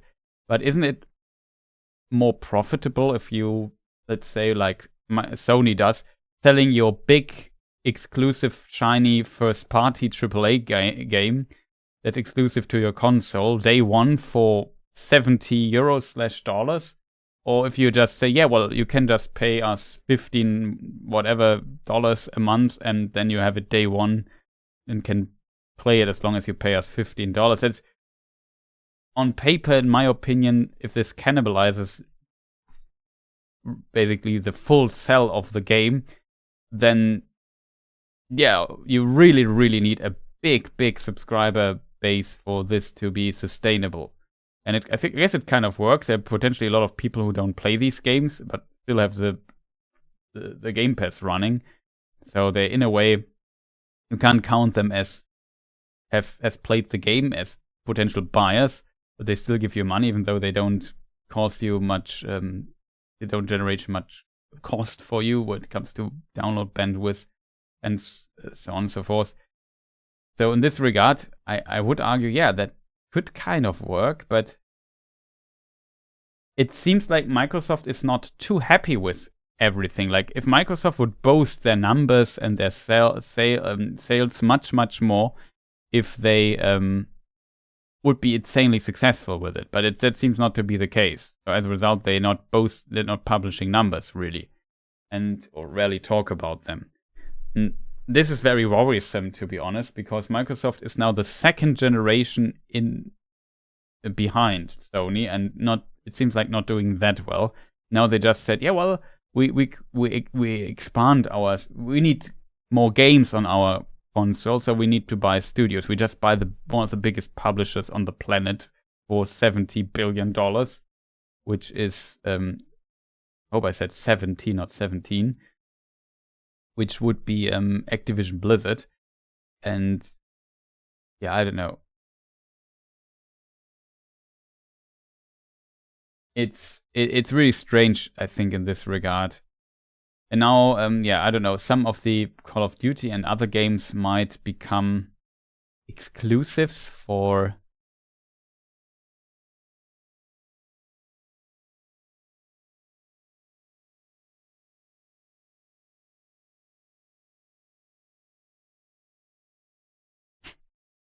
The trailer's kind of strange. Become exclusive for the Xbox, like, I don't know. Call of Duty, I guess, won't for at least some time, but I don't know. It's hard to tell if Microsoft will leave the console stuff. And now what Microsoft is doing is bringing some selected games to Sony. So they give Sony even more reason, people who want to buy a console, even more reason to go for PlayStation, because the Microsoft exclusives at some point also will be available on PlayStation. Cool. I'm not sure if that's the right move, to be honest. Like, I think Microsoft can't really turn this generation around. Like, the lead of Sony is just too strong. And like I said, Sony has really big studios. On the other side, also, maybe the cost that Sony PlayStation has for maintaining all these studios is also pretty high. And if they project into what expectations, what sales do we have to get to make it worth an investment.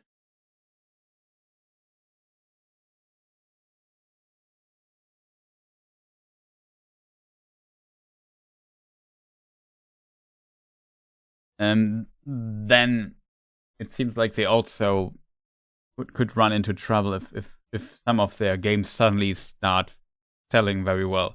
And especially after 2023, we are just kind of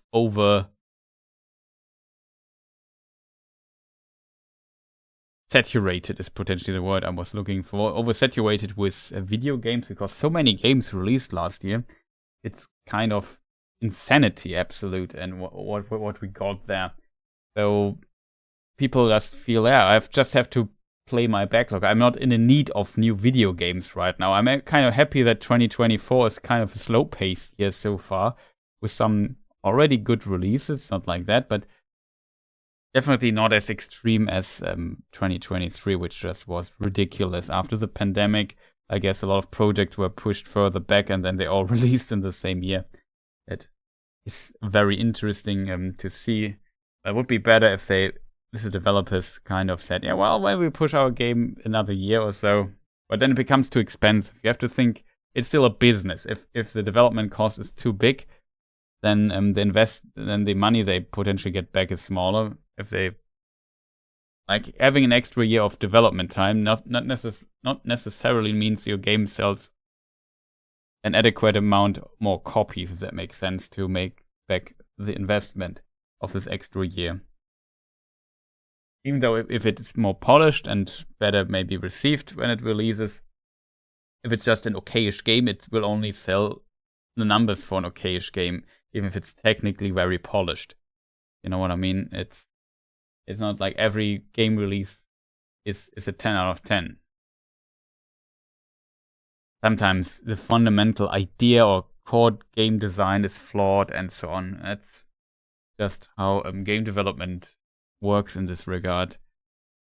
So yeah, there needs to be at some point people have to kind of say, well, we can't make this longer.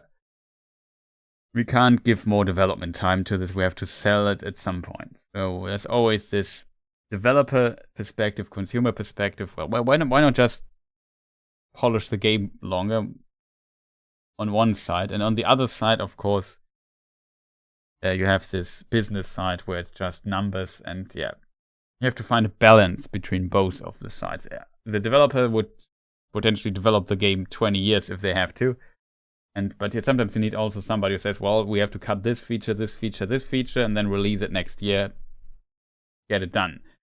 That's kind of the reality. It's always a balancing act, I think. And like I said, Microsoft struggles very, I think I would have hoped that with all the money they put in, that they would say, yeah, we invest this amount of money to build up new AAA studios for Microsoft to work on pretty creative games or something, and try to reform the identity of the console, if that makes sense. Now the identity of the console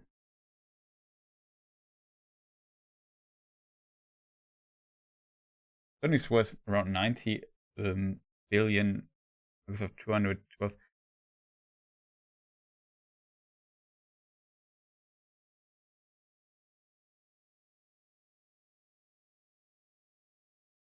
I think the number for Microsoft is even higher than 212.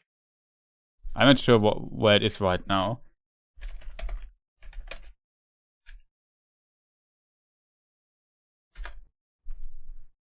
Microsoft is not, like, the numbers are a bit off. Microsoft is currently worth 3.1 trillion. So 3,15 Billionen. 3,150 Milliarden. 3.150 Milliarden, also 3,150 billion. It's always complicated, German translating the number. Microsoft is round about 200 billion, I think. Sony is 200 billion. But of course, Microsoft is so big, in theory they could buy Sony. It won't happen because the Japanese it's a Japanese company, and Japanese doesn't want that a US company buys or invests so big into Japan. So I think it's practically impossible that this will happen, but in theory it would be possible. Just from the potentially buying power that Microsoft would have if they would want to invest that much. And Microsoft just invested 70 billion into Activision Blizzard.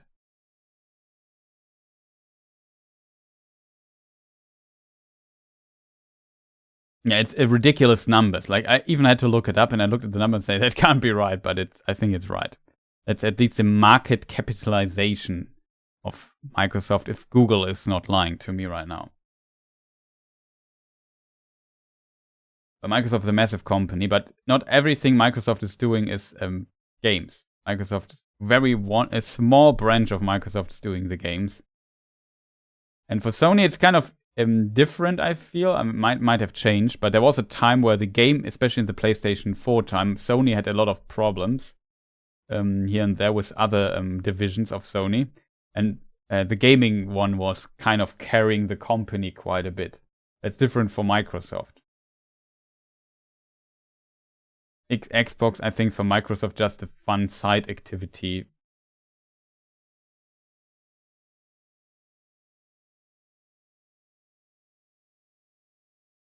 But yeah, Microsoft is in this regard, very screwed, I think. Because even with all this investment, I think a lot of people are concerned. Even though, like, the move of Microsoft buying Activision Blizzard makes complete sense. The reason for that is Microsoft is behind a lot. To be not behind a lot, they need development, very experienced AAA developers, like a lot. So it makes complete sense to buy these big publishers that can with big IPs and big names, because they need the games now and say, yeah, here's our new Activision Blizzard game that comes out exclusive for Xbox. I don't think that Microsoft just goes in and buys for 70 billion a company and then abandons their gaming branch and stops focusing on making consoles. I don't think that makes sense. I could imagine that this happens, like, if the next console generation for Microsoft fails again. I could imagine that maybe then Microsoft will pull out of the console production market, but I could be completely wrong here. Who knows? I think there will be an Xbox Series Y. Like, there will be a new Xbox, I think, at some point. We're close to the end of the lifespan for the PlayStation 5 already, I think, and the Xbox Series. And it feels like it just started. But if you think about it, PlayStation 5 release. When was the release date? 2020 in November. So this year, the PlayStation is 4 years old already. So we maybe have 2 or 3 more years. So let's say 2026, 2027, then the new consoles will potentially be a thing. It's not that long anymore, if you think about it. And it's not that long. It's not that far away, to be honest. So there's still time for some stuff. But if you think they bought Activision Blizzard right now, and new projects are in development for 3 or 4 or 5 years, these projects will come to life. The projects that are planned now are for the next console generation. They're not for PS5 and Xbox Series anymore. Maybe as cross-platform, but who knows? So as a result, it makes very little sense to say, well, we just bought a company, screw it. I'm not convinced that this will happen. It could happen at some point, but I don't think it will happen right now. Let's put it that way. But like I said, Microsoft definitely has a problem of getting the identity, or establishing an identity where people say, well,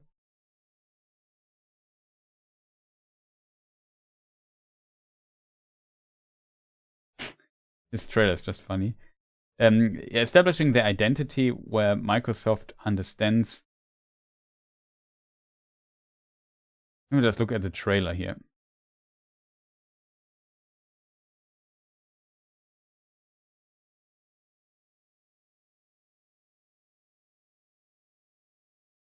It's actually also a pretty cool trailer, to be honest.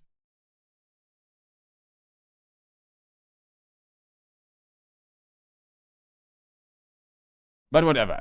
Yeah, Microsoft has to establish their identity to finish the sentence, and it's hard to do this over Activision Blizzard, who is also a company that is very iteration heavy. So all the games they potentially will produce are games we already know, and some of them were also on PlayStation already. It's just kind of strange that they are now not there. It makes sense to buy this company because they need these studios that can make these big games, but it would be better if Microsoft started earlier establishing new studios that make new creative stuff for their console. They kind of fail doing this, simply.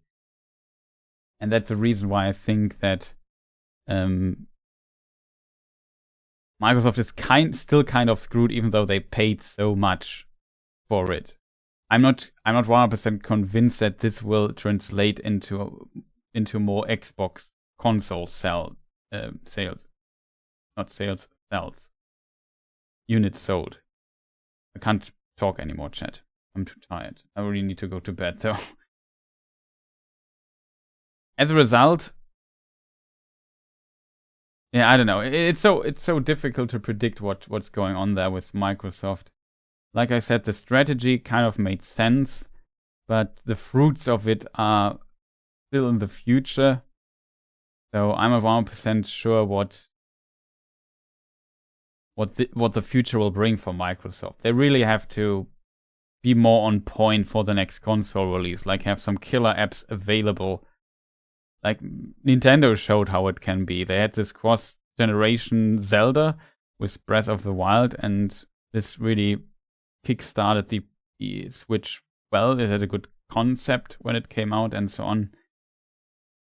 That definitely worked pretty well for Nintendo. And Nintendo, there were also people that after the Wii U era that Nintendo should stop making consoles and just focus being a publisher, and that not happened, and now it's one of the strongest competitors in the world for that kind of thing. So I don't fully understand. Like, you hear it all the time. It's really hard to predict, especially if you have a financial stable company like Microsoft. It's really, really difficult. But it's happening kind of again in the context of Bethesda Softworks. They closed like Hi-Fi Rush. What was the studio called? I can't type. Hi-Fi Rush. It's just too late.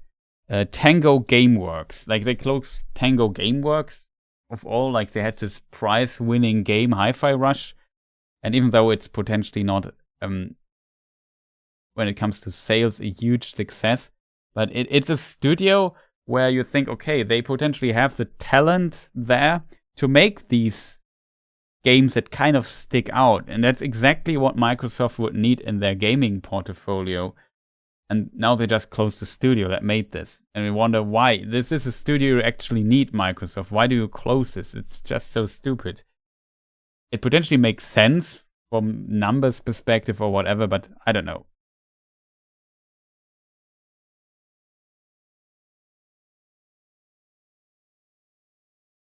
It's kind of interesting that a day after the closure became public, Booty claimed that Microsoft needs more games like Hi-Fi Rush despite shutting the studio that created it. It's just so stupid.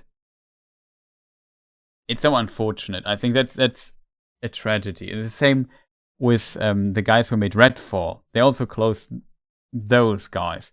And those guys were like Arcane Studios. I mean, the other Arcane Studios are still a thing, to be fair. But the problem with this is that Redfall was a disaster, and that the Dallas Arcane Studios also like said, no, that's not a game. This games as a service stuff, that's nothing we actually want to do. Then a lot of talent left them. That was just a stupid decision to force them doing this. Not sure if that was on Microsoft. Potentially not. Potentially it was an Activision idea already, but I'm not sure on the details there. It's just so unfortunate to see that they have had talent and potential and didn't use it. It's so stupid, I think.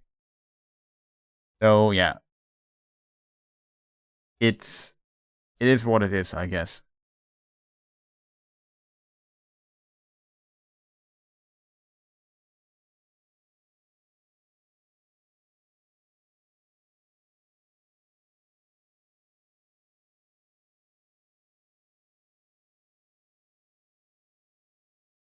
It's really unfortunate. I'm not sure how. Like, it would take some time until people kind of forget that once there was a time where Activision Blizzard was an independent company, same as Bethesda. Like, I mean, I'm old, but I still know the times where Bethesda games came out. I know the time of, I don't know, Morrowind and even Daggerfall. So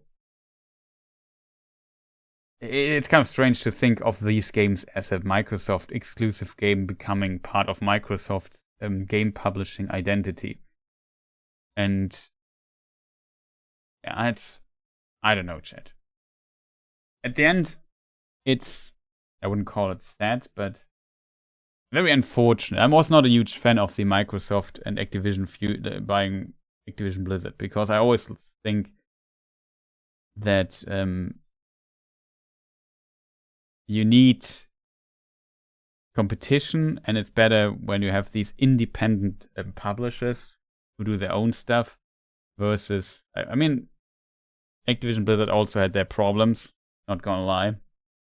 On one side you could say, well, Microsoft maybe does a bit of cleanup there, and then it works better at the end, who knows? Maybe shift the focus a bit on other franchises, who knows? Because Microsoft is in desperate need of games, so they might dig out some neglected IPs that they have. Who knows? I don't know. We will see what comes out of this. It's still not the end of what Microsoft is doing there. It's still not the end of Xbox, I would say. So we have still some time, and hopefully Microsoft can pull it off somehow. Get some new games suddenly for their console and make people excited about them. I mean, but you always have to keep in mind that a lot of the stuff we see,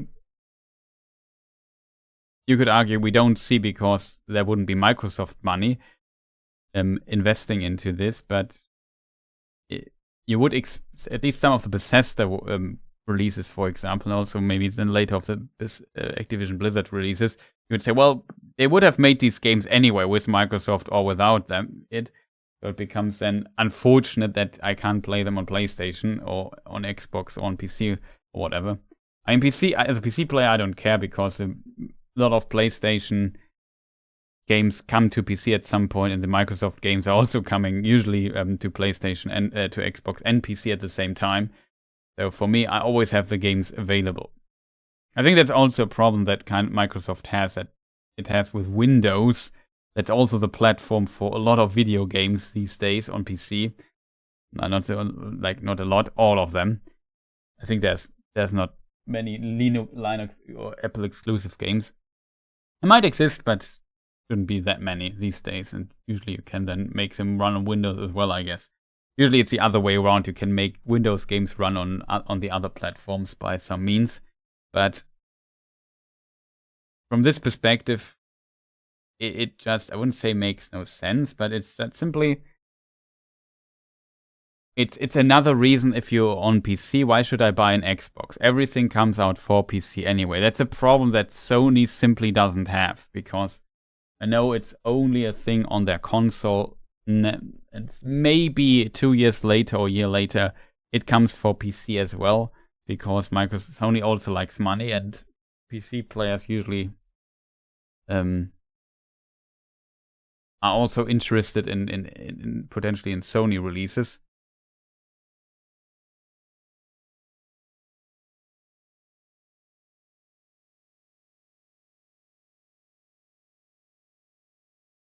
That's also a pretty cute trailer.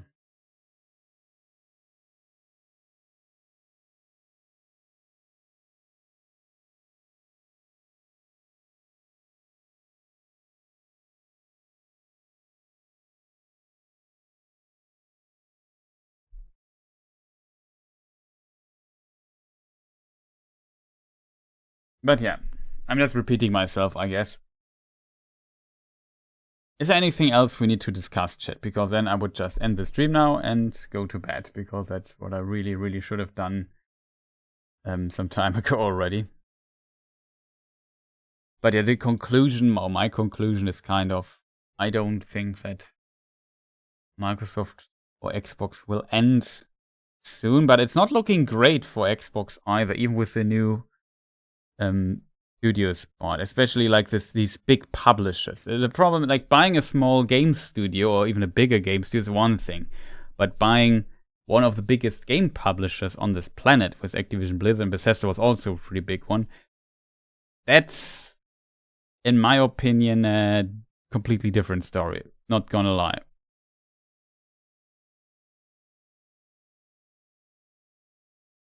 That's a very different story. Just have to double check something, chat.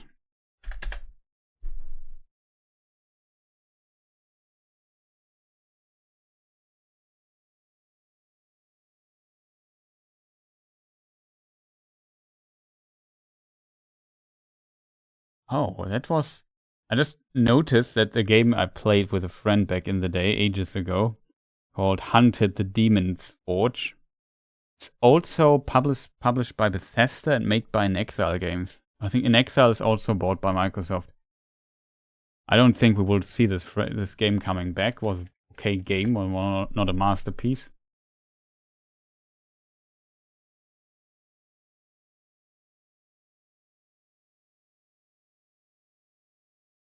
But yeah, I don't know, chat. Let's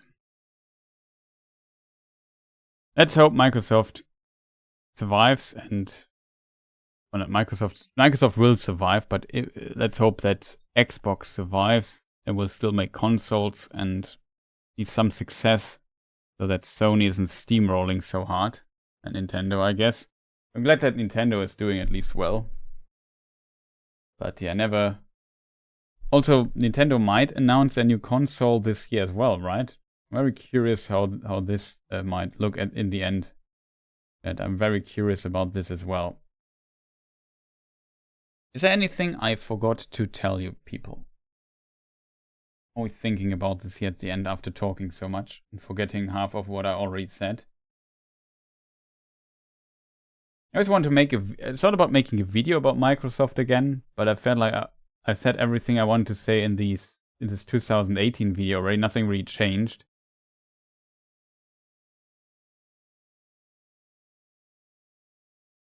What Microsoft would need Activision Blizzard and maybe Bethesda do is, and the other studios they bought, making games that I don't have in my mind as multi-platform releases. That would maybe help.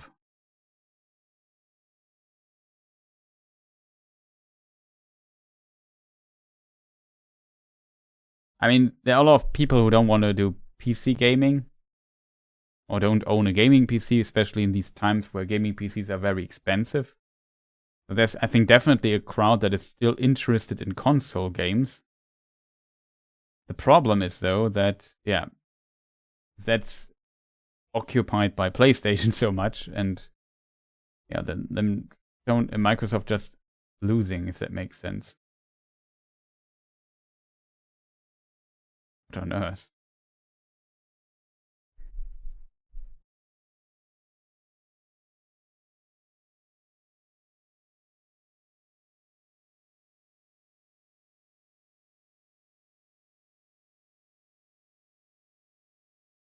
A very strange game here.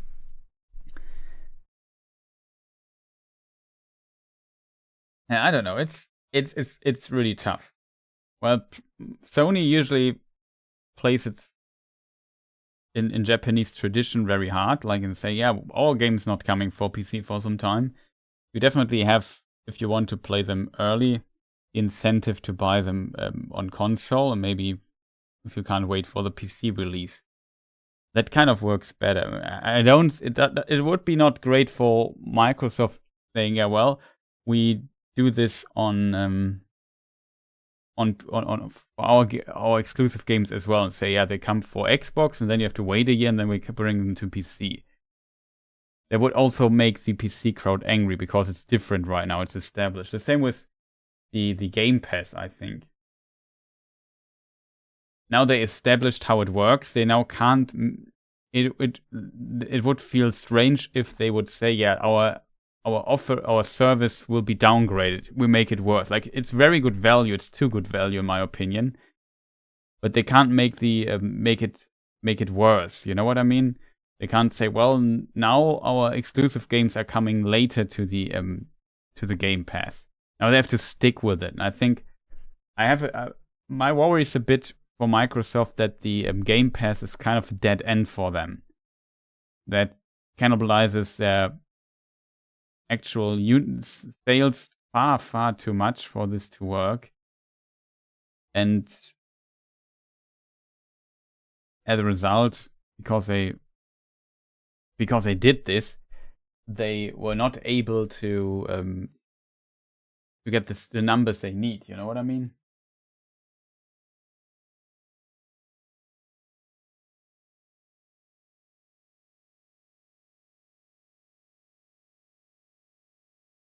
I had to drink something really quick. But yeah, I don't know, chat. I think I'm going into circles. I maybe need to sleep a night or two over this. Maybe make a video. I'm not sure.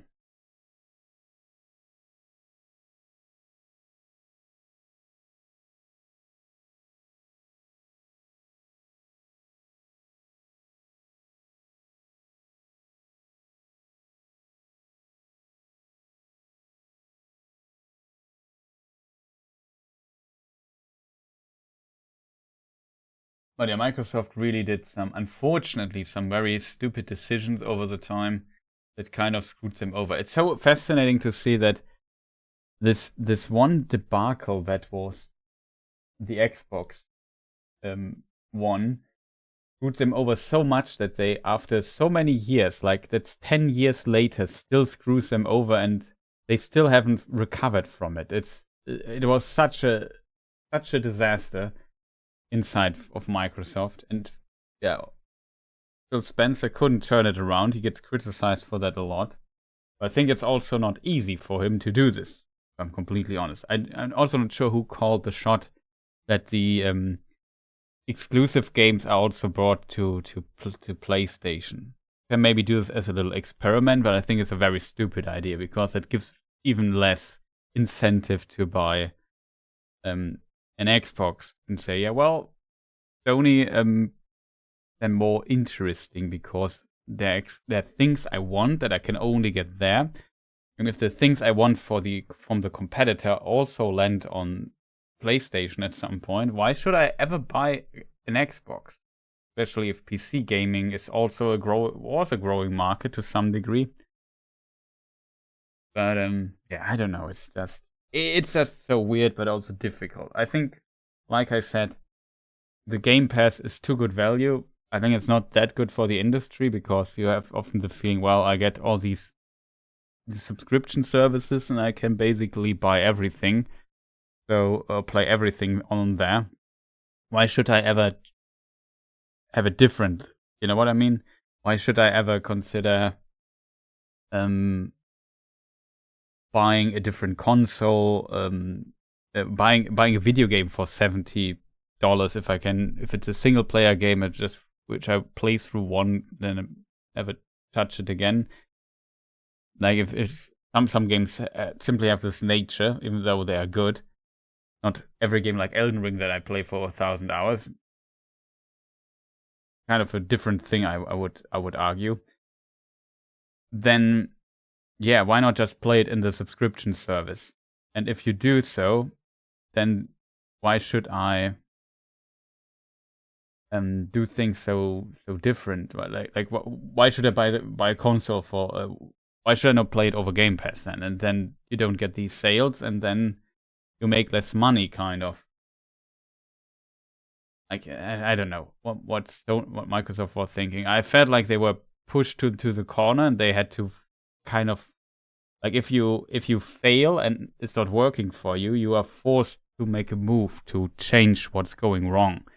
And I think Microsoft did this on one side, but I also think though Microsoft did this,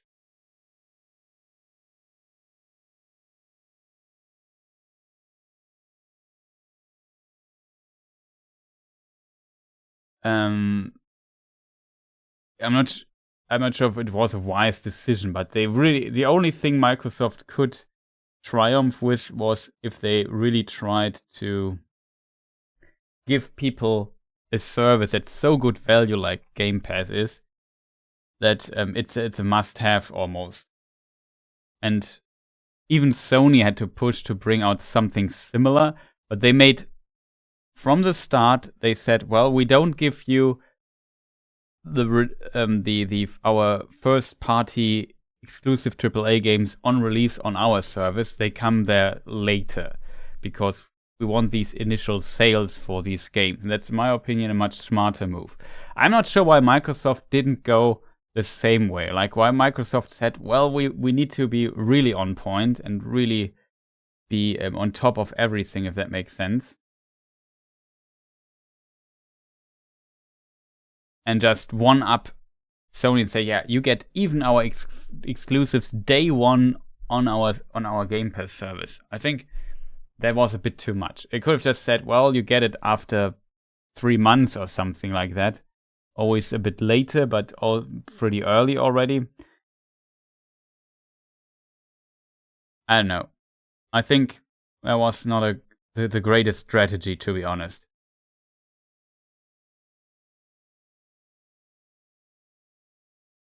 For Microsoft, but we will see. Like in the end, it I think didn't fully work out for them.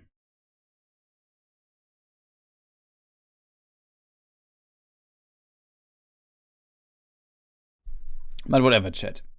That's now enough Game Awards talk for ages to come. Sorry for rambling here so much at the end. I need to think this through to maybe word this a little bit better. Or we have to write a script or something, but yeah, I'm also not sure what else there is to watch. I think the Xbox show comes in a few days, so there will be that. I'm not sure if his PlayStation experience was like a week ago. Wasn't too interesting, to be honest. Yeah, I don't know. Just very curious what Microsoft, how they will develop and how they will go further from here. I wish you a fantastic rest of the day. Have a good evening. Thank you for watching. Thank you for the support. Shoutouts to the subscribers and so on. Much, much appreciated. And I hope you had a good time here. And I don't know, there will be other stuff. The problem is I'm really busy this weekend, I have to admit.